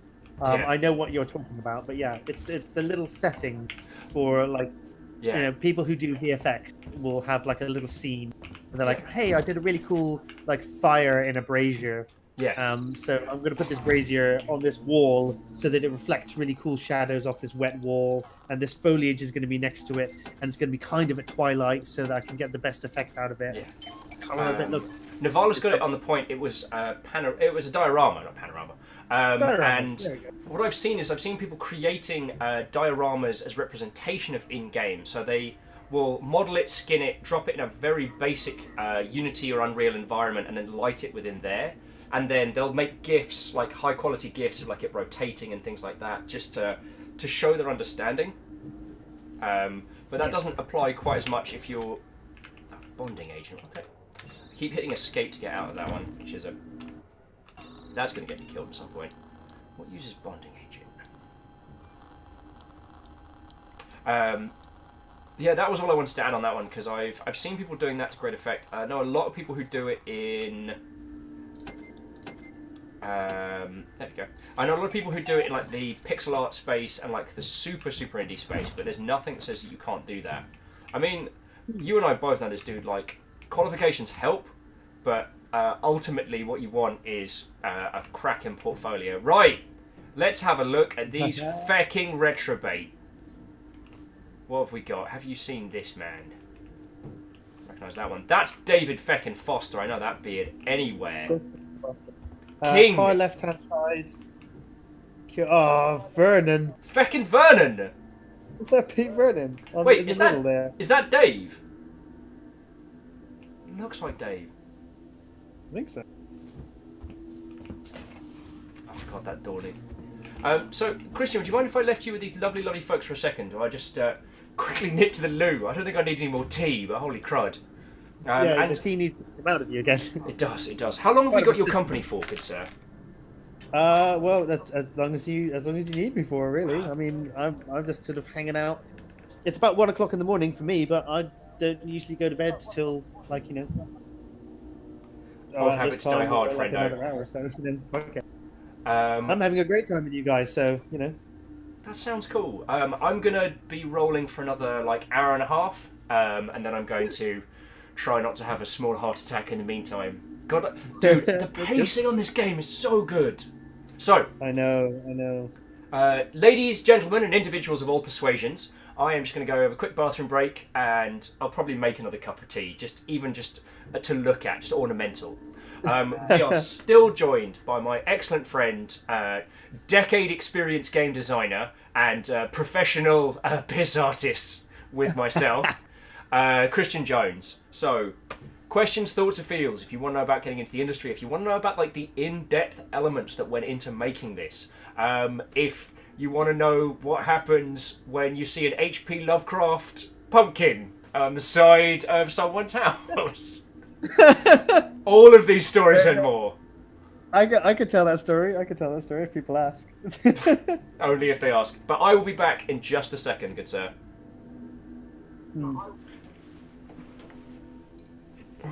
Okay, we'll wait for Pierce. Okay, we're taking over the stream now. Do you guys want the HP story? Okay. So we were going to a Halloween fancy dress party, and we didn't know where the hell it was. So we went on Google Maps, and we were like, okay, it doesn't seem that far. Fuck it, we'll just walk it. Not realizing it was like 25 minutes added on to another 25 minutes of walking. Maybe we should have just like actually gotten a lift from somebody or gotten a cab, but we're halfway through this. No, this one isn't documented on video. Hello, the man. So what happened was it was Halloween, so people had put up pumpkins, and we thought it would be really, really cool to bring some pumpkins with us as a kind of Halloween celebration gift. Unfortunately, we didn't have time to buy any or carve them. So we may have, I don't know, stolen them off people's doorsteps and porches.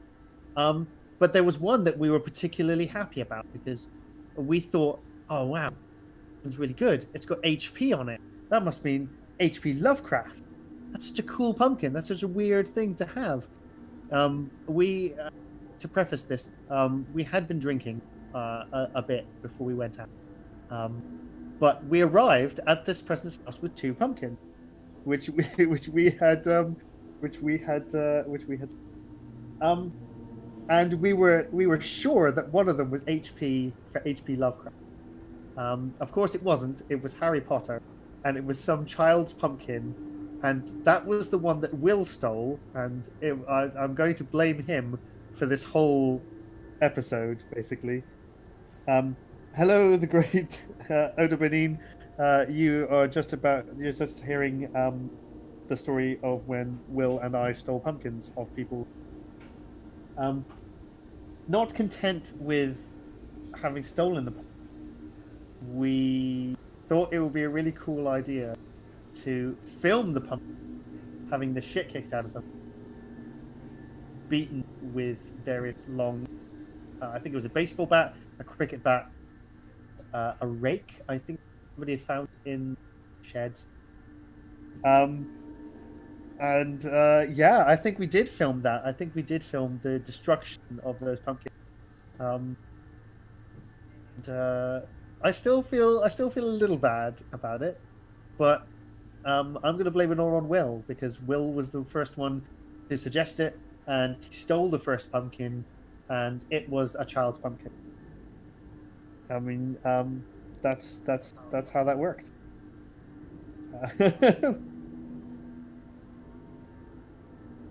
A bit bad. I feel a bit bad about it. But we did other like crazy shit. Thanks for the follow, Ian No 2, or Ian Noon 2, depending on how you pronounce it. Which one did I steal? God, I think I just stole one with a face on it. I can't even remember. They were small. They were only small. Maybe like, I don't know, 40 centimeters across or something like that. Okay, I'm back. I don't. Yeah. So, I told the story about the stealing of the pumpkins. Yeah, I do not condone the theft of pumpkins or juvenile vandalism, which it entirely was. And It was, because I told them about what happened afterwards. Oh, yeah, that was bad. Did you at least tell the setup of why we were so trash drunk when we showed up? No. Oh, okay. So I thought I would leave that bit to you, because I was just asked about why we stole pumpkins. I said we were very drunk, but I didn't say why. So Christian mentioned earlier the Dead Parrot. The Dead Parrot is a steampunk-themed cocktail bar in Horsham. Horsham is where the Creative Assembly is based. And we got dressed up for Halloween. I think I was on one of those I don't want to go out, everything's terrible and bad. And I believe you were like, no, shut up, put your pirate gear on. Or no, it was the wizard setup, wasn't it? Come out, don't be a noob. With a spear, just come out. Dave, your timing's fucking brilliant. Look who we found. Ladies, gentlemen, individuals of all persuasion, I present to you, well, Dave and David. And yeah, the gentleman on the right is our very own Eagle Lives. You fucking legend. Name says, you said you only drank a little. Well, so, there's levels. There's levels. So we went to the Dead Parrot because we little for us is actually quite a lot for most people. Yeah. Hardest working livers in the games industry. So. Oh, hell yeah. We went to local cocktail bar. They knew us there because, it's a steampunk drinking joint. Of course we're going to go there all the time. They used to do an incredible shot with, it tasted like a gin and tonic. And it was like gin, absinthe, and something else horrendous, something lemon. It was really good. Yeah. Messed you up. They did like E8 hold-ups. They were like, so good. Oh, yeah. And when we showed up, we were actually one of the few groups Halloween weekend who had actually dressed up. So we got a seat at the upstairs cocktail bar. And, we had a couple of the house drinks of the evening. One of which came in an actual blood bag, which was feckin' cool. That was cool. But it turns out they were doing a sponsorship promotion with, spiced Jägermeister. And because we were dressed up and the bartenders were doing a real good... one guy we knew them quite well at this point as well. Yeah, they were pouring us free shots, and we were chatting and being nonsense people. And the thing was, the house party we were going to, it didn't kick off until 8 or something. We finished work and we were ready for a pint by 7, and it's like, well, we've eaten. Do you want to go to the Parrot? Yeah, we'll go to the Parrot. We'll see if we can get in. Go for a few, because because we thought it would be not that difficult to walk to the place. That was our biggest problem. So we drank, and then we drank a little bit more, and then we realised that it was pushing 10, 11. We should probably head to the place, not realising it was going to be a feckin' massive walk. Yeah, I think it was about 50 minutes. Yeah. See, I can always measure how drunk you and I have gotten on previous sessions by at what point we are ironically singing Smash Mouth All Star, and at what point we're just belting it out because it's a song we both know. And love to our dear hearts. Yes. I want to know who's behind this painted out one. I know. Uh, I don't think there are people behind all of them. But they're certainly wanted. So here's my idea. Let's just stay right here. We'll make a. We'll get a little bedroll underneath there. We've got fresh air. There's probably some space raiders, maybe some Cheetos in the cooler. I think with just a small potted plant, you could make this really homey. I really could. Really. The feng shui of this little area really comes together, and modern Banksy-esque style artwork on the side. Yeah. It'd be great. Eagle's saying, go into the HQ and you'll see the post without any graffiti. I know. Numbers, welcome back, Fred. Welcome back. With a teeny tiny 60 cheer. And I know you've all been doing it to mess with me, and that is why we set it up, because I know everyone's had a lot of fun with scaring the hecking heck out of me, but I do want to say a massive thank you, because the reason that I'm able to do this 5 days a week, the reason I'm able to invite you on my show and hang out is because everyone has been so heckin' generous this year, and Ket's still letting me use his rig, and that won't be forever, but no. I saw your baby. Yeah. While this is silly and hilarious, I do not take any of your bits or any of your time for granted, everyone. So, just want to say a sincere thank you. Before Christian and I get onto more drinking stories and silliness. Like when they did the absinthe balloons. Those were fun. Those were really fun. They ran out really quickly, though. Safe now. Waits has a plan. Oh. Plan? Really? Waits has a plan. Plans haven't done us much good so far. Oh, those aren't my friends. Maybe no, those are your friends. For now, anyway. Okay, good, because I nearly just spiked that person in the gabber with a Molotov. No. You're in the marshal's office, so these are all the good guys. These the leftover cop. Is that you? Did you get the transit running? Nice work. Ah, I see you've worn the brown pants. Good plan. Oh. Ian says, look, Andy Ray. Oh, heck, it's... Oh! God, what's the name? It's from every other day. No. Sitting down. Sitting down.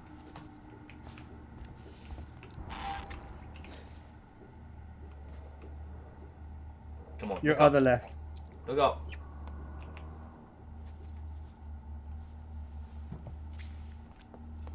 Everyone looks away from me as I get close.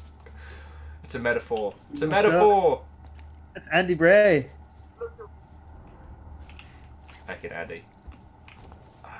The lass, I'm trying to remember her name. I feel really bad.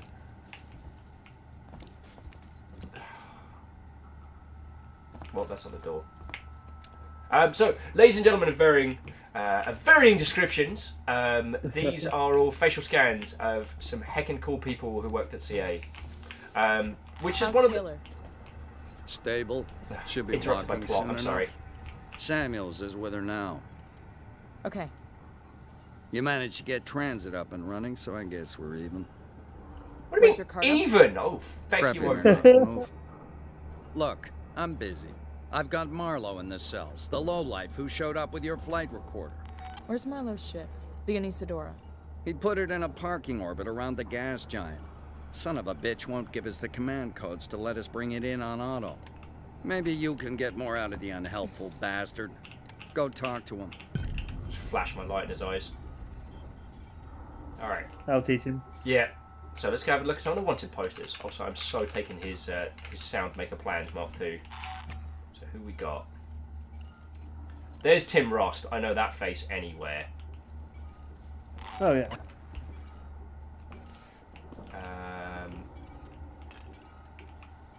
I need to get. I need to take me closer. Enhance. Enhance. Sorry, this stream has devolved into, and me and Christian try and recognise people we used to work with. In very, very glitchy photos. Yeah.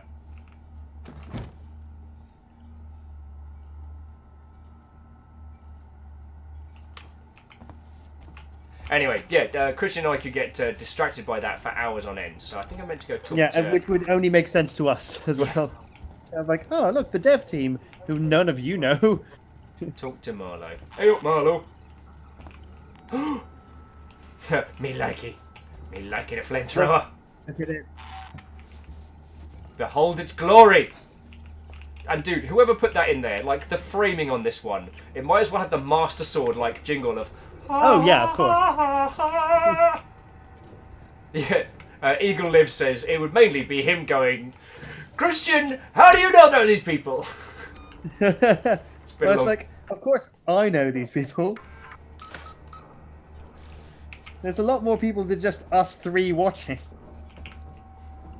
Actually, no, it's just me. Has been pointed out to me several times. We're still basically playing Soma.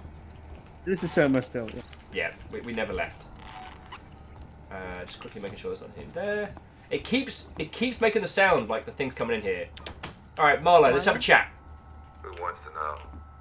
My name's Ripley. I'm with the company. Here for your empty box already?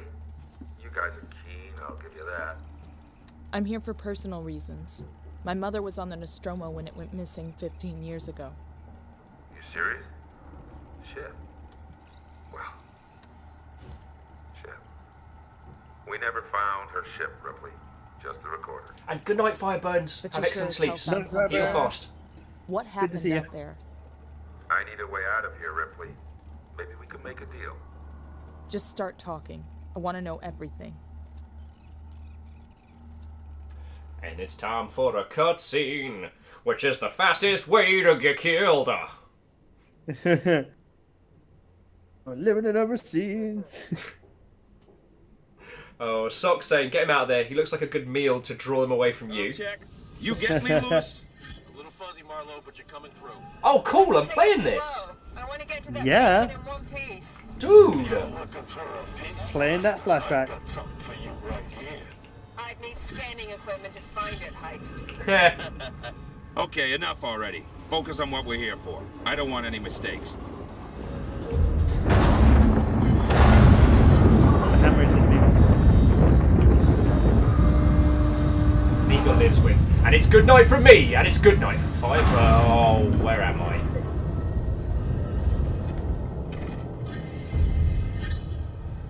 There you are. Foster, Meeks, keep your eyes open. Roger.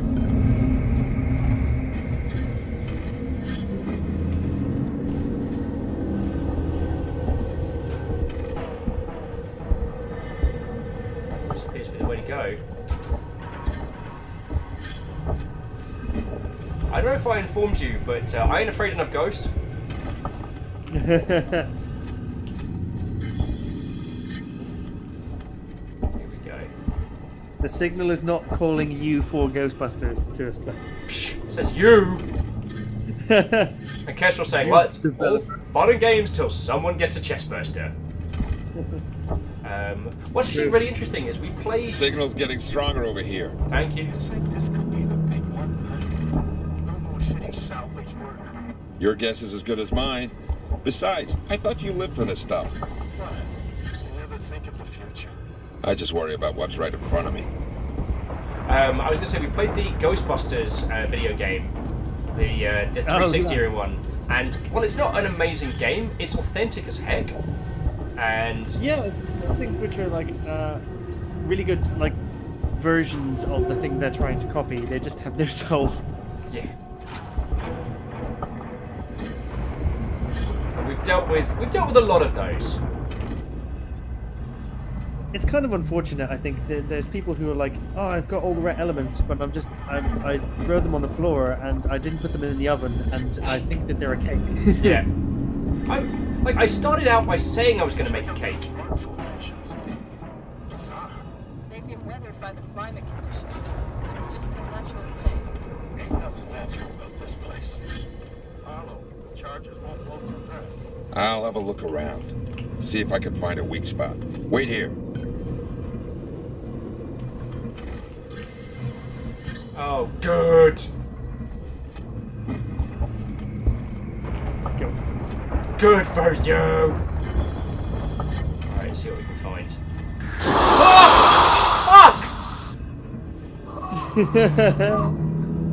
Thank you, Isaac Reed.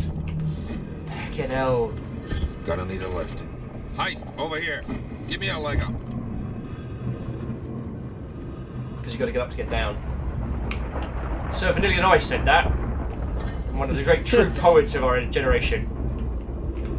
Oh, sorry, so the point I was kind of garbling is that it's interesting how many of those like massive 80s properties were really mishandled. Checking it out.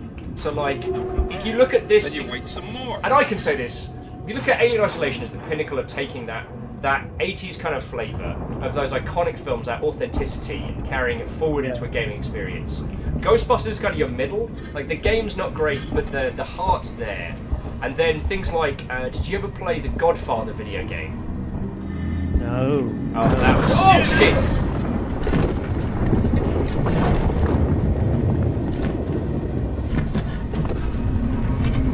Maybe jump. Oh, are you okay? Yeah, I'm good. It was a close one, though. Don't think I'll be able to get back the way I came. Just watch yourself, you hear me? Hey, remember when we were playing this game and I'd know where things were coming from? That was fun. You were like, oh yeah, you know, I can use the motion tracker anytime I like, and then when it's removed from you, you're like, oh my god, I need the motion tracker. Yep. I feel like one of those old spiteful English authors who has a cane even though they don't need one. That's Kestrel North off, put Little Bear to bed. Oh. So. Little Bear is Kestrel's youngest, so yeah. Give Little Bear our best, Kestrel, and we'll see you when you get back, yo. Yeah. Night. Little Bear was officially nominated the Pirate Queen of our airship fleet. Stay put. Oh, nice. I think I found something.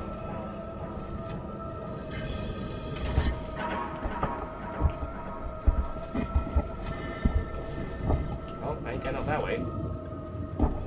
There's a fissure in the rock. Stand back. I'm gonna blow it. Yeah.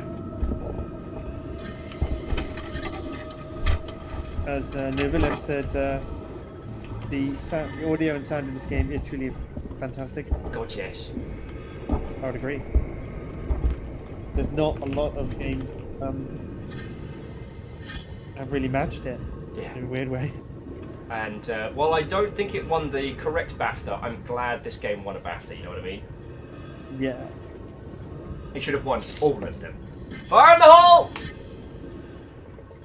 Spoop!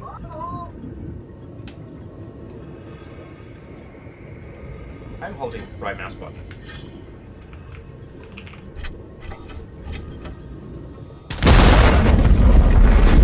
There we go.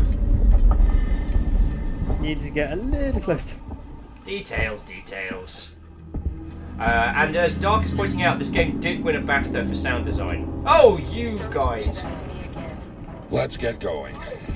Follow me. Hello. Don't do that to me again. Sneaking up on me in the middle of the fucking dust storm. Oh, yeah. Over here. Give me a leg up. Hello. Follow me. Okay. This reboot of Abe's Odyssey got dark. Yeah, really weird. Abe started to like eat people's faces and spike them through the chest. I mean, okay, so dude, Abe's Odyssey is Abe's perception of what goes on. That's right, what so it's he not thinks. actually happening. Are you shitting me? Recognize that? Motherfuck! I apologise for my language there, ladies and gentlemen. I do apologise. So all these fucking years this has been in this game? Yeah. Did you not notice this? No! Because we were going to do a video on it, remember? And then we got told we weren't allowed to do a video on it, and I was going to wait. Yes, that's right. That's right, yeah. Again, I do apologise for my unsolicited swears there. But bloody hell! Well, Lead Nora. Now we know where the fucking alien came from. Yep.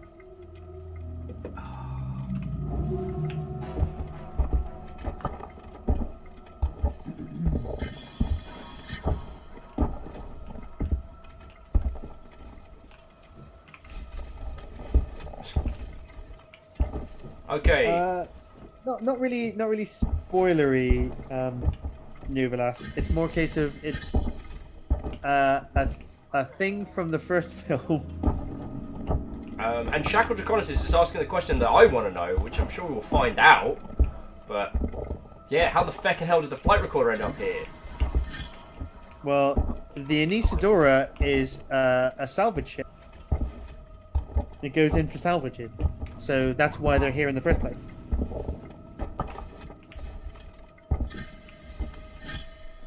You coming, mate? Honestly, buddy, you do not want to be lagging behind. The last place you want to be is at the back of this group, far away. Oh, good. How does anyone look at this and go, yeah, you know what? I'm going to walk inside that. Sure, I'll go inside the vagina ship. Well, yeah, Geiger's... Joking aside, yeah, I mean, it's well documented that Geiger's design style came from a lot of genitalia-inspired elements, so we don't make that joke lightly. No, we don't. This is accurate.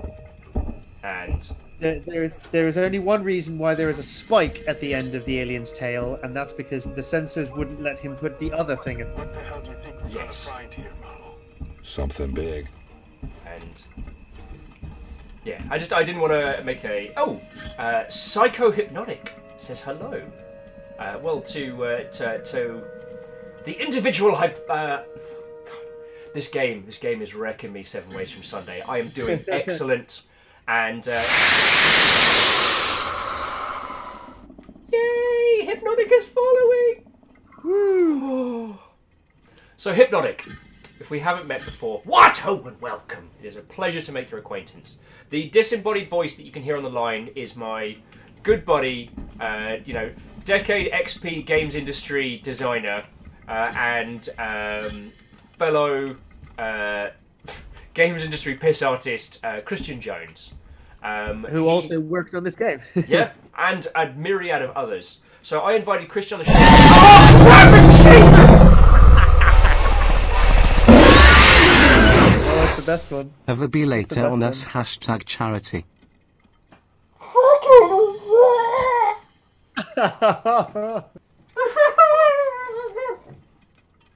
It's like, hey, here's a new person in the channel. I'm gonna say hello. I'm gonna be like, cool, come hang out. We're talking video games industry and design and stuff. And J Post. Okay, jokes aside, J Post, thank you kindly for 1,000 bits there. That is $10 of support to my sorry pale noodly ass. So thank you kindly. But also feck you. but also feck you a whole bunch.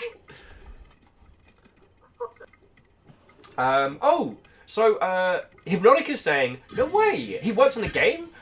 We are always trying to find someone who works in this game because Hypnotic speedruns in isolation.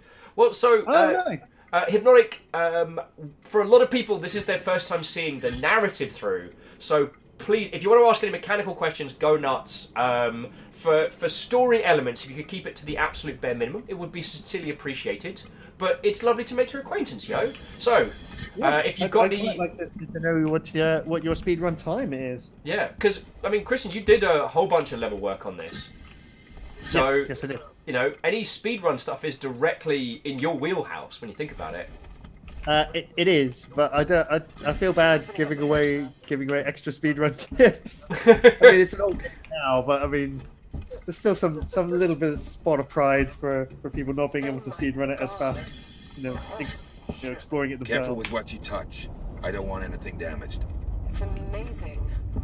How old must this be? What is Alleged. Thank you for the Tony bits. a cockpit? And make this a ship.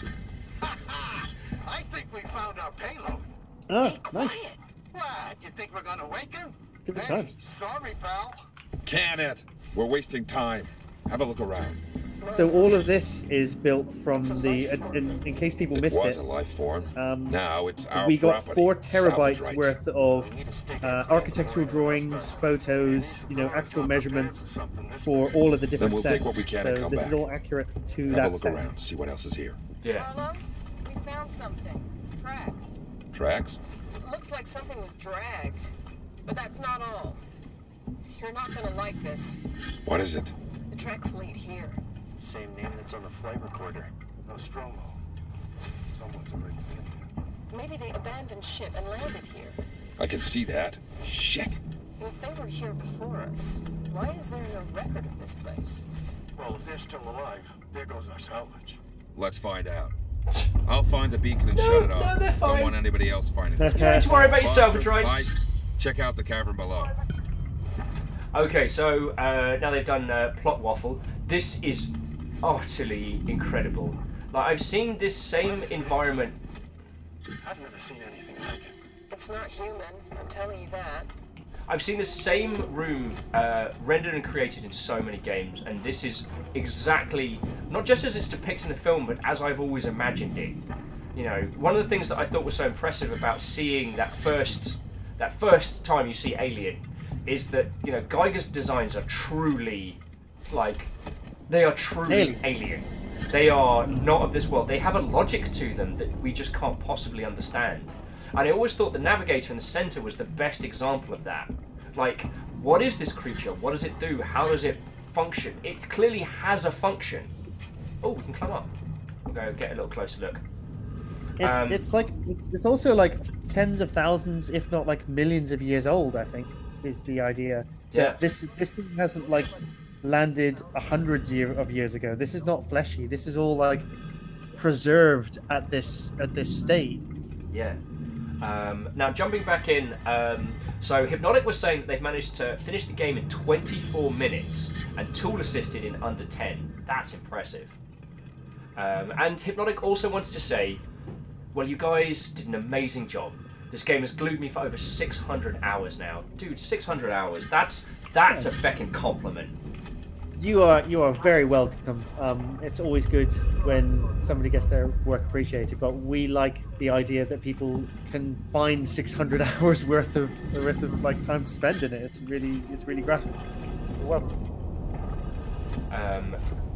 And I would personally say that I consider this game to be canon, whereas Alien Covenant, that was it. That film goes in the Highlander 2 drawer. Like, it is a game that. Is a film that actively detracts from the overall canon if you include it.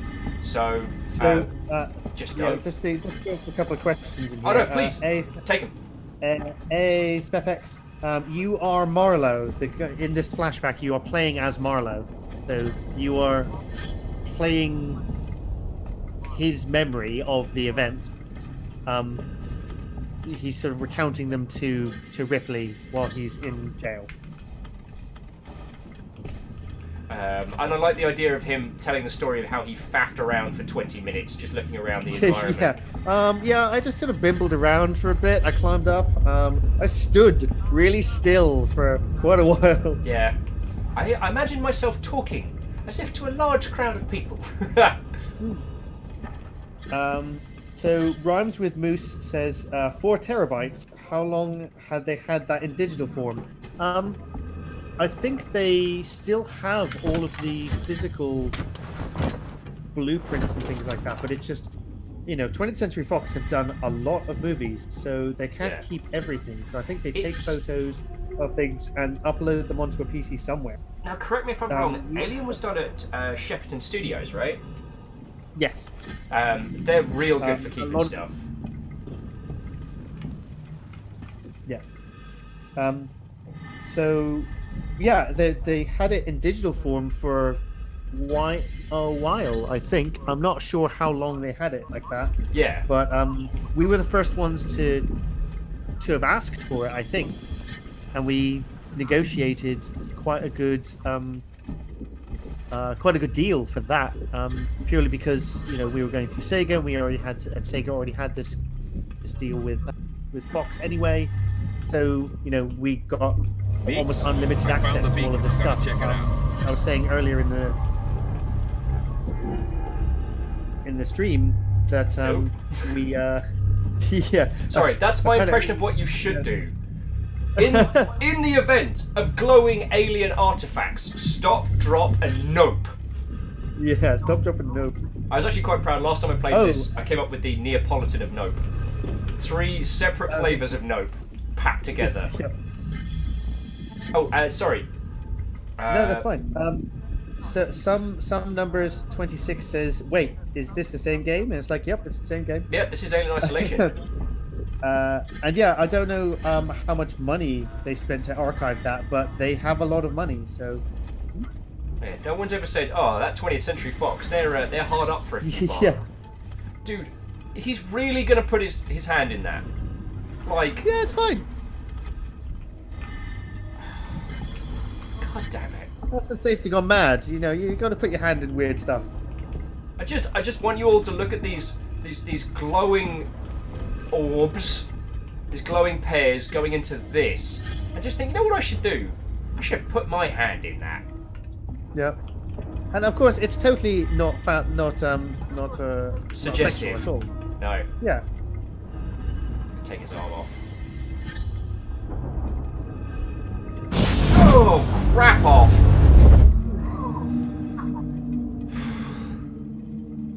Don't know what happened, but the beacon stopped broadcasting. Marla, you have got to see this. It's amazing. On my way. They've got an original Ninja Gaiden machine. Wraith's like, don't stroke it first. That's just weird, right? How any of this team made it back? These people are like salvage operators because literally it's the only thing they could do. Yeah. They got fired from every job. But just for lack of general common sense. Yeah. I mean, in centuries past, they would have had a very, very successful and fruitful career as protagonists in fecking horror films. Oh yeah, man. they're definitely in the right place if There's they a want to sound get coming killed. from upstairs. I'm gonna go investigate. No fecking no! I'm gonna fecking run, me. Not only are we going to investigate, you stay here and I'll go investigate on my own. Great, so we can die in singles rather than pairs. How about no? Exactly. Oh, and Prolo said they are heading to bed. Prolo's on UK time as well, so they are staying up late.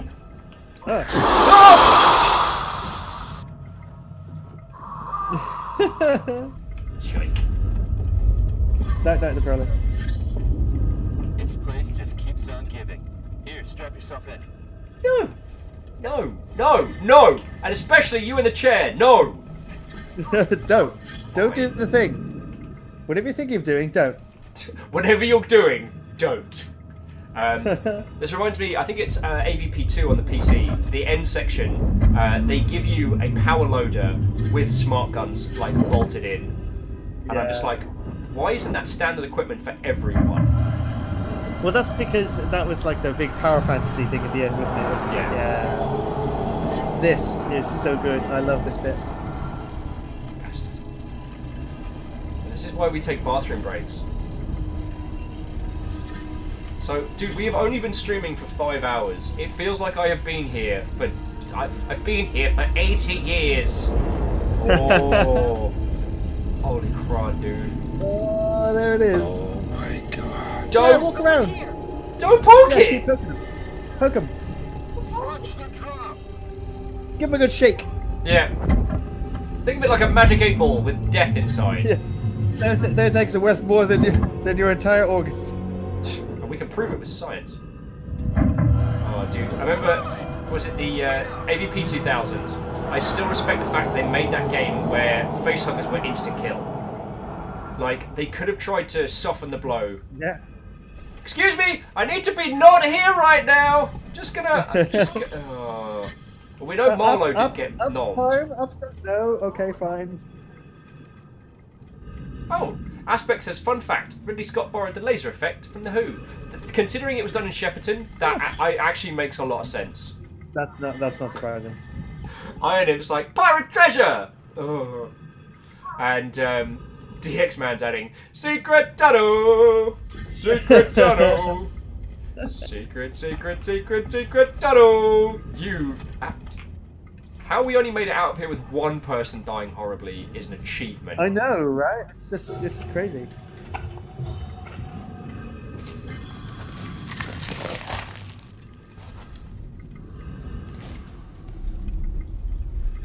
No, just don't.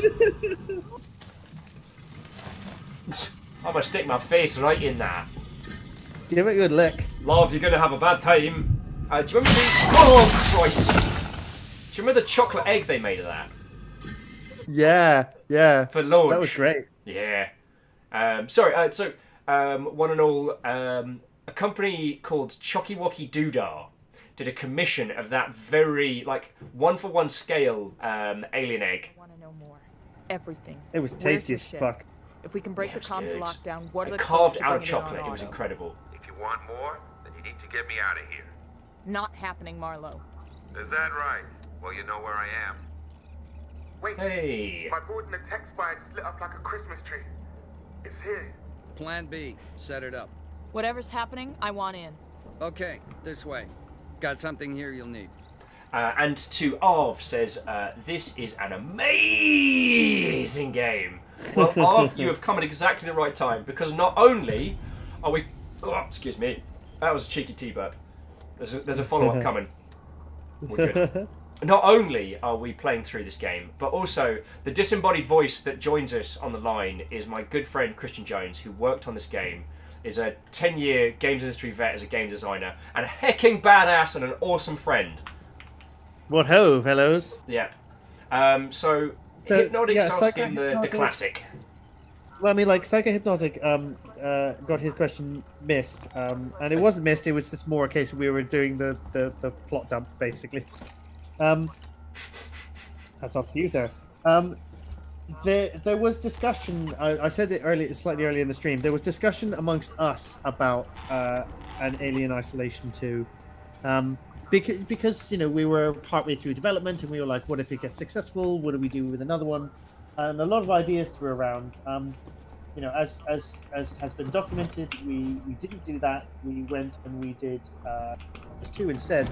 And I think part of the reason that happened was because Alien Isolation had a no pun intended long tail, and it didn't and it didn't make that much money necessarily on release. Not enough to kind of guarantee a second.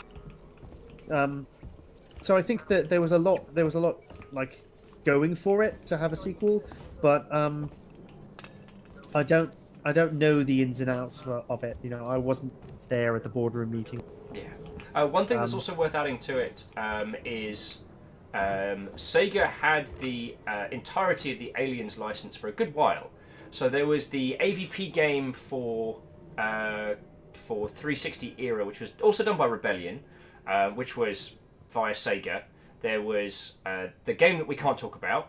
And then there was this one. I believe there was one more. There was the Alien RPG by BioWare. Yes. Which I've never actually played. I mean to go back to, but it was yeah. And I would definitely love a pre-order of 4,000 copies. I think that maybe if you got, I don't know, however much it would be to buy the Alien license off of Fox again or rent it, and then maybe, I don't know, probably about 15 million quids. We'll do it on the cheap. We'll do it for 5. Yeah, we'll do it for 5. And a pickled egg. Yeah. Oh shit, we can get a pickled egg as well? Damn it. This is why I need you for negotiations. You've got to think big, man. You've got to think big. Rosemary says, an Alien RPG? How did I never hear about this? Wait, no. Did the Alien RPG come out? Did that get canned? Am I thinking of the Sonic RPG? I need to Google this real quick because yeah, I do. Because we heard about a lot of stuff, like when we were, working in development. Some of the stuff just didn't go ahead. Alien Infestation, is that what it is on the DS? Yes, it was. But that was more so run and gun, less RPG. That was the one. Sorry, yeah, there we go. BioWare, the Sonic RPG, and Alien Infestation was the other game. Yeah, thank you. And this is why I like hanging out with you. And the one we can't talk about is Aliens Colonial Marines. That's one of the few things, unfortunately, we can't do today is discussing that. Sorry, that's just one of the few hard and fast.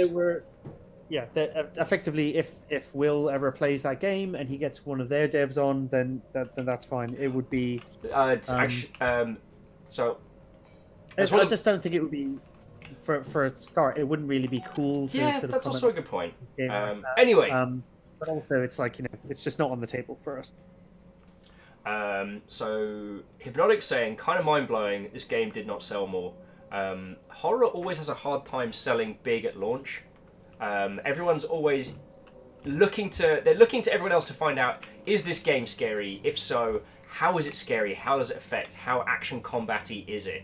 Yeah, it's the action titles with horror elements that last longer and sell more because you get the massive action. Oh, and you sorry have a to slightly interrupt. more. I just want to jump in and say a quick good night to BT because BT's heading out. Oh, no, BT. BT's another Brit, so to all of you, you lovely European Mother Hubbards who've stayed up exceptionally late to hang out with us, like, thank you loads, yo. Yeah, I am in Europe as well, by the way, so Yeah. this is 2 a.m. for me too. But then again, I know your sleep schedule's slightly better, so I feel less guilty about dragging your ass up until 3 in the morning. Yeah, 2 a.m. crew. Yep. Navalis. Hindle's like, I'm still here. Johnny's like, 2 a.m. And Alleged's like, details. What did I think of the IGN review of Alien Isolation? I think that it's okay for them to be wrong. Amongst the community said everything that we thought. Basically, and I think it was one of the things that did IGN a massive disservice and probably broke it as a review site for years. It was not trusted as a review site because of the review it gave Alien Isolation as well as others. I don't think that's unfair. No, actually, I checked their review of Gris today, and their yesterday evening, and their review is so far off the mark that I find it shocking that person played it. And I don't mean I that think they were just trying to be contrary, really. Yeah, and I don't. Obviously, I have a personal investment. Iron Imp is taking a well-deserved break. So. And Iron Imp's also saying, "Will, come host a show on the West Coast US time. Sounds like a plan." Yeah, that's totally a plan. I mean, technically, every show is a West Coast show if you. Yeah. Ain't no party like a West Coast party. Because a West Coast party has clearly defined start times, but no finish time. Hindle, too much water, IGN. And Darkstar saying that a reviewer plays it on hard and then complains that the game is too hard. Well, I mean, so Darkstar, I didn't work on this, so I feel this is the one that I can champion a little bit. And yes, I have an emotional attachment to it because you worked on this, dude, and loads of my friends did. And the fact that the IGN review criticised this game for being too hard meant they just entirely missed the point of it as a creative piece. You are meant to be afraid. You are not meant to be powerful. And the kind of crap that they praised in other titles that did the same thing to a lesser extent that they took Alien Isolation over the coals for, I'm like, look, mate, there's no pulse rifle. You love Dark Souls. How can you like Dark Souls and then hate this for being hard? That was our main kind of shocking fact about it. We were reading it. I'm not sure if this is an April Fool's. It's October, so it can't be. So what is going on? It was we even launched kind of around Halloween. Yeah. I think there were a lot of reasons why Alien Isolation didn't necessarily get the pickup that it deserved and maybe sales that it deserved. And that was because probably we didn't have a stronger launch in the US as we could have done. The IGN review definitely didn't help us there because GameSpot and the big retailers who would normally float a game like this stayed away from it because IGN said so. I mean, and this was a little bit before the industry moved fully into digital distribution, so one of the reasons why Alien Isolation has had such a long tail, why it continues to garner fans, why it continues to do well, is because you can just pick it up on Steam. Like, I can tell you all, hey, this game is worth your time and you can check it out. Although, if you do, I'm going to be a complete shill for a second, dude, so do forgive me. No, be my guest. But if you do want to pick up a copy of this, if you could consider using our humble bundle link with a partnership of Viking Blood, I get a teeny tiny bit of money. And also, if you buy something via the humble bundle partner link today, it scares the heck out of me at the same time. It does. It's got the best scare, so... Yeah, well, that's the scare we were using for Subnautica, and I was like, well, I can't use the same one for all the different kinds of alerts we've got, so why not? Iron Imps. Actually, so I want to just quickly touch on Filthy's and Dark's points before we move on to Numbers' point.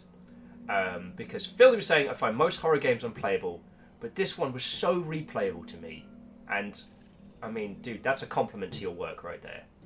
Yeah, thank you. Thank you for saying that. It is one of those things that, because a lot of other horror games rely on things that are so memorable, when you get to them again, you're like, oh shit, I've already been scared by this thing once. I know what's going to happen. But we had so few jump scares in this that were planned that it's just, you're in a place with an alien. Yeah. Try not to die. I mean, armor from Fear is incredible the first time. But the next one I want to move on to is it's another compliment. It's Dark saying, Alien Isolation is, in my opinion, the ultimate horror game. The way it sets the mood, how helpless you feel is 100% of what it should be. I'd go so far as to add on to that, Dark, that the unpredictability in elements, the trying to judge the environment, trying to take these multiple elements that are all working against you but could work against each other and trying to funnel them through. One of my favourite games from this year, dude, was a game called Rain World, which takes like the environmental combat element of this. That idea that you can't kill the big bads, but you can have the big bads and the little bads kill each other. And you can try and read the environment, and takes that and pushes it forward.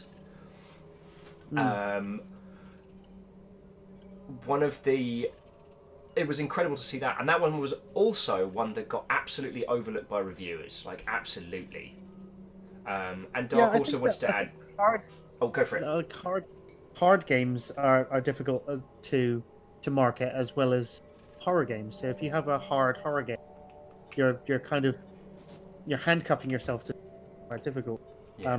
But to link into a point that you said, it has a long tail because it's a good game, but also every single Halloween, everybody is streaming because it's like, what are the scary games that we've got on our list? Like maybe 5. Maybe there'll be a new scary game that comes in, like another 5 Nights or something, which is like it's all purely about jumps. That's cool to stream, but everybody streams. Yeah, Alien Isolation. It's terrifying, and because you can just jump into a terrifying scenario with the alien. It doesn't take that long for you to just go, I don't want to play a scary game, and I don't want to go through the storyline. I want to show people how scary this is. Cool. Just play Crew Expendable or play some of the other DLC packs, and immediately you've got a scary game. Yeah, and the scenes are so organic that my playthrough and your playthrough may be very different, yet funneling through the same narrative, which I think is fascinating. Dark was complimenting the moment when you legit first see the xenomorph, and it just pours itself out of that vent with this just liquid fluidity that is and haunting. It's so slow as well. Yep, because you are nothing to it. It regards you in the same way one might an edible house pet. And I know how horrifying that terms. But it doesn't want to. The weirdest thing is that you could almost understand if this was an animal, if it was trying to attack you to eat you or something else. You aren't just less than nothing. You're like a location for an egg at best. Yeah. It'll tear you apart and just leave your corpse there. Because it's no reason.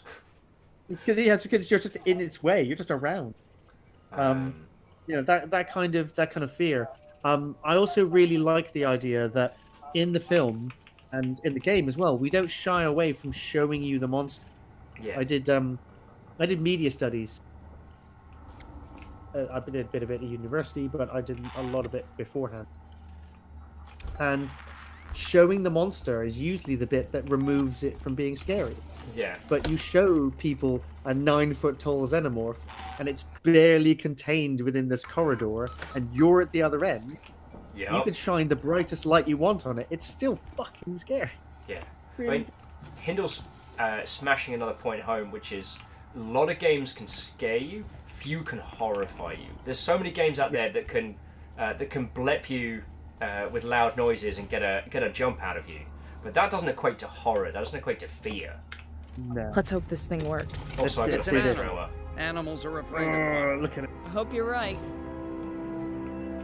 I like his logic. It's so simple, which is, it's a creature. Let's show it fire. Let's let it know fear. Yeah. He's trying to demystify it, which is the really good thing about it, which is that, you know, everybody else is like, oh, it's a monster, it's a killer, it's this monster, this creature, and he's like, yeah, it's an animal. You know, he's the only one who's like seeing it I've got a plan for what it really is. Take which a is transit like car and meet Ricardo in the Systech Spire. And if I thought he was going to survive more than about 20 minutes, then I would absolutely compliment him on his handling of it. Oh, go heck out in the control room. And yeah, so I go for it. To go for a couple of things that we may have missed. I haven't played Darkwood. Him. I hear it's good, but I haven't been playing a lot of. Weirdly, I've been kind of, because I've been doing indie development, I've been focusing on the games that I'm making, or the type of games that would influence what I'm making, rather than anything else. So I'm kind of been missing a little bit on a broader range of games.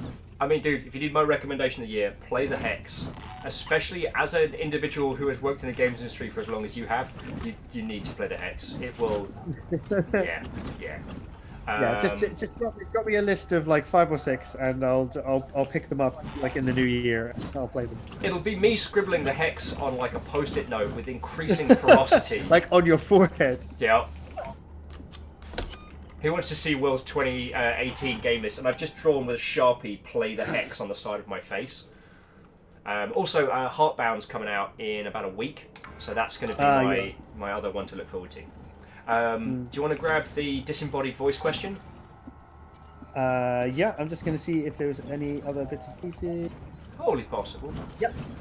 Okay. Filthy Arv was saying to me, I assume you guys borrowed the license. If that was the case, then was any of your creativity stifled because of... That's an interesting one. Were there any problems creatively with dealing with 20th Century Fox that you can think of? There was a point during development that Fox got a little bit worried, which isn't unheard of, and it's not a problem, and it's not their fault. But they wanted to see something, and they wanted to see something of the game on, before release. They didn't want a trailer video. They wanted people to get the game in their hand and play it as the first experience of the game. So before we even released a trailer for the game, we went to game shows with a playable section, because that was really what sold it.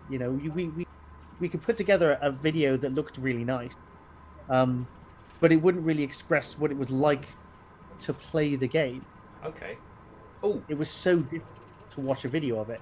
Because they were very keen on getting that done. But apart from that, they were really, really good about it. They were happy with the fact that this is, for the Alien franchise, this is all canon. All the stuff that happens in this game by Fox's ruling is canon. Yeah. So, and everybody's like, oh, but in Aliens, that sleazy corporate guy says that his daughter died and she didn't make anything of her life. So yeah, he lied. He's an asshole. Lied about everything. What he does. He lied about everything. So come on, guys. What are you going to believe him, the man from the company? Really? So all of this has become, and they were really, really good with that. They kind of go backwards and forwards and give us all of this information. And I don't think that we were very constrained on what we were doing because we were delivering the right experience. It was one of those kind of quintessential things where if you start going off the rails, the company that owns the IP are going to come down on you pretty hard because they're like, you're not representing the product.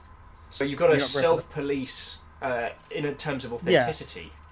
Yeah. Exactly. So the one thing I want to quickly jump on, because we have a few Alien Isolation fans in chat, we have a few people's... The only secret that I have on this one, well, secret's a strong word, is do you all know about the Mike Tanaka Twitter? That was good. That was good. It did not get picked up nearly as much as it should, and it was so well done. And to this day, I'm still like, So yeah, like, it was ahead of its time. Filthy, Dark, all of those. So Mike Tanaka has a Twitter feed. As in, literally, the Mike Tanaka who currently has a Drunken Disorderly in front of us. If you give it a Google, you can find it. And it was so good because alongside Mike Tanaka's, I think his job, he was a late-stage engineer brought on for the deconstruction. He's also like an amateur artist. So he sketches his stuff in, and it's like, Caffeine saying, this game has now taken the number 2 place of horror. I just saw someone post a pizza, pizza is in air quotes, topped with peas and mayonnaise. This can only be answered with an exterminatus. This is a thing that is a big... They replaced the tomato sauce with mayonnaise. True. That's not the first culinary crime to come from that region, and it will not be the last. The Kit Kat pizza exists. Now, I would say the Kit Kat pizza is not as big a crime as peas and mayonnaise. Although, if you take a regular pizza and dunk it into that Domino's garlic and herb dip, that is amazing. But that's not really the same thing. That is a garlic and herb dip. Yeah. That's maybe mixed with mayonnaise, but it's not just like mayonnaise on its own. It's got garlic and herb in it to make it more interesting. Do you know they don't have that? That's literally a UK thing. They don't have that. Really? Places. Yeah, they don't have it in NZ. They don't have it in the US. I was talking to people about garlic dip, and they were like, "Yo, what are you talking about?" What? Is it Becky? I want to say it's another Becky. The lass who worked. Oh, she joined Emma downstairs, working with Martin. I think Becky. I think that's right. Oh. But.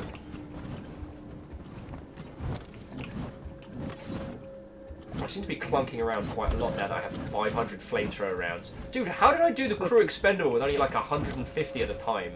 I guess poorly is the answer. That's because you still have like 10 hours to go. Yeah. Ricardo's moving in ahead of you. Took further than that. Samuels to android processing. Once this thing's dead, I'm gonna get him to access Apollo and lift the lockdown. Samuel's okay doing that? Guy said he wanted to help, and I have my hands full here. Besides, he's a synthetic. Should be easier for him to get in there. I guess. Look, Ripley, we're the only people standing between Sevastopol and outright disaster. Yeah. Outright disaster has already happened, Waits. All we can do now is kill that fucker. Oh, ID tag. Who we found? It's Lingard! Yay! She didn't work at the company. Yeah. Who wants to sing? Heyo. Hey! Narcissus, thank you most kindly. Narcissus has just gone for their two in a month row sub. So Narcissus, thank you kindly, yo. How you doing? Ooh. How you doing? Much appreciated. Numbers says, do I just have the worst luck in my points getting lost in the shuffle? Oh, Numbers, if you had a question, I do apologise that it got eaten. I was chomping it to the bit to tell everyone about the Mike Tanaka Twitter. So that could be where it got lost in the mail. Repeat it, and I will be happy to look at it. Make me another noisemaker, because those things are saving my life. Oh, talking about the difficulty spike thing. It's possible that there's a way of combating your like instant death thing. I don't know. I think it might have been Stop that they incessant wanted to be clicking. contrary, and they thought that they had the ability to do so. No, please continue. I'm fine. That didn't make me jump at all. So, whoever that mysterious anonymous gifter is that just gave a sub to Darkstar. Darkstar 12. Whoever this mysterious individual is from the background, thank you kindly. You were answering Numbers' question before I just got scared, weren't you? Yeah, I think that basically that was just the simple answer would be that I think they were just trying to be contrary, really. Yeah, I don't know if it's more or less common than it was before, but there's something called trolling for clicks in reviews, which is where there is an obvious curve of reviews pointing towards something. If you post an extremely contrary review to the general opinion, then you can garner yourself a lot of visibility. And as we all know, like, you know, in the direct reviews game, the more visibility your post has, the more ad revenue is coming through, the more you are supporting your company. I don't know if that was the case with this one, because IGN's not really at the point where they need to do that.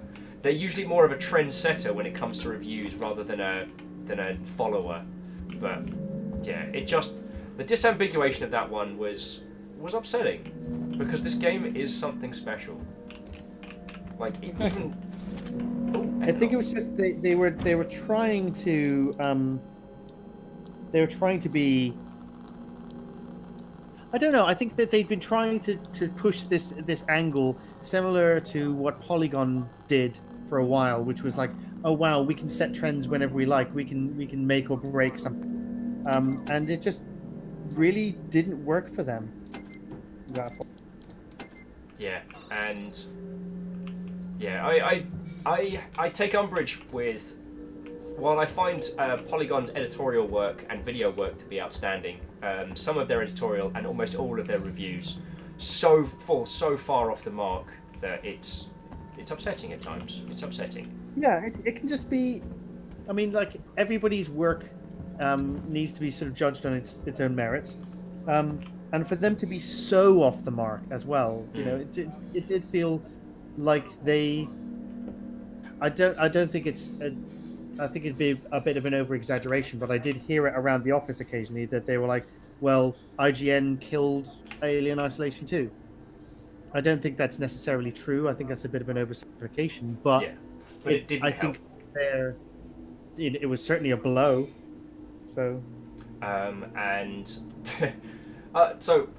as fun as it is to throw rocks at these people, I do want to give IGN props where props is due. They are a massive commercial entity and have done they've done huge strides into making video games the monolith that it's become. So I don't want to do a disservice to it. We're also using the term IGN when it's not really IGN. They just said okay to the person who wrote that review. Really, it was that person's opinion that was across. Yeah. Maybe licensed by IGN, or they allowed it to be on there. But I wouldn't want to say that IGN are the enemy. Yeah. I think that there was the foe of video games.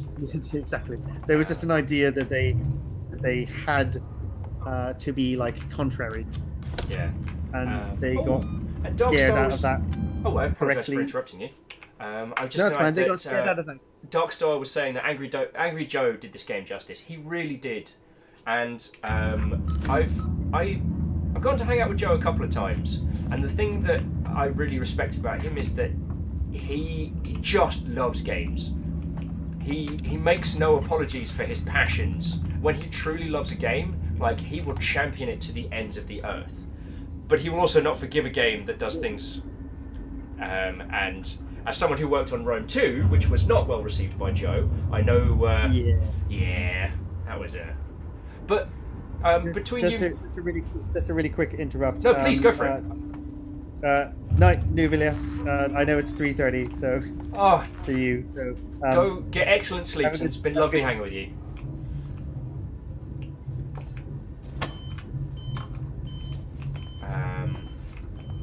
Yeah, Navalis is a splendid individual and one of our regulars.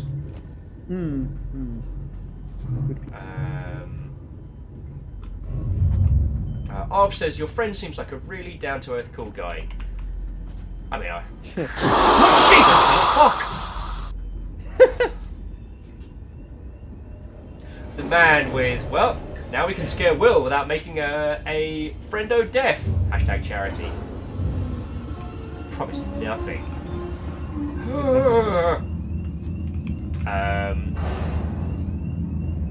I completely forgot where we're going, but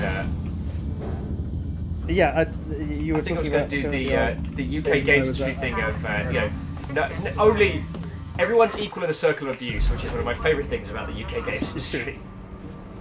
And I think I was going to thank the man for throwing bits at me, even though they made me jump during a quiet moment. Perfect. I completely forgot where I was going with that one. So, hello one and all.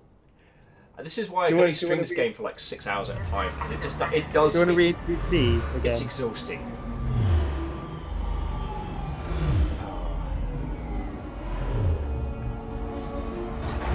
Just during the downtime, you can reintroduce me if you want. You know what? That sounds like a good idea. So, for those of you that have jumped on in for our kind of... Having assist expire. Oh. Ripley, heads up.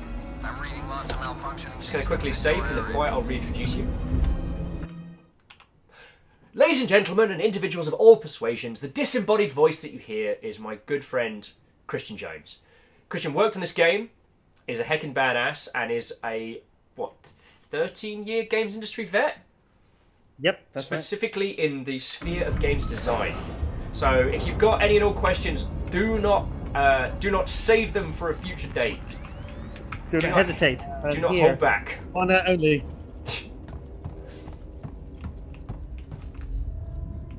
Oh, can I get in there? No. Yeah. You were never tempted to put like oh no wait, but I got the plasma. I have the plasma torch. Oh, I have a plasma torch. You don't have the correct level of plasma. That's, but you've been to this bit before as well. Yeah, that's how people describe me at parties. You've not got the right plasma torch to come in. I haven't no got the shoes, no correct plasma amount. torch in the service. Yeah. Filthy Arv asks, what was my role on this game? I was a content designer, which is kind of like a cross between game design and level design. Surprise! Alien has no eyes, motherfucker. Hot eyes, Mother Hubbard. Right, fine, I guess we're doing this a different way. I think I can sneak up to the vents. They're just running about. Yeah, they can just let them run. I don't think they're hostile. Oh, Jesus fucking Christ!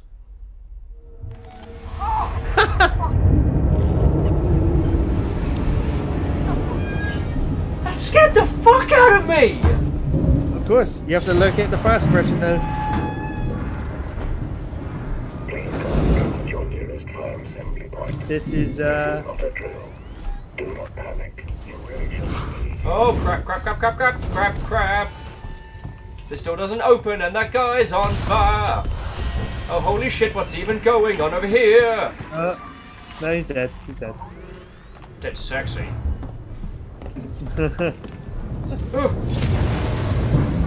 Sorry, I was hiding the vents. That's the safest place to be in a fire, right? Find the fire suppression. There we go. Yeah. Make it rain! And all this electrical equipment. That's cool. But there's loads of loot in here though. It's fine. Don't panic. Immediately panics.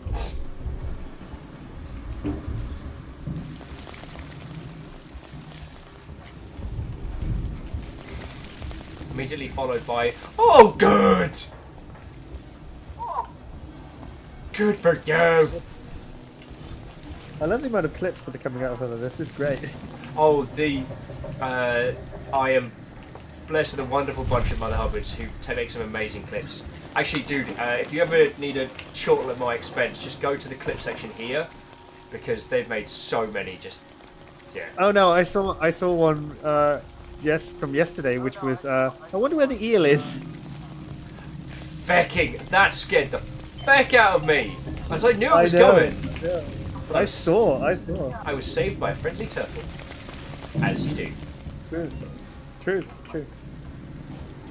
Revolver in the rain. Oh, Spock, how you doing? What-o, friend? Hello. What-o? What-o? Spock, the disembodied voice you hear is the voice of my good buddy Christiaan, who was a game designer on this game and a myriad of what's wrong others. with this station? It's always been falling apart, but because of the decommission, a lot of the systems have been shut down. Add to the fact that everyone's too busy trying to stay alive to maintain anything, and you end up with goddamn chaos.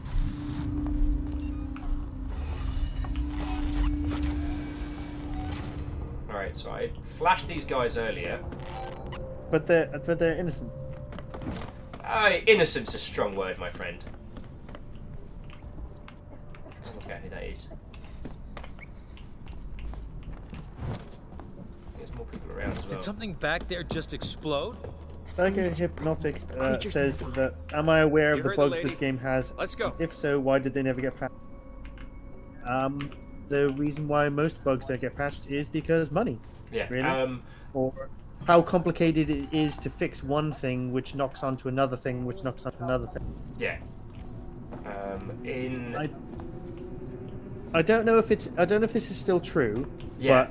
But when we were looking to patch something on There's nowhere to go. a Microsoft machine, the safest place. and so it was either a 360 or an Xbox One. Yeah. Because actually, that's quite an interesting thing about this. This was one of the only games, I think, that was released on 5 consoles simultaneously. Especially PS3, PS4, the Yeah. Xbox 360, the Xbox One, and PC, all simultaneously. Which is no small feat. So what that means, Hypnotic, is that let's say this Pringle tube ends up inverted. Instead of saying Kepler, it says replica. A replica. To change that asset may have knock-on effects. So you fix the bug, then you repo the bug, you test it in all the varying situations. But then with console development, you must then roll out a patch to all those platforms, and that sometimes means going through the submission process. And applications to the submission process can cost money. How do you seal it in? Now, don't take this as gospel, but it's not a zero sum. And if you imagine all the person hours required to check, repo, fix, and deploy that, every person involved in every hour they spend working on that is how much it costs to fix. So at some point, someone has to do like a little computation, a computally. I'm making words up now. Someone has to work out the money numbers of how much will this cost to fix. Is it worth inverting the Pringles tube for however many dollars it will cost? Man hours and costs for submission. So, like, I don't know if this is necessarily still true, but a submission, you get 1 or 2 free submissions once you release a game. Any extra submission you have, if it's over 1 megabyte of data, it's at least like £10,000. Oh, this is not the way Like to go. it doesn't matter if that's 1 meg and 1 byte over. If it's over that amount, then it costs £10,000 flat rate. Yeah. Which is why you'll see some studios will do lots and lots of teeny tiny hot fixes, and some studios will wait and do like a big title update. So yeah, and Hypnotic, Sometimes they'll like, combine it with like a DLC release or something as well, or like a new thing. And it's like, oh well, we're already editing some of the assets because we've got a new shader. So why don't we just replace all of these assets as well? Yeah, and that's where production, in terms of like large-scale video game creation, that's where production kind of comes into its own. Because they're not only keeping track of who's doing what and making sure no one's spending too much time on small things, but they're also optimizing the workflow. So like if we're changing the Pringles tube and there's something else requiring that asset or something else that is Pringles adjacent, it might be really cheap and easy to fix that if we're already doing a Pringle fix anyway. And again, one of the things I love about doing this show, one of the things I love about having people like my good friend Christiaan on, is that you can ask these questions. It's a shame that we don't talk about these things in the public space more often, and like, it's great to be able to tell you, because I served in QA for a good few years. It's how I cut my teeth, and often QA, more often than not, I promise you, QA know every issue that is raised by users in just about every title. But sometimes the cost to fix, or the time to fix, or the additional knock-on effects of said fix are so far beyond the scope and scale that those things end up getting left to the wayside. Also, yeah, I've died a shite load today and screamed just as many times. Yeah, Pringles adjacent, yeah. Pringles adjacent is actually what it says on my... No, I'm not going to finish that sentence. Yeah. Pringles adjacent is something Pringles adjacent good. is my indie punk band. It is. Pringles adjacent is my new folk rock tribute band. Yes. Entrance is dead ahead. So, EF Box says, how often do you get a bug report that, for whatever reason, can't be replicated? So difficult to put a number on that. I would say that during development, it has to be a really, really nasty bug. Yeah. For you to not be able to repro it.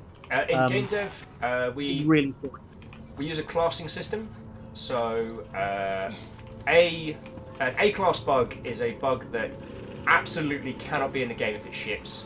A B class is like, it's bad, but if the game ships with this, it'll be functional. And a C class is our Pringle bug. Like, oh, this is a bit bad, but just roll with it. Yeah, a D class bug is something like, oh, there's a bit of a line on that thing. Feckin' beach battles would be a good idea. Yeah. And there are inherent flaws in having a system like this. One of them was when I was working Sega QA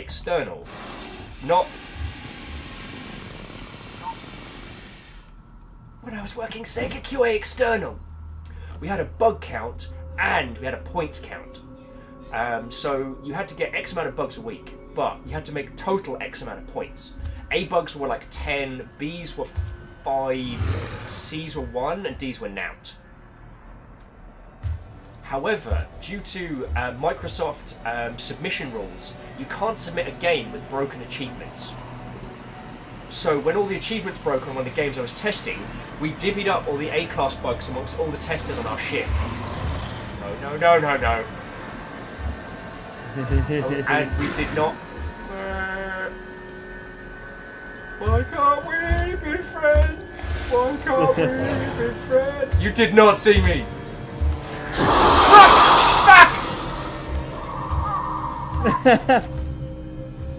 The man there just timing a little last bomb.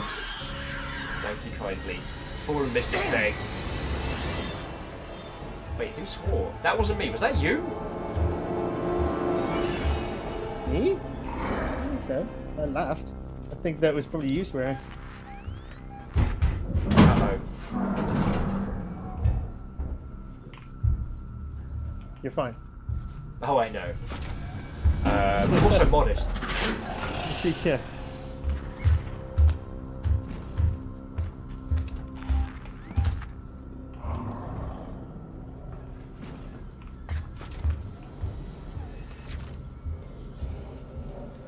Okay, so, ladies, gentlemen, and individuals of all persuasions, today I'll be doing my most impressive impersonation of the turret from TF2. Feckin' bastard. Feckin' bastard. Right? Well... Numbers is like, I come back and you have a flamethrower? Yeah, though Numbers... Not only that, but like a shit ton of yep. like ammunition for it too. But it's important to know, this flamethrower, this isn't a military weapon. This isn't the crap that Ripley straps to a pulse rifle. This is some cobbled together nonsense that someone made on Sevastopol. This will annoy it, intimidate it, and tell it in no uncertain terms that I do not want to have a conversation with you. But it does not kill it. We cannot kill this creature. No. We can force it to retreat. Yeah. Oh, it is so close. I can smell it. So, thank you again for Psychohypnotic. It's thanking us for putting Nightmare Mode in after release. It's like, yeah, we wanted it to. What are the quirks of Nightmare Mode? We wanted it to be hard. It was that it's like, I think there's like no saved, or the alien is super aggressive all the time. You barely have any flamethrower fuel. When you use the flamethrower, the fuel goes down faster. There's virtually nothing on the station. It's been like picked. Oh, good. That's the door. It was a good time. Oh, and Arv was saying they had this is one of the best streams they've been on in a while. Arv, you are more than welcome to come back. I don't think we're going to have any guests, not in an official capacity like Christiaan's invite today, before next year, but Christiaan is an excellent friend of mine, and I will be fighting to get him to return. And I do grab industry friendos as I can, so come on back. And Arv's going back to kind of like the aliens' dynamic reaction to elements. I'm so in the wrong place, but I can't get past the door, and I don't know what I need to do. Oh yeah, I've got a map.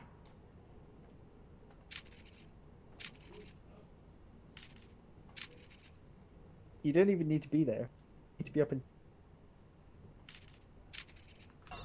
I'm entirely in the wrong place, aren't I?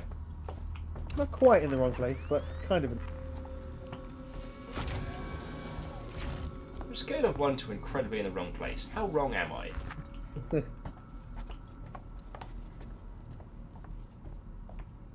Oh wow, yeah. So that's where the swearing and cursing came from. You gave it a ruddy good go. To half the scrap. It's just the quality of this game. Yeah. I like that my lot have shown back up again, being like, "Who gave Will a flamethrower?" I found it. Hands up if you gave him a flamethrower. The little snap back in of the doors as well, that keeps getting me. Oh, I'll be able to do it from the terminal. This is what I was meant to do the whole time, wasn't it? Door control. There we go. Pretty sure. Finalizing the lockdown. You need to close the security doors all around the stairwell. Then the supply storage, maintenance access, Jesus. server hub reception. Oh no, wait, no, I do need to be worried.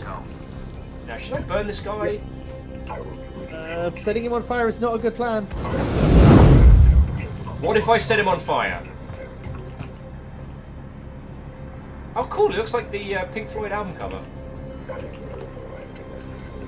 Okay, hypothetically, I set him on fire. Now what? He hurts you more when he tries to throttle you to death.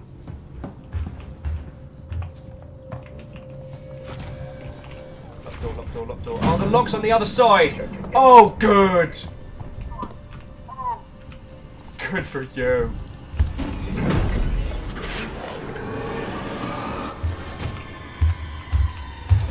No, not the hammer! Not the hammer!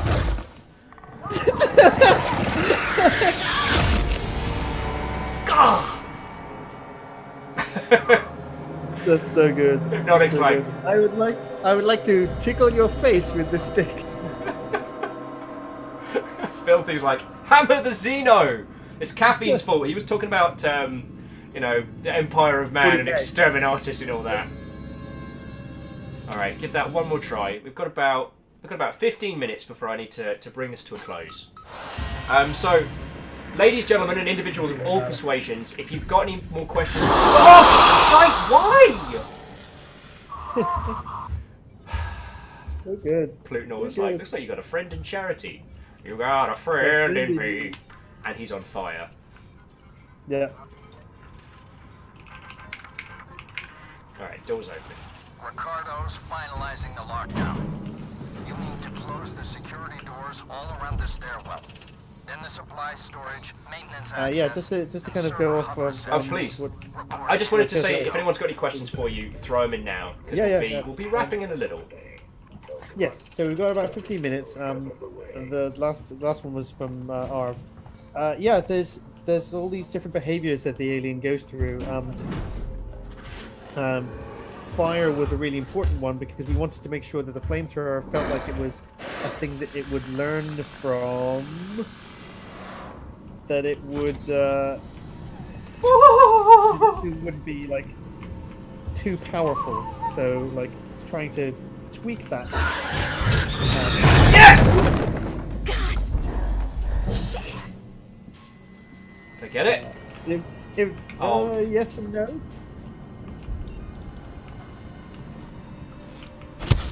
Wow, that Joe is not giving a heck. Arv's like, I legit just jumped. How do you think I'm feeling, Arv? So Cry's got a question from earlier, which I know we discussed it earlier, but it would be cool to go over for new peeps while I reload this fucking oversized gas barbecue. So the idea is that the alien isn't aggressive against the Joes because they don't provide it with any sort of food. They can't be impregnated with alien eggs, and they're just not a threat. They're just not a worry, basically. So when you see a Joe and an alien interact, the worst that will happen is that is that the Joe might try and attack the alien, but the alien's like, yeah, whatever. I don't really care. Boy, sure I am glad I have unlimited amounts of flamer ammo. I'm going to be safe for the rest of... Oh, wait. That would have been useful before. See, the reason we don't need any more bonding agent is because the real bonding agent is friendship. Yeah. And we're surrounded by friends. Yeah. A veritable friendship. Spirits were uncrushably high. Everyone was throwing... Oh, God! As if Poseidon himself extended his hand in friendship, and they spat in his mouth. Dude, did you see? I had Stamper on the show this year. I had Hattie, Mother Hubbing, Hanting. I had Happy. No, that's so cool. That Joe doesn't seem to be attacking me. Caffeine 1138 asks, what's my favorite whiskey? Whiskey's not really my favorite thing. I really like tequila, rum, vodka. Kashaka. My favorite. Kashaka. The one I can't pronounce. That's the one. Cachaça. Yeah. The things that you make caipirinhas out of. More like caipirinha. Yeah, am I right? Caipirinha, yo. So dude, Caffeine was the badass that drove us to TwitchCon. Has been an outstanding badass. And yeah, I have to go with XD Johnny XP here, which is like, you never take the frigging map. Take the map. What am I? What am I, a nerd?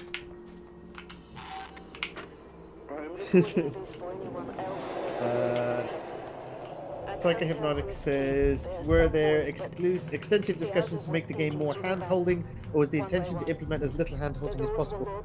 As little as possible, but trying to kind of eat fire, you shit!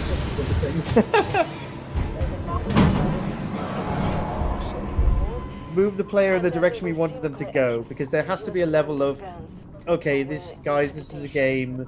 If you don't know where you are, you're going to get really frustrated, so we have to make sure that you know what's going on. Sci-fi games are easy to do that. Yeah. Who wants a highly flammable sandwich? So Aspect's calling me a bully. Aspects, I've been bullied by that Mother Hubbard all up and down the station. I'm the hero. I am the hero. Can't remember. Can I make flamer ammo? No. No. I can make a Molotov. It's like a flamethrower you can drink. Better go fast. Gotta go fast. You didn't make it. Wait, did I not? What happened? There we go. You got the map. You have to confirm. Oh, yes. Woo! Oh. Maps. That bit when you use the motion sensor and it's like, the alien is 2 feet in front of your eyes. Yeah. I'm like, oh, good. The alien is. You are at your destination. Yeah. Alien stomach. At your nearest convenience, the alien will be on your left. Do a U-turn. You thirsty me! I got some fire for yous! Christ!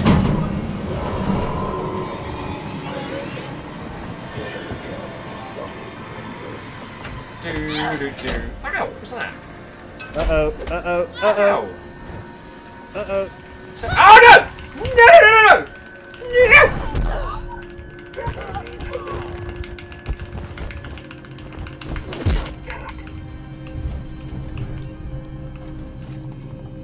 Get! Tear! Back! You! Nice. Oh, it's behind me, isn't it? Ah, trap!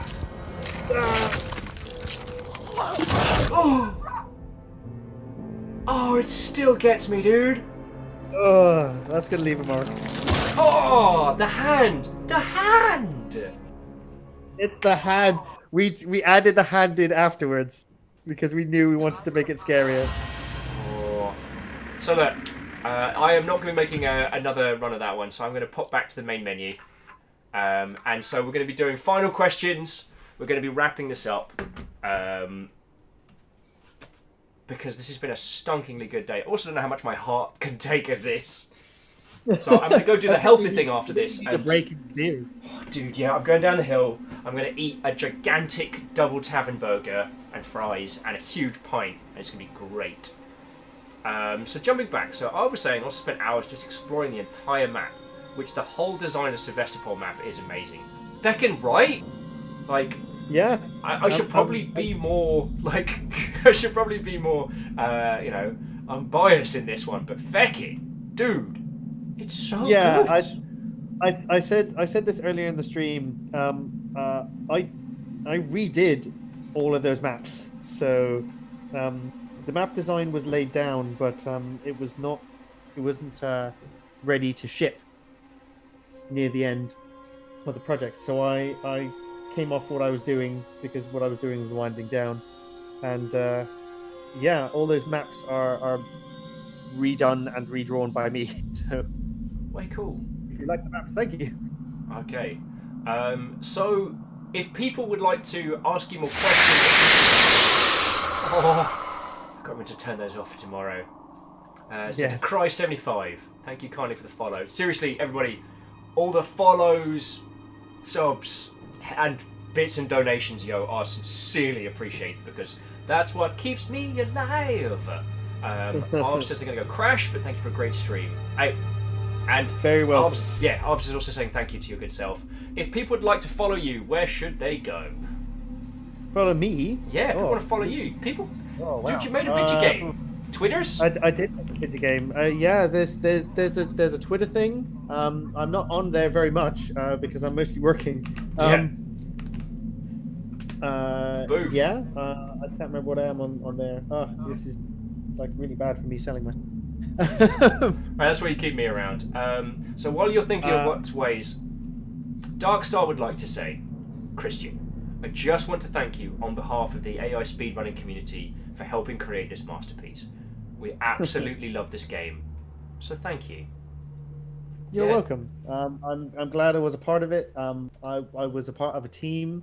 But I can't take all the credit for myself. I would like, but that is really appreciated, and it's really appreciated for playing it years on now. You know, it's crazy. Dude. It's crazy to think how long it's been. Yeah, between then and now, it has been so.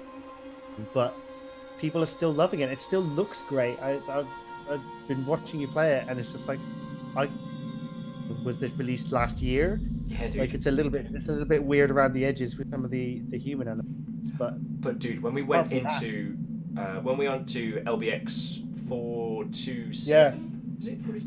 All right, when we went down to the planet and actually saw the inside of the ship, holy crap! Holy crap! Yeah, still really good. I mean, 426.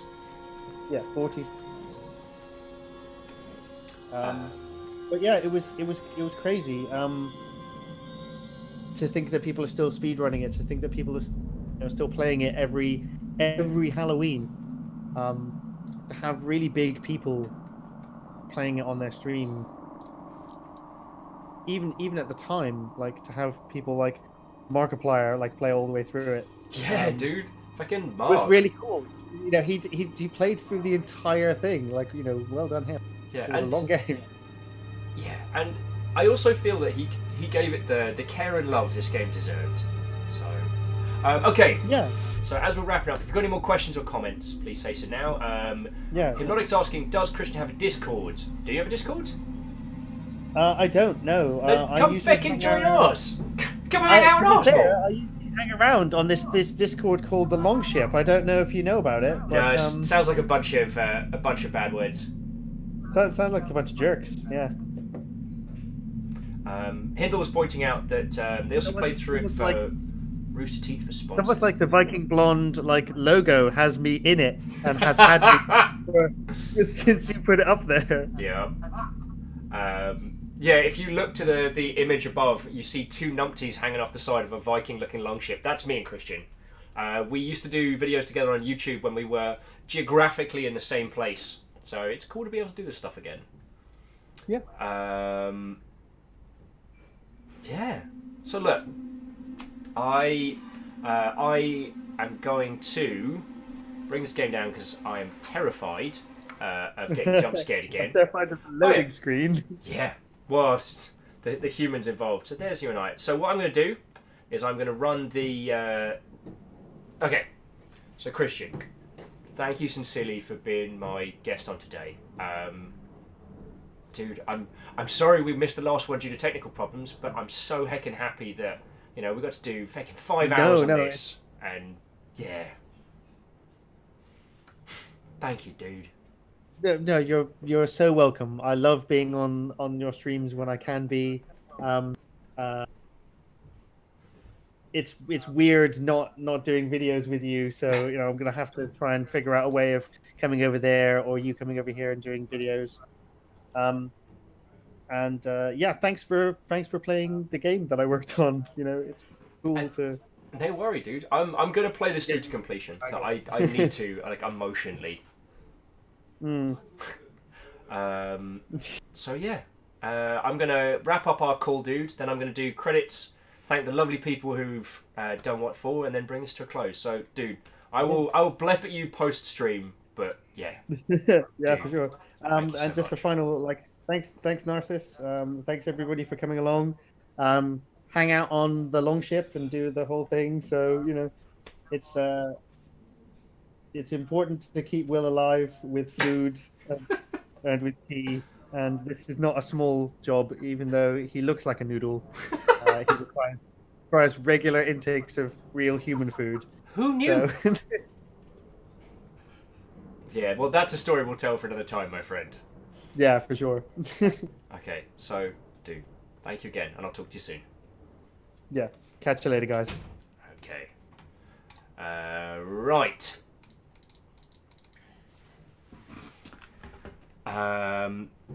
So, what a hecking fantastic day. So I have a lot of people I need to thank, so bear with me one and all. And now for something completely ridiculous as back and track, well, I do thank yous to people. Hindle saying, I do want to say, me and my friend, who both study game design, think Alien Isolation is one of the best design games we've ever played. Oh, that's feckin' cool.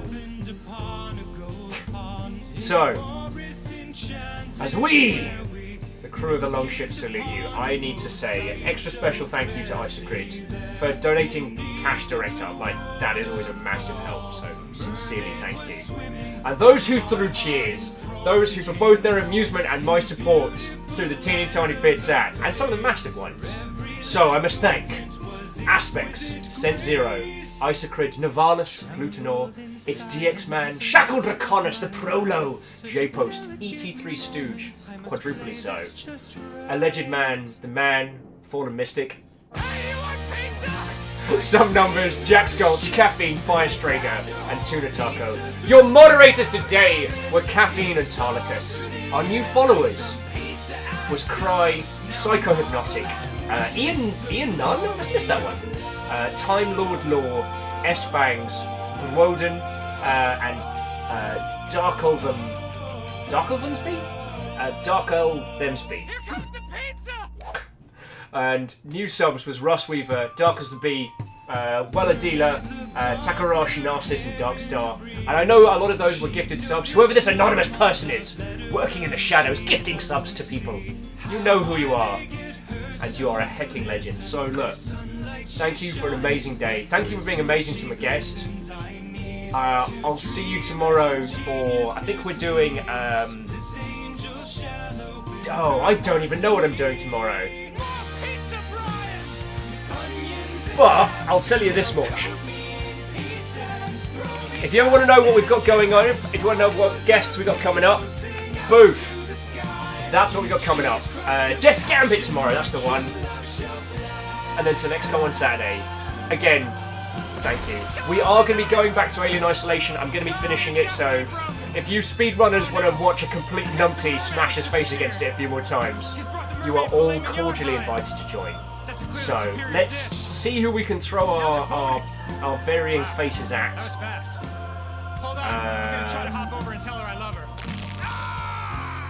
Let's roll back into Go Pirate because they did us a monstrous raid earlier yesterday, and it's always good to see them. So right. Fuck you guys. Without further ado, let's go hang out with Go Pirate while I roll my sorry ass down the hill and get myself a pizza. Actually, I'm gonna get myself a tavern burger. Oh. And Darkles Beer's like, and that is how it is 4 AM. Right. Happens to the heck of Bedivus. Bedivus? Best of us. So right. The battle shout is Viking Raid and just fill their chat with friendos and motes. Let our friendos blot out the sun. And I'll see all you lovely people tomorrow, 1 PM Pacific. Alright? Alright, y'all ready? You're ready? Alright, let's fucking do this. Charge!